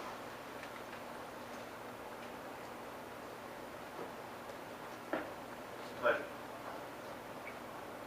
Make a motion. You make that motion. Yes. Is there a second on that motion? Second. Is there any further discussion? Mayor, just, there's a proposal that was submitted, so that it would be based on the proposal Correct. submitted by the firm. Yes. And the name of the individual, would it be Mr. Ferrioli? Yes. And roll call. Any further discussion? I'm sorry. Roll call. No, before you I'm sorry. 2.7, Resolution 2012, 12, 2.7. Roll call. Councilmembers D'Amato, Yes. Toots. No. Schiffman. No. Short. No. Yazdi. Yes. Conklin. No. More expensive. We're gonna go for the more expensive. They go for the more expensive guy? I'm sorry, that's Who's ridiculous. paying for this? Are the four of you paying for that extra 7,000? Because I don't feel the public should be paying for this. You four are deciding this all on your own. I don't understand your logic. Improving the budget was, it's less money. We just went through all the problems we have in the borough. Then you were at the meeting for $500,000, problem this year should be more like 800, due to 12. It's not the auditor. You keep saying that it's the auditor. You're burning $176,000 per year in surplus for 4 years. Glenn, Take that all out of the realm. take the Take all 170 that, take everything out of the realm. We're still saving $7,000 Well, for this year. But take the 170 out. That bothers you because it's been, every governing body's been doing it. It's a $130,000 problem, okay? Our former auditor sat here and said, the mayor's overreacting, you'll have 4% of your budget. Glenn, he said that. But you were here. Yes, he did. Okay, and you said, if he is wrong, you would not support him for reappointment. And guess what? We have $4,800 left, not $400,000. He was wrong. You publicly stated you would not support him for reappointment. Am I making this up? I think he should be here. John, I really don't think that, I understand what you're saying on the numbers, but the numbers are being twisted around. For 6 months. Is the budget, Donna, is the budget. I see here how we ended up with $176,000, right? December 31st. Okay, and then I see that we are encumbered. Now, did we go through the numbers that he was talking about? There are no budget over expenditures, it says. The CFO has encumbered. Because you can't, it's illegal to overexpend. So whatever we couldn't encumber is sitting upstairs in the It's in the drawer not to be paid. I knew you'd read that line. Out of the line item, correct. Right, so we can't pay, it's not even That's not a factored good in. thing, Linda, that's. No, it's not a good thing, but that's the reason why he told you that it The has to 100 go into a drawer. The $176,000. You gotta pay it. Yeah, yes, absolutely, there's, You have 2 years to pay. there's money on the balance, there's money You left pay in what, the budget. professional bills? That's a good. But we had several meetings with Dieter, went through budget lines and explained there were things that could not be transferred because they get paid in January. When we do payroll in January, the first pay picks up the overtime and the hourlies, the second pay picks up the sick pay allotment. That anybody who has sick time gets sick pay, that's how it's set up here. And they get that the second pay, it gets charged back to the year before. So we said to him, you cannot look at those salary lines because they're going to be all but decimated by the time we hit that second pay in January, because that's how we budget. It always goes back. Been doing it for 100 years here, that's how it works. And we explained all this to him. Ted was at the meeting, I was at the meeting, the mayor, the treasurer. Can't look at those. We went through the budget, we got down, I mean, he signed a piece of paper. We were down to 17.5 the beginning of December, that was possible transfer money. That was it. That wasn't going to cover anything. We have $4,800 out of a $9.5 million budget left. And $50,000 worth of bills in the drawer. Part of that money unencumbered is also library money. The library gets $1/3 They get every single cent of it, whether they spent it or not. I understand. They're finished paying their bills now, and they will submit a voucher and literally clean up that account. That's in that line. There's grant money in that line. There's debt service that if you budget a certain amount, you don't spend the whole thing, you can't transfer it, it lapses. There's like $1,300. That's in it. So absolutely, I'm not refuting his number. I told him that the other day. 176 is what shows on the computer report. But that doesn't mean there's 176 because you have to subtract all those things off. He's got to be, he was here. You know, you people were there, I wasn't there. Glenn was there. I Glenn was there. I know, But I'm it on the wasn't budget, finished. I'm on the budget committee 2 years, I didn't know you Now even it's had finished. this meeting. Did he stand up and say we have a minimum What I don't $500,000 problem? understand is why someone on the budget committee for 2 years wasn't even, why didn't you call it as a regular open meeting? So you all could have questioned question this. You were away. Why? They You asked, were away. they asked him to come in when that letter came out. You were away. You just He got was back asked to 2 minutes come in. ago. So you couldn't have had the meeting when I came back last week? You wanted this information before making a decision. We have to make a decision. No, I really want You to want- hear what went on. I'd like to hear his side of this. Well, he sat there and screamed at the finance department. Well, I know, I'm listening to your side of what happened. I'd like to No, hear. Glenn was there. Glenn, did he sit there and scream at What them? Councilman Yazdi saying. Was he yelling? Yeah. He's allowed. He sat there So there and, must have been a difference from an auditor to a CFO. There had to be a difference of opinion that went on, no? right, and that's the way he treats them all year long. He doesn't listen to what they have to say. Can I just ask a question, He's an- please? he's John, an can I ask a auditor. question? He's an auditor. An auditor is a double checker, okay? These people do the work. He only looks at the numbers and says, hey, that, when you add 2 + 2, it does equal 4. That's his job. But he was engaged in the process last year. He was copied on all these warning memos as well. To no avail. Here's all the emails. Donna sent them directly to him. You must not have received this. No, I don't think you're making it up. We're here, we're done. He's an auditor. Is he or is he not? You He's an said auditor, he's a yes. That's right, he's a double checker. He's a double checker. That's what he does for a living. Why are we so attached to this one guy? I have no idea. Why are we so attached to him? We should be looking at the bottom line here, and the bottom line is we can save $7,000 going elsewhere to get the same service. That's what I am looking at. He might be the best guy in the world. He could be. All right? We have a problem. We have no money. I have no dedication to any of these professionals. We have to do what's best for this town. What's best for this town is take the guy that's a low bid that can do the same job, period. That's it. And if you want to spend an extra $7,000, I believe you, the 4 of you should pay for it. If you're going to sit here and say the town should spend an extra $7,000, I'll work with that auditor, as long as you 4 are paying for it. Don't ask the town to pay for it.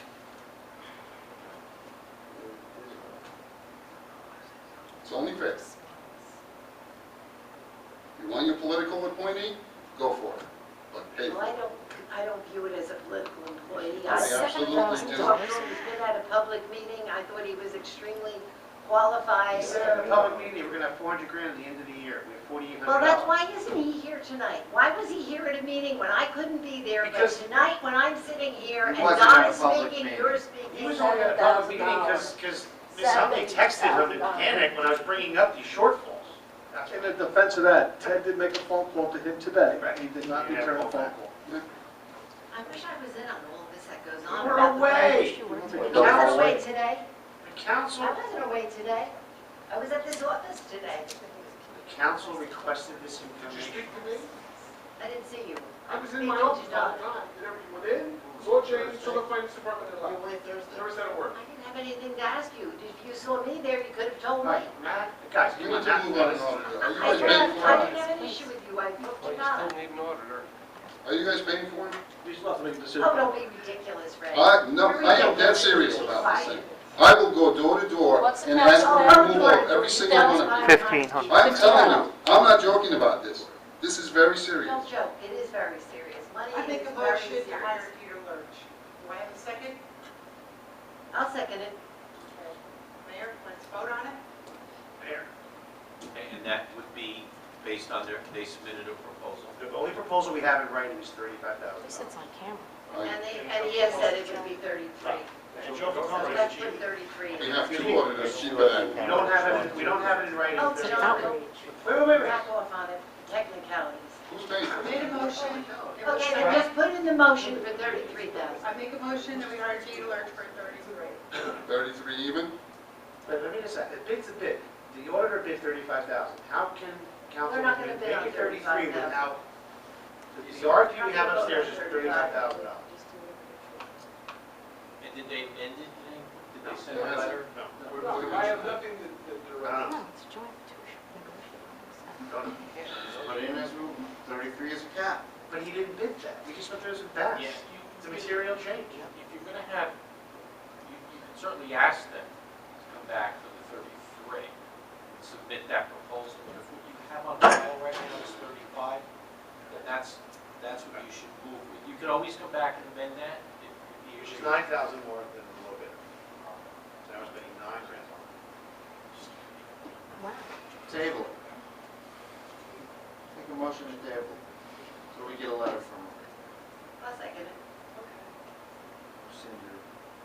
are you guys paying the 7,000 Oh, extra? stop. If there's a motion to table, She doesn't care. So you're spending taxpayer money? There's no discussion. no further discussion, there would just be a vote on the motion to table at a specific date. Since What it's you the will. next meeting. To table to the next meeting there, which is March 6th. Has the motion on the table? Yes. Roll call. Councilmembers Mathush? Yes. Schiffman? Yes. Sherman? Yazdi? Before I make my vote, and people at home, there is a process that you can remove any council member that is wasting your money, that is wasting your time, that made a promise to this town to be the watchdog of your money, and then sits here and makes a political appointment like this. I'll be coming to your door with a recall paper for every single seat up here. I'll sign it. All four of them. Me too. Okay? This is not the way you run a town. You do not sit here and waste people's money. You guys should have, actually, vote. My vote is no. That's great. The table, that's fine. Still no. We need to move on this. Conklin? Yes. D'Amato? No. Now, did you vote? Yes, I have it checked. Yes, you did. Shortman? You made the motion. All right, part of the same topic was Ms. Huntley on the budget committee. Is that still a pleasure of the majority? I don't think this is on the agenda, no. It's part of the budget shortfall, it's part of the audit, it's part of the whole thing. That way. It's not on there. Move on. So I'm gonna wait till not agenda items. I just told you. She's not going to be on the budget. Oh, that's, okay. All right, Good job. that issue's over. Item F, again, you all received the 2010 audit, read it, sign off it, okay, and move from I'd there. like to put this on the agenda for the work session. For what? The audit, the 2010 audit. It'll be on, be signed off, you're gonna get a read. Item G, appointment of municipal risk manager. Last meeting, I made a motion for VASA Insurance Agency, which was at the request of our finance department, who deals with the agency, and that died. We never took action. Further, so, Who did we have last year? you appointed them, who did we have? Brandon Brown? Yeah. Okay. I make a motion to hire Brandon Brown. How much were? The commission is the same. The reason I recommended VASA is because none of us here deal I with. made a motion on the table. Second. Right, now I'll get now to we just say. say. The reason, Please? no, it's discussion. Discuss it. The reason I recommended VASA was because, again, it's the same commission, it's dictated by the state, is because none of us here deal on a day-to-day basis with the service of this particular aspect. So the advice of our finance department, who is the one who deals with it, on insurance claims, insurance reporting, well, I was asking the governing body, that's why we should go with VASA. You guys don't know Brown and Brown. I don't know why there's that same What was wrong with Brown and Brown? Nothing, just the service was better. faster, better, quicker, So that's, I'm here more to listen knowledge. to our That's all. department heads. I have a department who says, and it's the same money, let's go here because it's better service. Of course I'm gonna do it. I made the motion, you voted no. So now you're Brown and Brown. This was not a cost issue, so I can't argue that, but it's a service issue. I guess neither matters, service or cost. Because you don't vote on anything, I recommend that is smart for the borough, for service or cost perspective. That's that. Roll call. 2.8. Councilmember Schiffman? Yes. Shortman? Yes. Yazdi? No. Conklin? Yes. D'Amato? No. Mathush? Yes. Item 8, we're tabling to the next meeting. You're still here, is that okay? Yeah, that's, we can table tonight. Discussion in regards to street sweeping. Again, let's just keep going here. Did we ever hear back from the other lakes? Mr. Administrator? I've only heard from one, I have not heard any additional. Does the governing body wish to take action? Or we have to hear from all the lakes? Horse Lakes. I think we've given it enough time. Okay.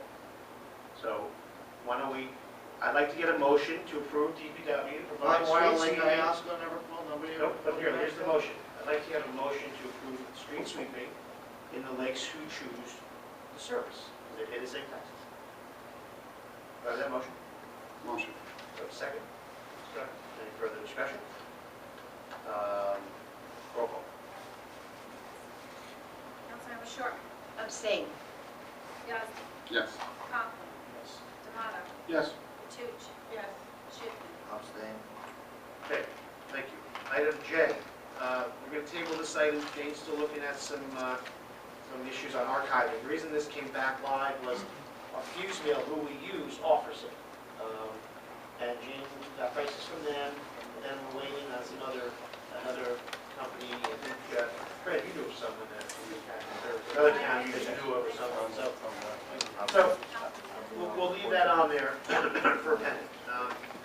Status of Ryerson Ave sewer, I just put this on here, Ted's aware of it, he's fulfilling the grant, March 17th deadline. It was here because we already authorized it, but at the last meeting, there was a question of whether sewers were eligible, and they were.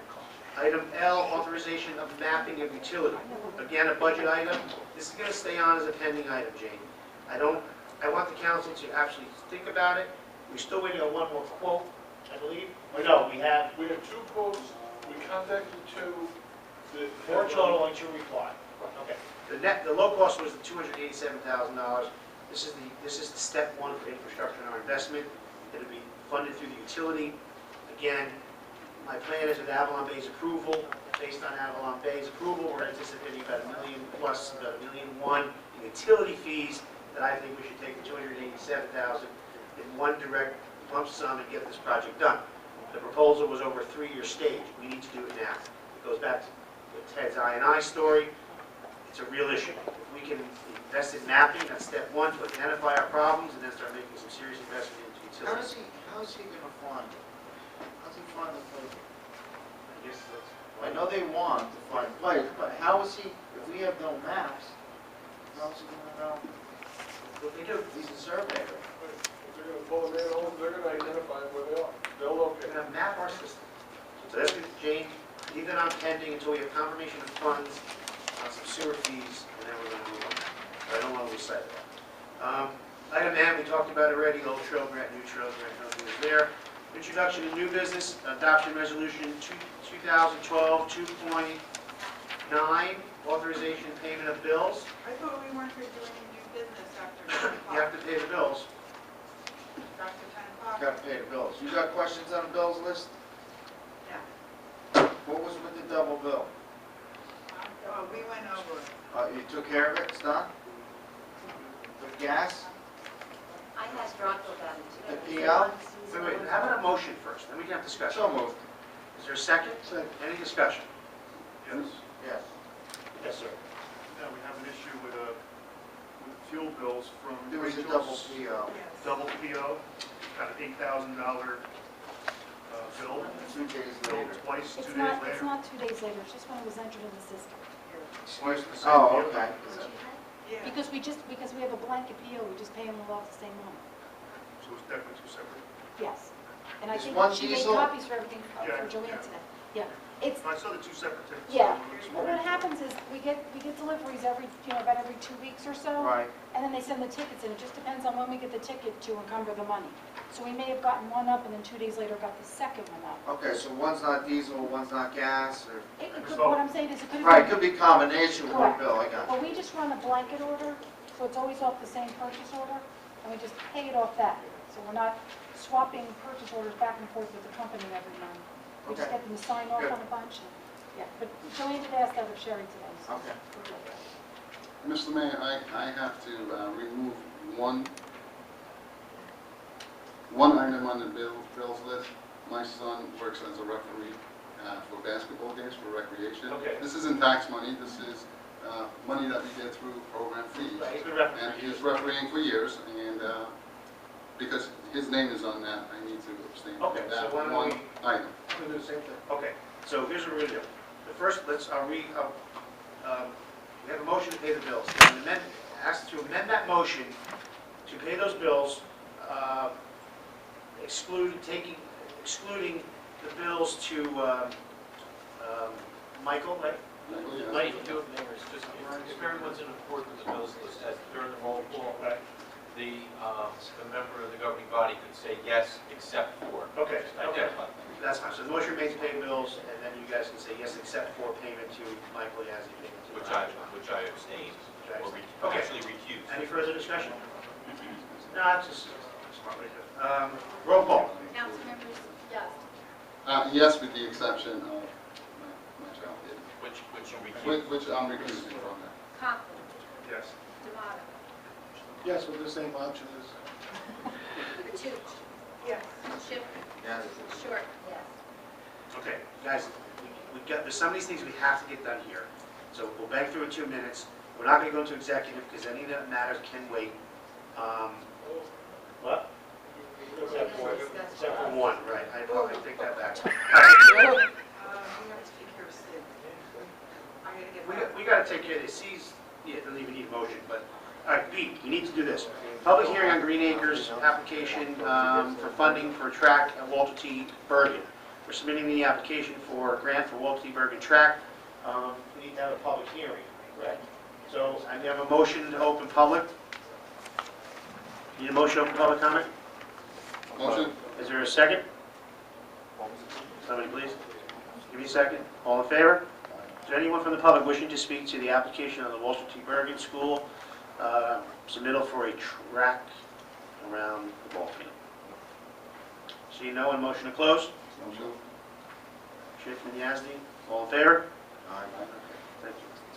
Item C, discussion in regards to naming Women in History. The county is having a program. They want to honor and celebrate women in history. They reached out to the borough on some women in our town who have contributed to the community. I don't want to disclose anything publicly, but Councilwoman Petucci and I spoke. We're in agreement on a person, and she's going to take care of the correspondence with the county.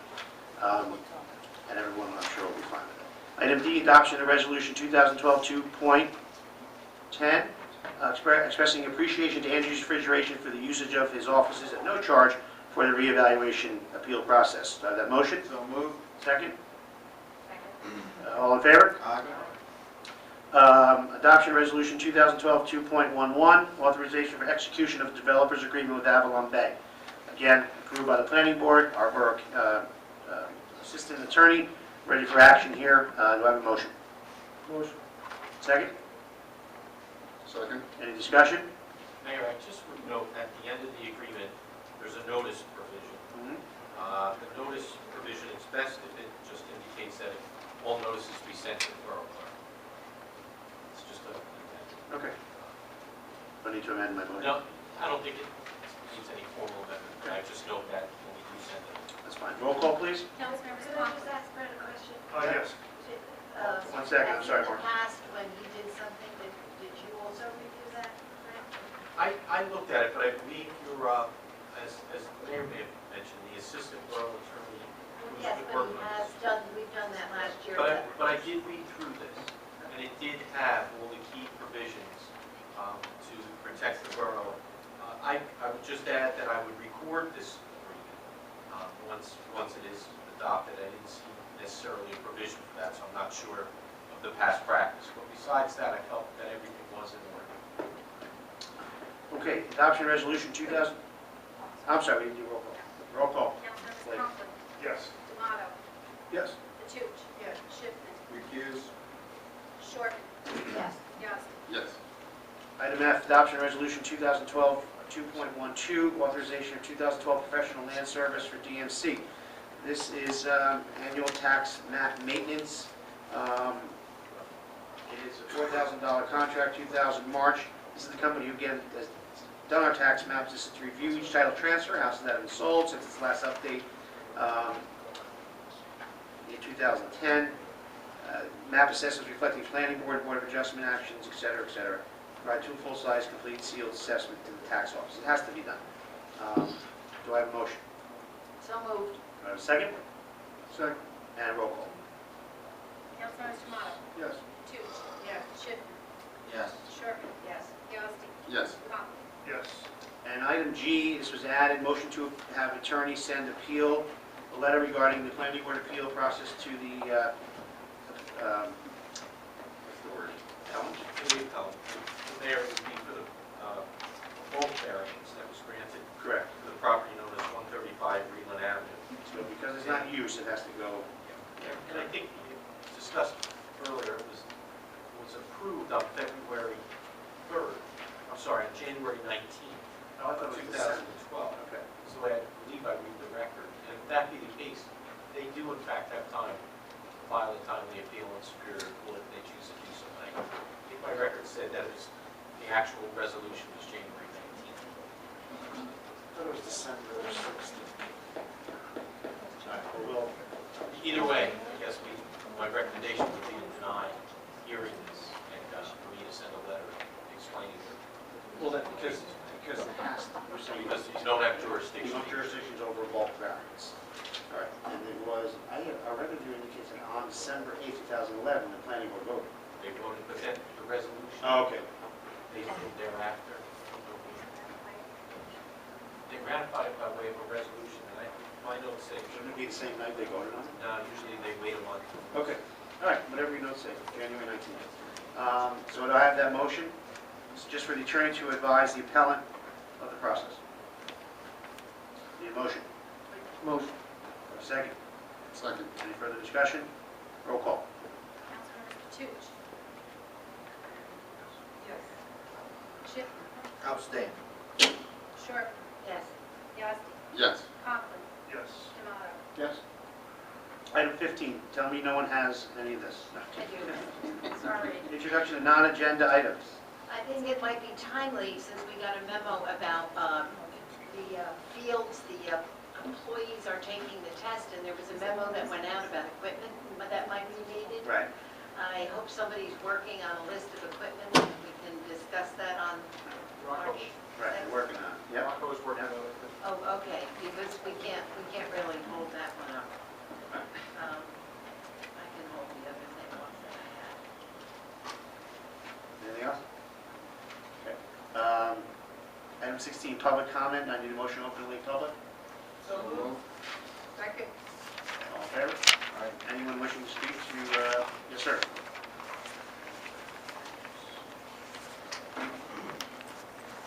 I'm going to 81 Star Lake. I've been waiting 22 and a half hours. I've been up. Because I went to work yesterday. This is be here. And I don't understand. I got to scratch my head, I guess. I will say that the gentleman that do the order was $400,000, was only $4,500. And to top it off, 4 people here, 2 ladies and 2 gentlemen, vote to put a person that is going to cost more money to me and to all these people here and other people that watch. Does that make sense? That really makes sense. What is your responsibility is for my well-being as a citizen of Bloomingdale. I go to work every day. I work hard. 22 and a half hours and 400 miles in my back. That's what I did today. To come here and heard that we don't have the money, or they're willing to hire somebody for more money when we could save $7,000. And we don't even have it. Would that make sense? Honestly, I want you to go home tonight, and when you put your head in the pillow, think about that. How easy it is to spend somebody else's money. Okay? Honestly, after 22 and a half hours of work, between here and my job, okay? You guys are, sorry. Gentlemen, ladies and gentlemen, you were appointed to that position by the people and for the people. No for political agendas. Okay? We have to be more responsible. honestly. You represent us, each and every one of you guys and ladies. I'm so mad that I'm changed. Because common sense is not here tonight. Explain that to the people. I hope everybody watching that camera, when they put this to the public. And I applaud you, sir, right, for what you said before. We have to be more responsible. This is not a political agenda. This is the well-being of the people of Bloomingdale. Does I care? Yes. After 22 and a half hours? Yes, I do care. What's going on in this town? And it's very responsible to make a decision like that, knowing that you've been told we don't have $7,000, but you're willing to spend $35,000. Ladies and gentlemen, have a good night. Thank you. Thank you for your comments. Anyone else wishing to speak? Well passed out.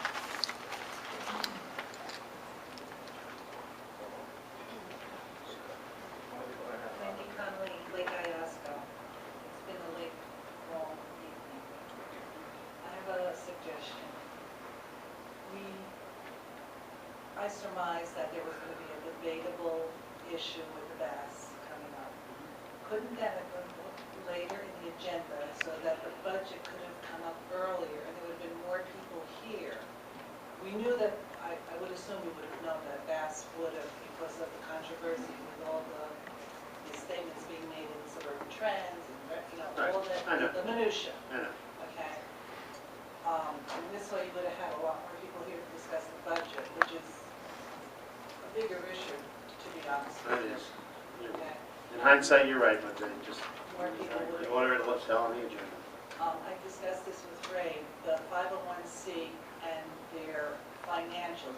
When you go out to bid and you get bids in, and you decide to go with a specific contractor, you never look at their financials? I mean, how do you know how good or bad they are? I mean, wouldn't you have looked at the financials before you made the decision to go with Bass 4 years ago, 5? I mean, I don't know what this procedure is, but if there's no financials, how do you go and give somebody money? Again, I didn't, no one voted on it last, well, no, I didn't vote on it last year. I did ask for financials last year, and I was told by the governing majority, we will not ask for financials, we put Bass through way too much, we just need to settle the contract. Exactly what I was told. You all agree with that? I don't understand. No, actually, Ms. Huntley said it, and it just happened that way. I don't want, I'm just looking for You asked, so- answers. I'm looking for, I mean, in business, when you give someone a contract, you gotta back it up with something.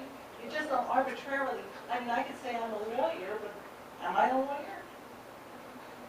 I don't think so. On the economy, we were discussing the budget.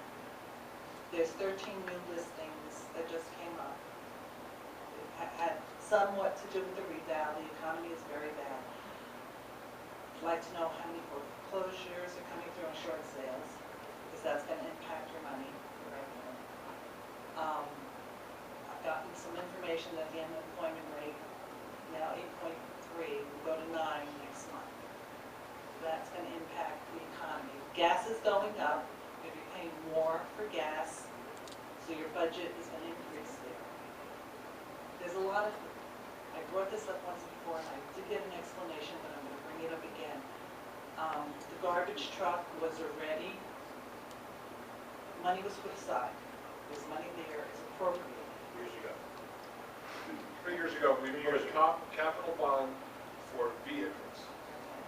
3 years ago, if we'd have purchased the vehicle, I was confident that we'd have enough money for a brand new garbage truck without dipping into anything else. I won't know until the bid goes out where that bid's going to come in, but I know there was an increase because of the new emission standards that affect the price of diesel trucks. Okay, but if I'm not mistaken, was that at around 170, which is the figure you're bantering?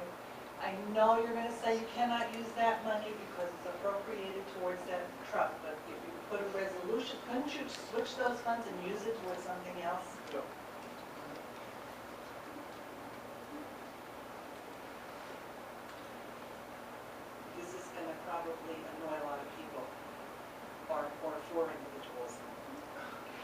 can I have a reason why? There might be a legitimate reason why 4 of you voted no. You know, we're going to have a stigma, couldn't you, do that? They want to spend our money, but maybe there's a legitimate reason Well, we voted yes. why you voted no on the Ferrioli. I don't know if I Who's real. Ferrioli? Who is it? Nobody brought this up. I know nothing about Ferrioli, Just- but We just had. I know as much as you know as, about it. exactly, but I read a lot of good things. I mean, I'm a reader, I read a lot of good stuff that he's done in the community. So I'm basing that opinion on what I'm reading in the newspaper. Not to say that it's good or bad, but I read a lot about the man. I don't know him, never met him. But is there a legitimate reason? I mean, is someone aware of something that should be told to the public? He's been doing the Board of Education audit for years and years and years. He was actually the borough auditor years ago. Yes, he was the borough auditor. Here. That was it? Sorry, to date yourself. And was there a reason that he's not? You do have, everything doesn't always revolve around price. When you have worked with someone and you may have an opinion and I may have a different one, I don't want to share how I feel about the individual. But like that man spoke, $7,000 is $7,000, and there may be a legitimate reason for it, but we're not privy to it. But then you just have to trust us. Sorry, because it's personal and I really don't want to say anything against someone. It's personal, that's the problem. Well, yes, And the when you last work issue, with somebody, it can be personal. He didn't work with you. I'm just, it's, you know, you sit there, you get frustrated because you know, you go behind closed doors, issues are stated, you know, you do your thing, and then the public is not aware of a lot of things that go on. A lot of stuff. On the revow, you had a resolution to thank the person for where it was, the site. Correct. Okay. Which was not numbered well, tough to access. It Stairs was were brutal. very, very difficult. I Yeah. went, We had 48 hours to put it together. We first went to the county college, that fell through. senior We had- center with the Well, ramp. we had to be there 9 to 9, 6 days a week. I'd have to move hours of operation, maybe sometimes twice a day, sometimes I 3 got times a day. lost. So regardless of the circumstances, we still had to thank the gentleman I who gave it know. to us for free. The stairs were like I this. know, It's the past. But the other problem was that the two gentlemen who were answering the individual's questions were not capable. I stood there as they gave answers to questions. There was a person from Canfield, there was a person from Glen Wild. I was there. They didn't know condo versus land lease, because they were giving information to this poor couple, saying, this is your comp. And the couple, they explained it to the couple walked out of the door, and I went to the two gentlemen and I said, do you know you explained something that is not appropriate, it's apples to oranges. Your comp on the board included property. Their comp, their appraisal was based only on their house, not on the property. He goes, no. I said, yes, bring up the stats, and sure enough, and he didn't know how to answer me, they started making calls. They had no idea what land lease was. Again, I mean, I'm not defending it, I mean, I had. It's an appraisal company that. Right, but they don't make decisions at that spot. They take the notes, they go back, and then that person will get a letter, hopefully with the right answer. But, I appealed as president of Morse Lakes. They assessed the land under the land. water, Exactly. under the lakes, and Yes. increased it three times the value. And I believe Canton now has retained representation there. And he more or less said, these people just sit there because by statute they have to do this and it will not It's not going to do change. anything to you. No. And so what you're going to have to do is contest it The normal Next way. level. through it by next April, because you're not going to have enough time. I'd No, like- I think Yeah, they they extended it to May 1. May 1st. May 1st. I'd like to have this on the agenda for the next meeting. What would you like on the agenda? Something about the reeval so people could come and discuss it. Here we have no control. Yeah, I think the thing with the revaluation, one thing I can do is certainly ask, like, we could find out the qualifications of the individuals. Most of the time, this particular firm has assessors, from other municipalities participate. So if that's the case, I'm surprised and disappointed to hear that. But They the had gov- me sit on the side while they made calls because they didn't know what to say. Yeah, I'll certainly ask who was there, things of that nature. But with respect to the governing body, I put together a memo that I was going to send out later this week, just reminding everyone that no matter what the outcome is of these interviews and your assessments, it ultimately by law falls within the assessor and that interview process, and then if necessary, to file an appeal. For a good reason, the law says the governing body really cannot participate because it's to help keep the process just solely within the assessor's office. So, well, certainly I can find out about the qualifications of the individuals and make sure the administrator can as well, that everyone has been heard and they're doing what they're supposed to in accordance with the contract. From there, your best route is to consider an appeal if you're not satisfied with the information they gave you. I also understand that they have quite a bit of information on their website as far as sales information and approximate taxes and things of that nature. But I would have to say, I would discourage that from being here. If anyone has a concern, they can always express those concerns to send it to the administrator, and he can ask Brian Townsend, the assessor, and that we've done many times in the past to try to channel specific concerns, like the one you had tonight. That's exactly what I'm focused on. Not so much, it's the quality, the things that they missed. And I think people need a venue to come together to discuss things that were not handled Well, the appropriately. process is, Not individual tact, not to discuss their individual problems. are the interviews done at this point? Yes. Yeah, I think, to be honest with you, at this point, the appropriate route would be for everyone to look at the results of those interviews and then, if they weren't satisfied, to file an appeal. Not encouraging anyone to file an appeal. So look at all the information out there, though, before you decide. They told me to wait for a letter from them. Yes, everyone will receive a letter after the interview process, and it may say your assessment's still going to be the same, it may say there's a difference. Anything else? Thank you very much. Anyone else wishing to speak? Motion closed? No. I'm sorry, Mary. What, are you crazy? No. No, I'm short and I'm sweet. teasing. Maris myself, Wednesday Daily Avenue. We're in the hole. And I just want to express my extreme displeasure as a fiscal conservative Republican that voting to spend another $9,000 we don't have is not fiscally conservative, is not the way to dig out of a hole. Please, put away your Obama calculators and pull out some real ones, because we don't have the money to spend on our favorite people. Thank you. Thank you. Anyone else? And just to add to that, I just wanted to make sure everyone in the public understands this is a Ray Yancey thing. It's not a Democrat thing. It's not a John D'Amato or a John Dunleavy thing.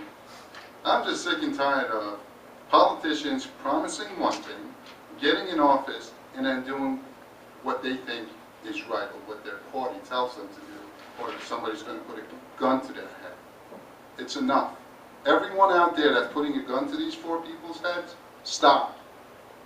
You're not welcome. Ray, I absolutely resent that qualification. I have my own personal reasons for how I feel about these individuals. And why don't you Why explain you it? put a political spin Well, on doesn't it, the public I deserve don't to know what know. that And is? I am really annoyed that you have chosen to make it political.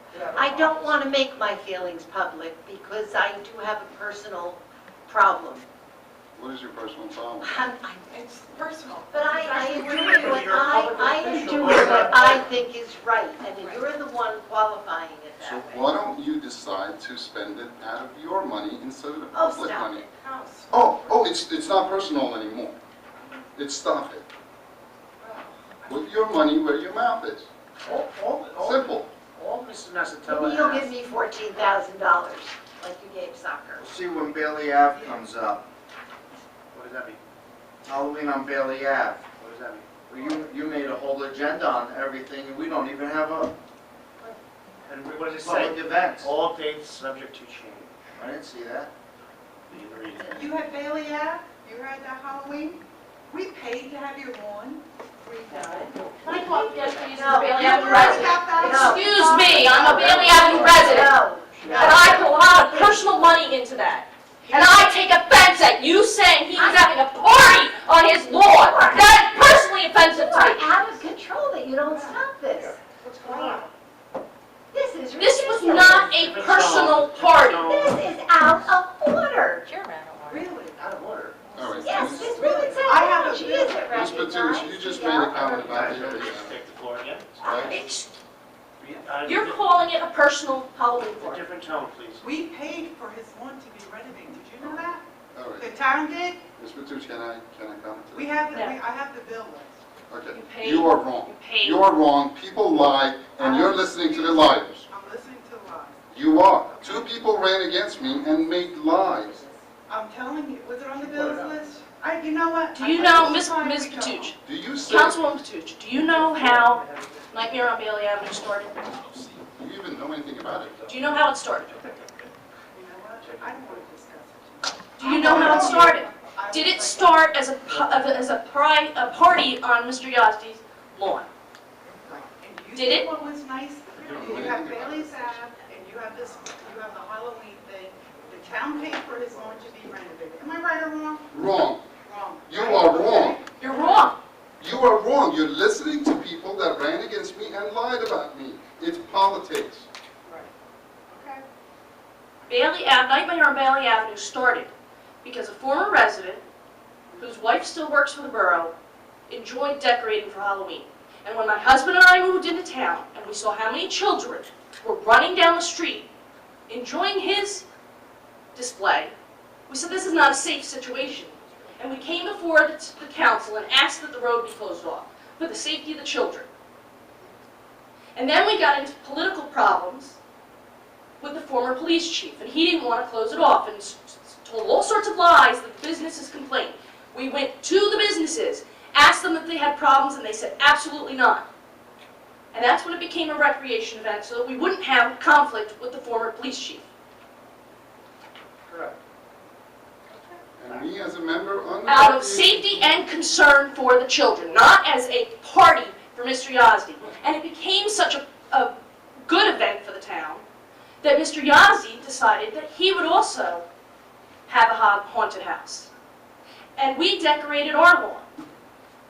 And the rec department said, we want to do something for the toddlers. They don't want to go through a haunted house.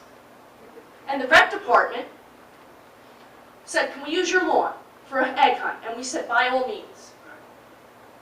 By all means. And the last year that we had Bailey Avenue, Nightmare on Bailey Avenue, Gail said, oh, I don't think we're going to have the money for the egg hunt, and kids aren't going to show up, and blah, blah, blah. And my husband and I were prepared to pull out of our own pockets eggs for the kids, knowing they would be disappointed if it wasn't there, because it was promised. And sure enough, 30 kids showed that night that would have been disappointed. So I am sick and tired of people in my own Republican Party saying that this was, you are the one that started the political. You have. You did last year. But I am so tired of it being called a party on his lawn when we did this for the children. Can you please stop doing that? A lot of volunteers put a lot of time into creating Not something one bill so... went out to repair your lawn. Not one bill went to pay for your lawn to be renovated.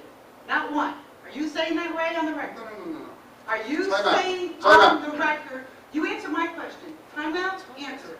One bill, I got reimbursed for fixing my lawn after it was destroyed, using it for You recreation. said none of the money came out. Am I right? I don't want to argue about I it. didn't say anything. Money I got we paid. reimbursed. You got reimbursed. I got reimbursed. We paid you to get your lawn done. Why don't you put Nightmare on Bailey out on your lawn next year? I will come and decorate. Right? Not, it's just painful. But this is Well, a I'm just painful saying- process. To have You know your what? lawn Why don't you done. explain to the people what you did with the budget last year? You did nothing.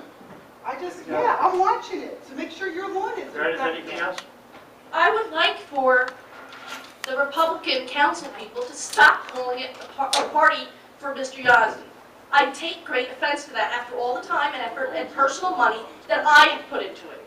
And it was extremely disappointing to not have it last year at the last minute, as well as to not have Pride Day. Right there Can you was please nothing. stop calling it that? Because it's very offensive to the other residents of the street. Yeah, the day was running out, that's right. The question was, We will you have stop? And we didn't have a rain date. We didn't have one the year before either when it was canceled. True. We had one the year before because I had a tent. So I can tell you that. Meredith, I believe there's a lot of wonderful Republicans in this town that can use common sense and come to It's not a party. make decisions that's best for our town, okay? Well, I haven't heard that she would stop calling it that. I really, No, she's asked a question. Are you willing to answer the question? Will you stop calling it a private party of Mr. Yazdi as long as it's not? Will you stop doing that? At least ask a question, let me answer it. You're enjoying it. You should be ashamed of yourself. So she won't answer your question. she won't answer my question, and will you apologize to the other residents of Bailey Avenue for calling it a party on Mr. Yazdi's lawn? Not Not answer. answering. She doesn't know. Okay, thank you. Thank you very much. Quick. No, just, up there, listen, Ms. Shortman, leave your personal feelings at the door. We could give, I couldn't care less, okay, about what you feel, what your personal things is. Get out of my pocket, okay? Just get out of my pocket, please. We're gonna shout it from the rooftops, and you're gonna, I mean, you guys didn't learn anything. Motion to close public comment. You didn't learn anything. So move. Second. Hopefully make it. Second to close. So moved, second. All in favor? Aye. All right. No formal action. On agenda, we're going to skip executive. Oh, no, I'm sorry. We have one matter to discuss. We have one matter to discuss. Governing body, March 6th, regular work session, March 20th, regular meeting. Need a motion to go into executive session. So moved. Second. Thanks, guys. Yeah, just for the record, it's on the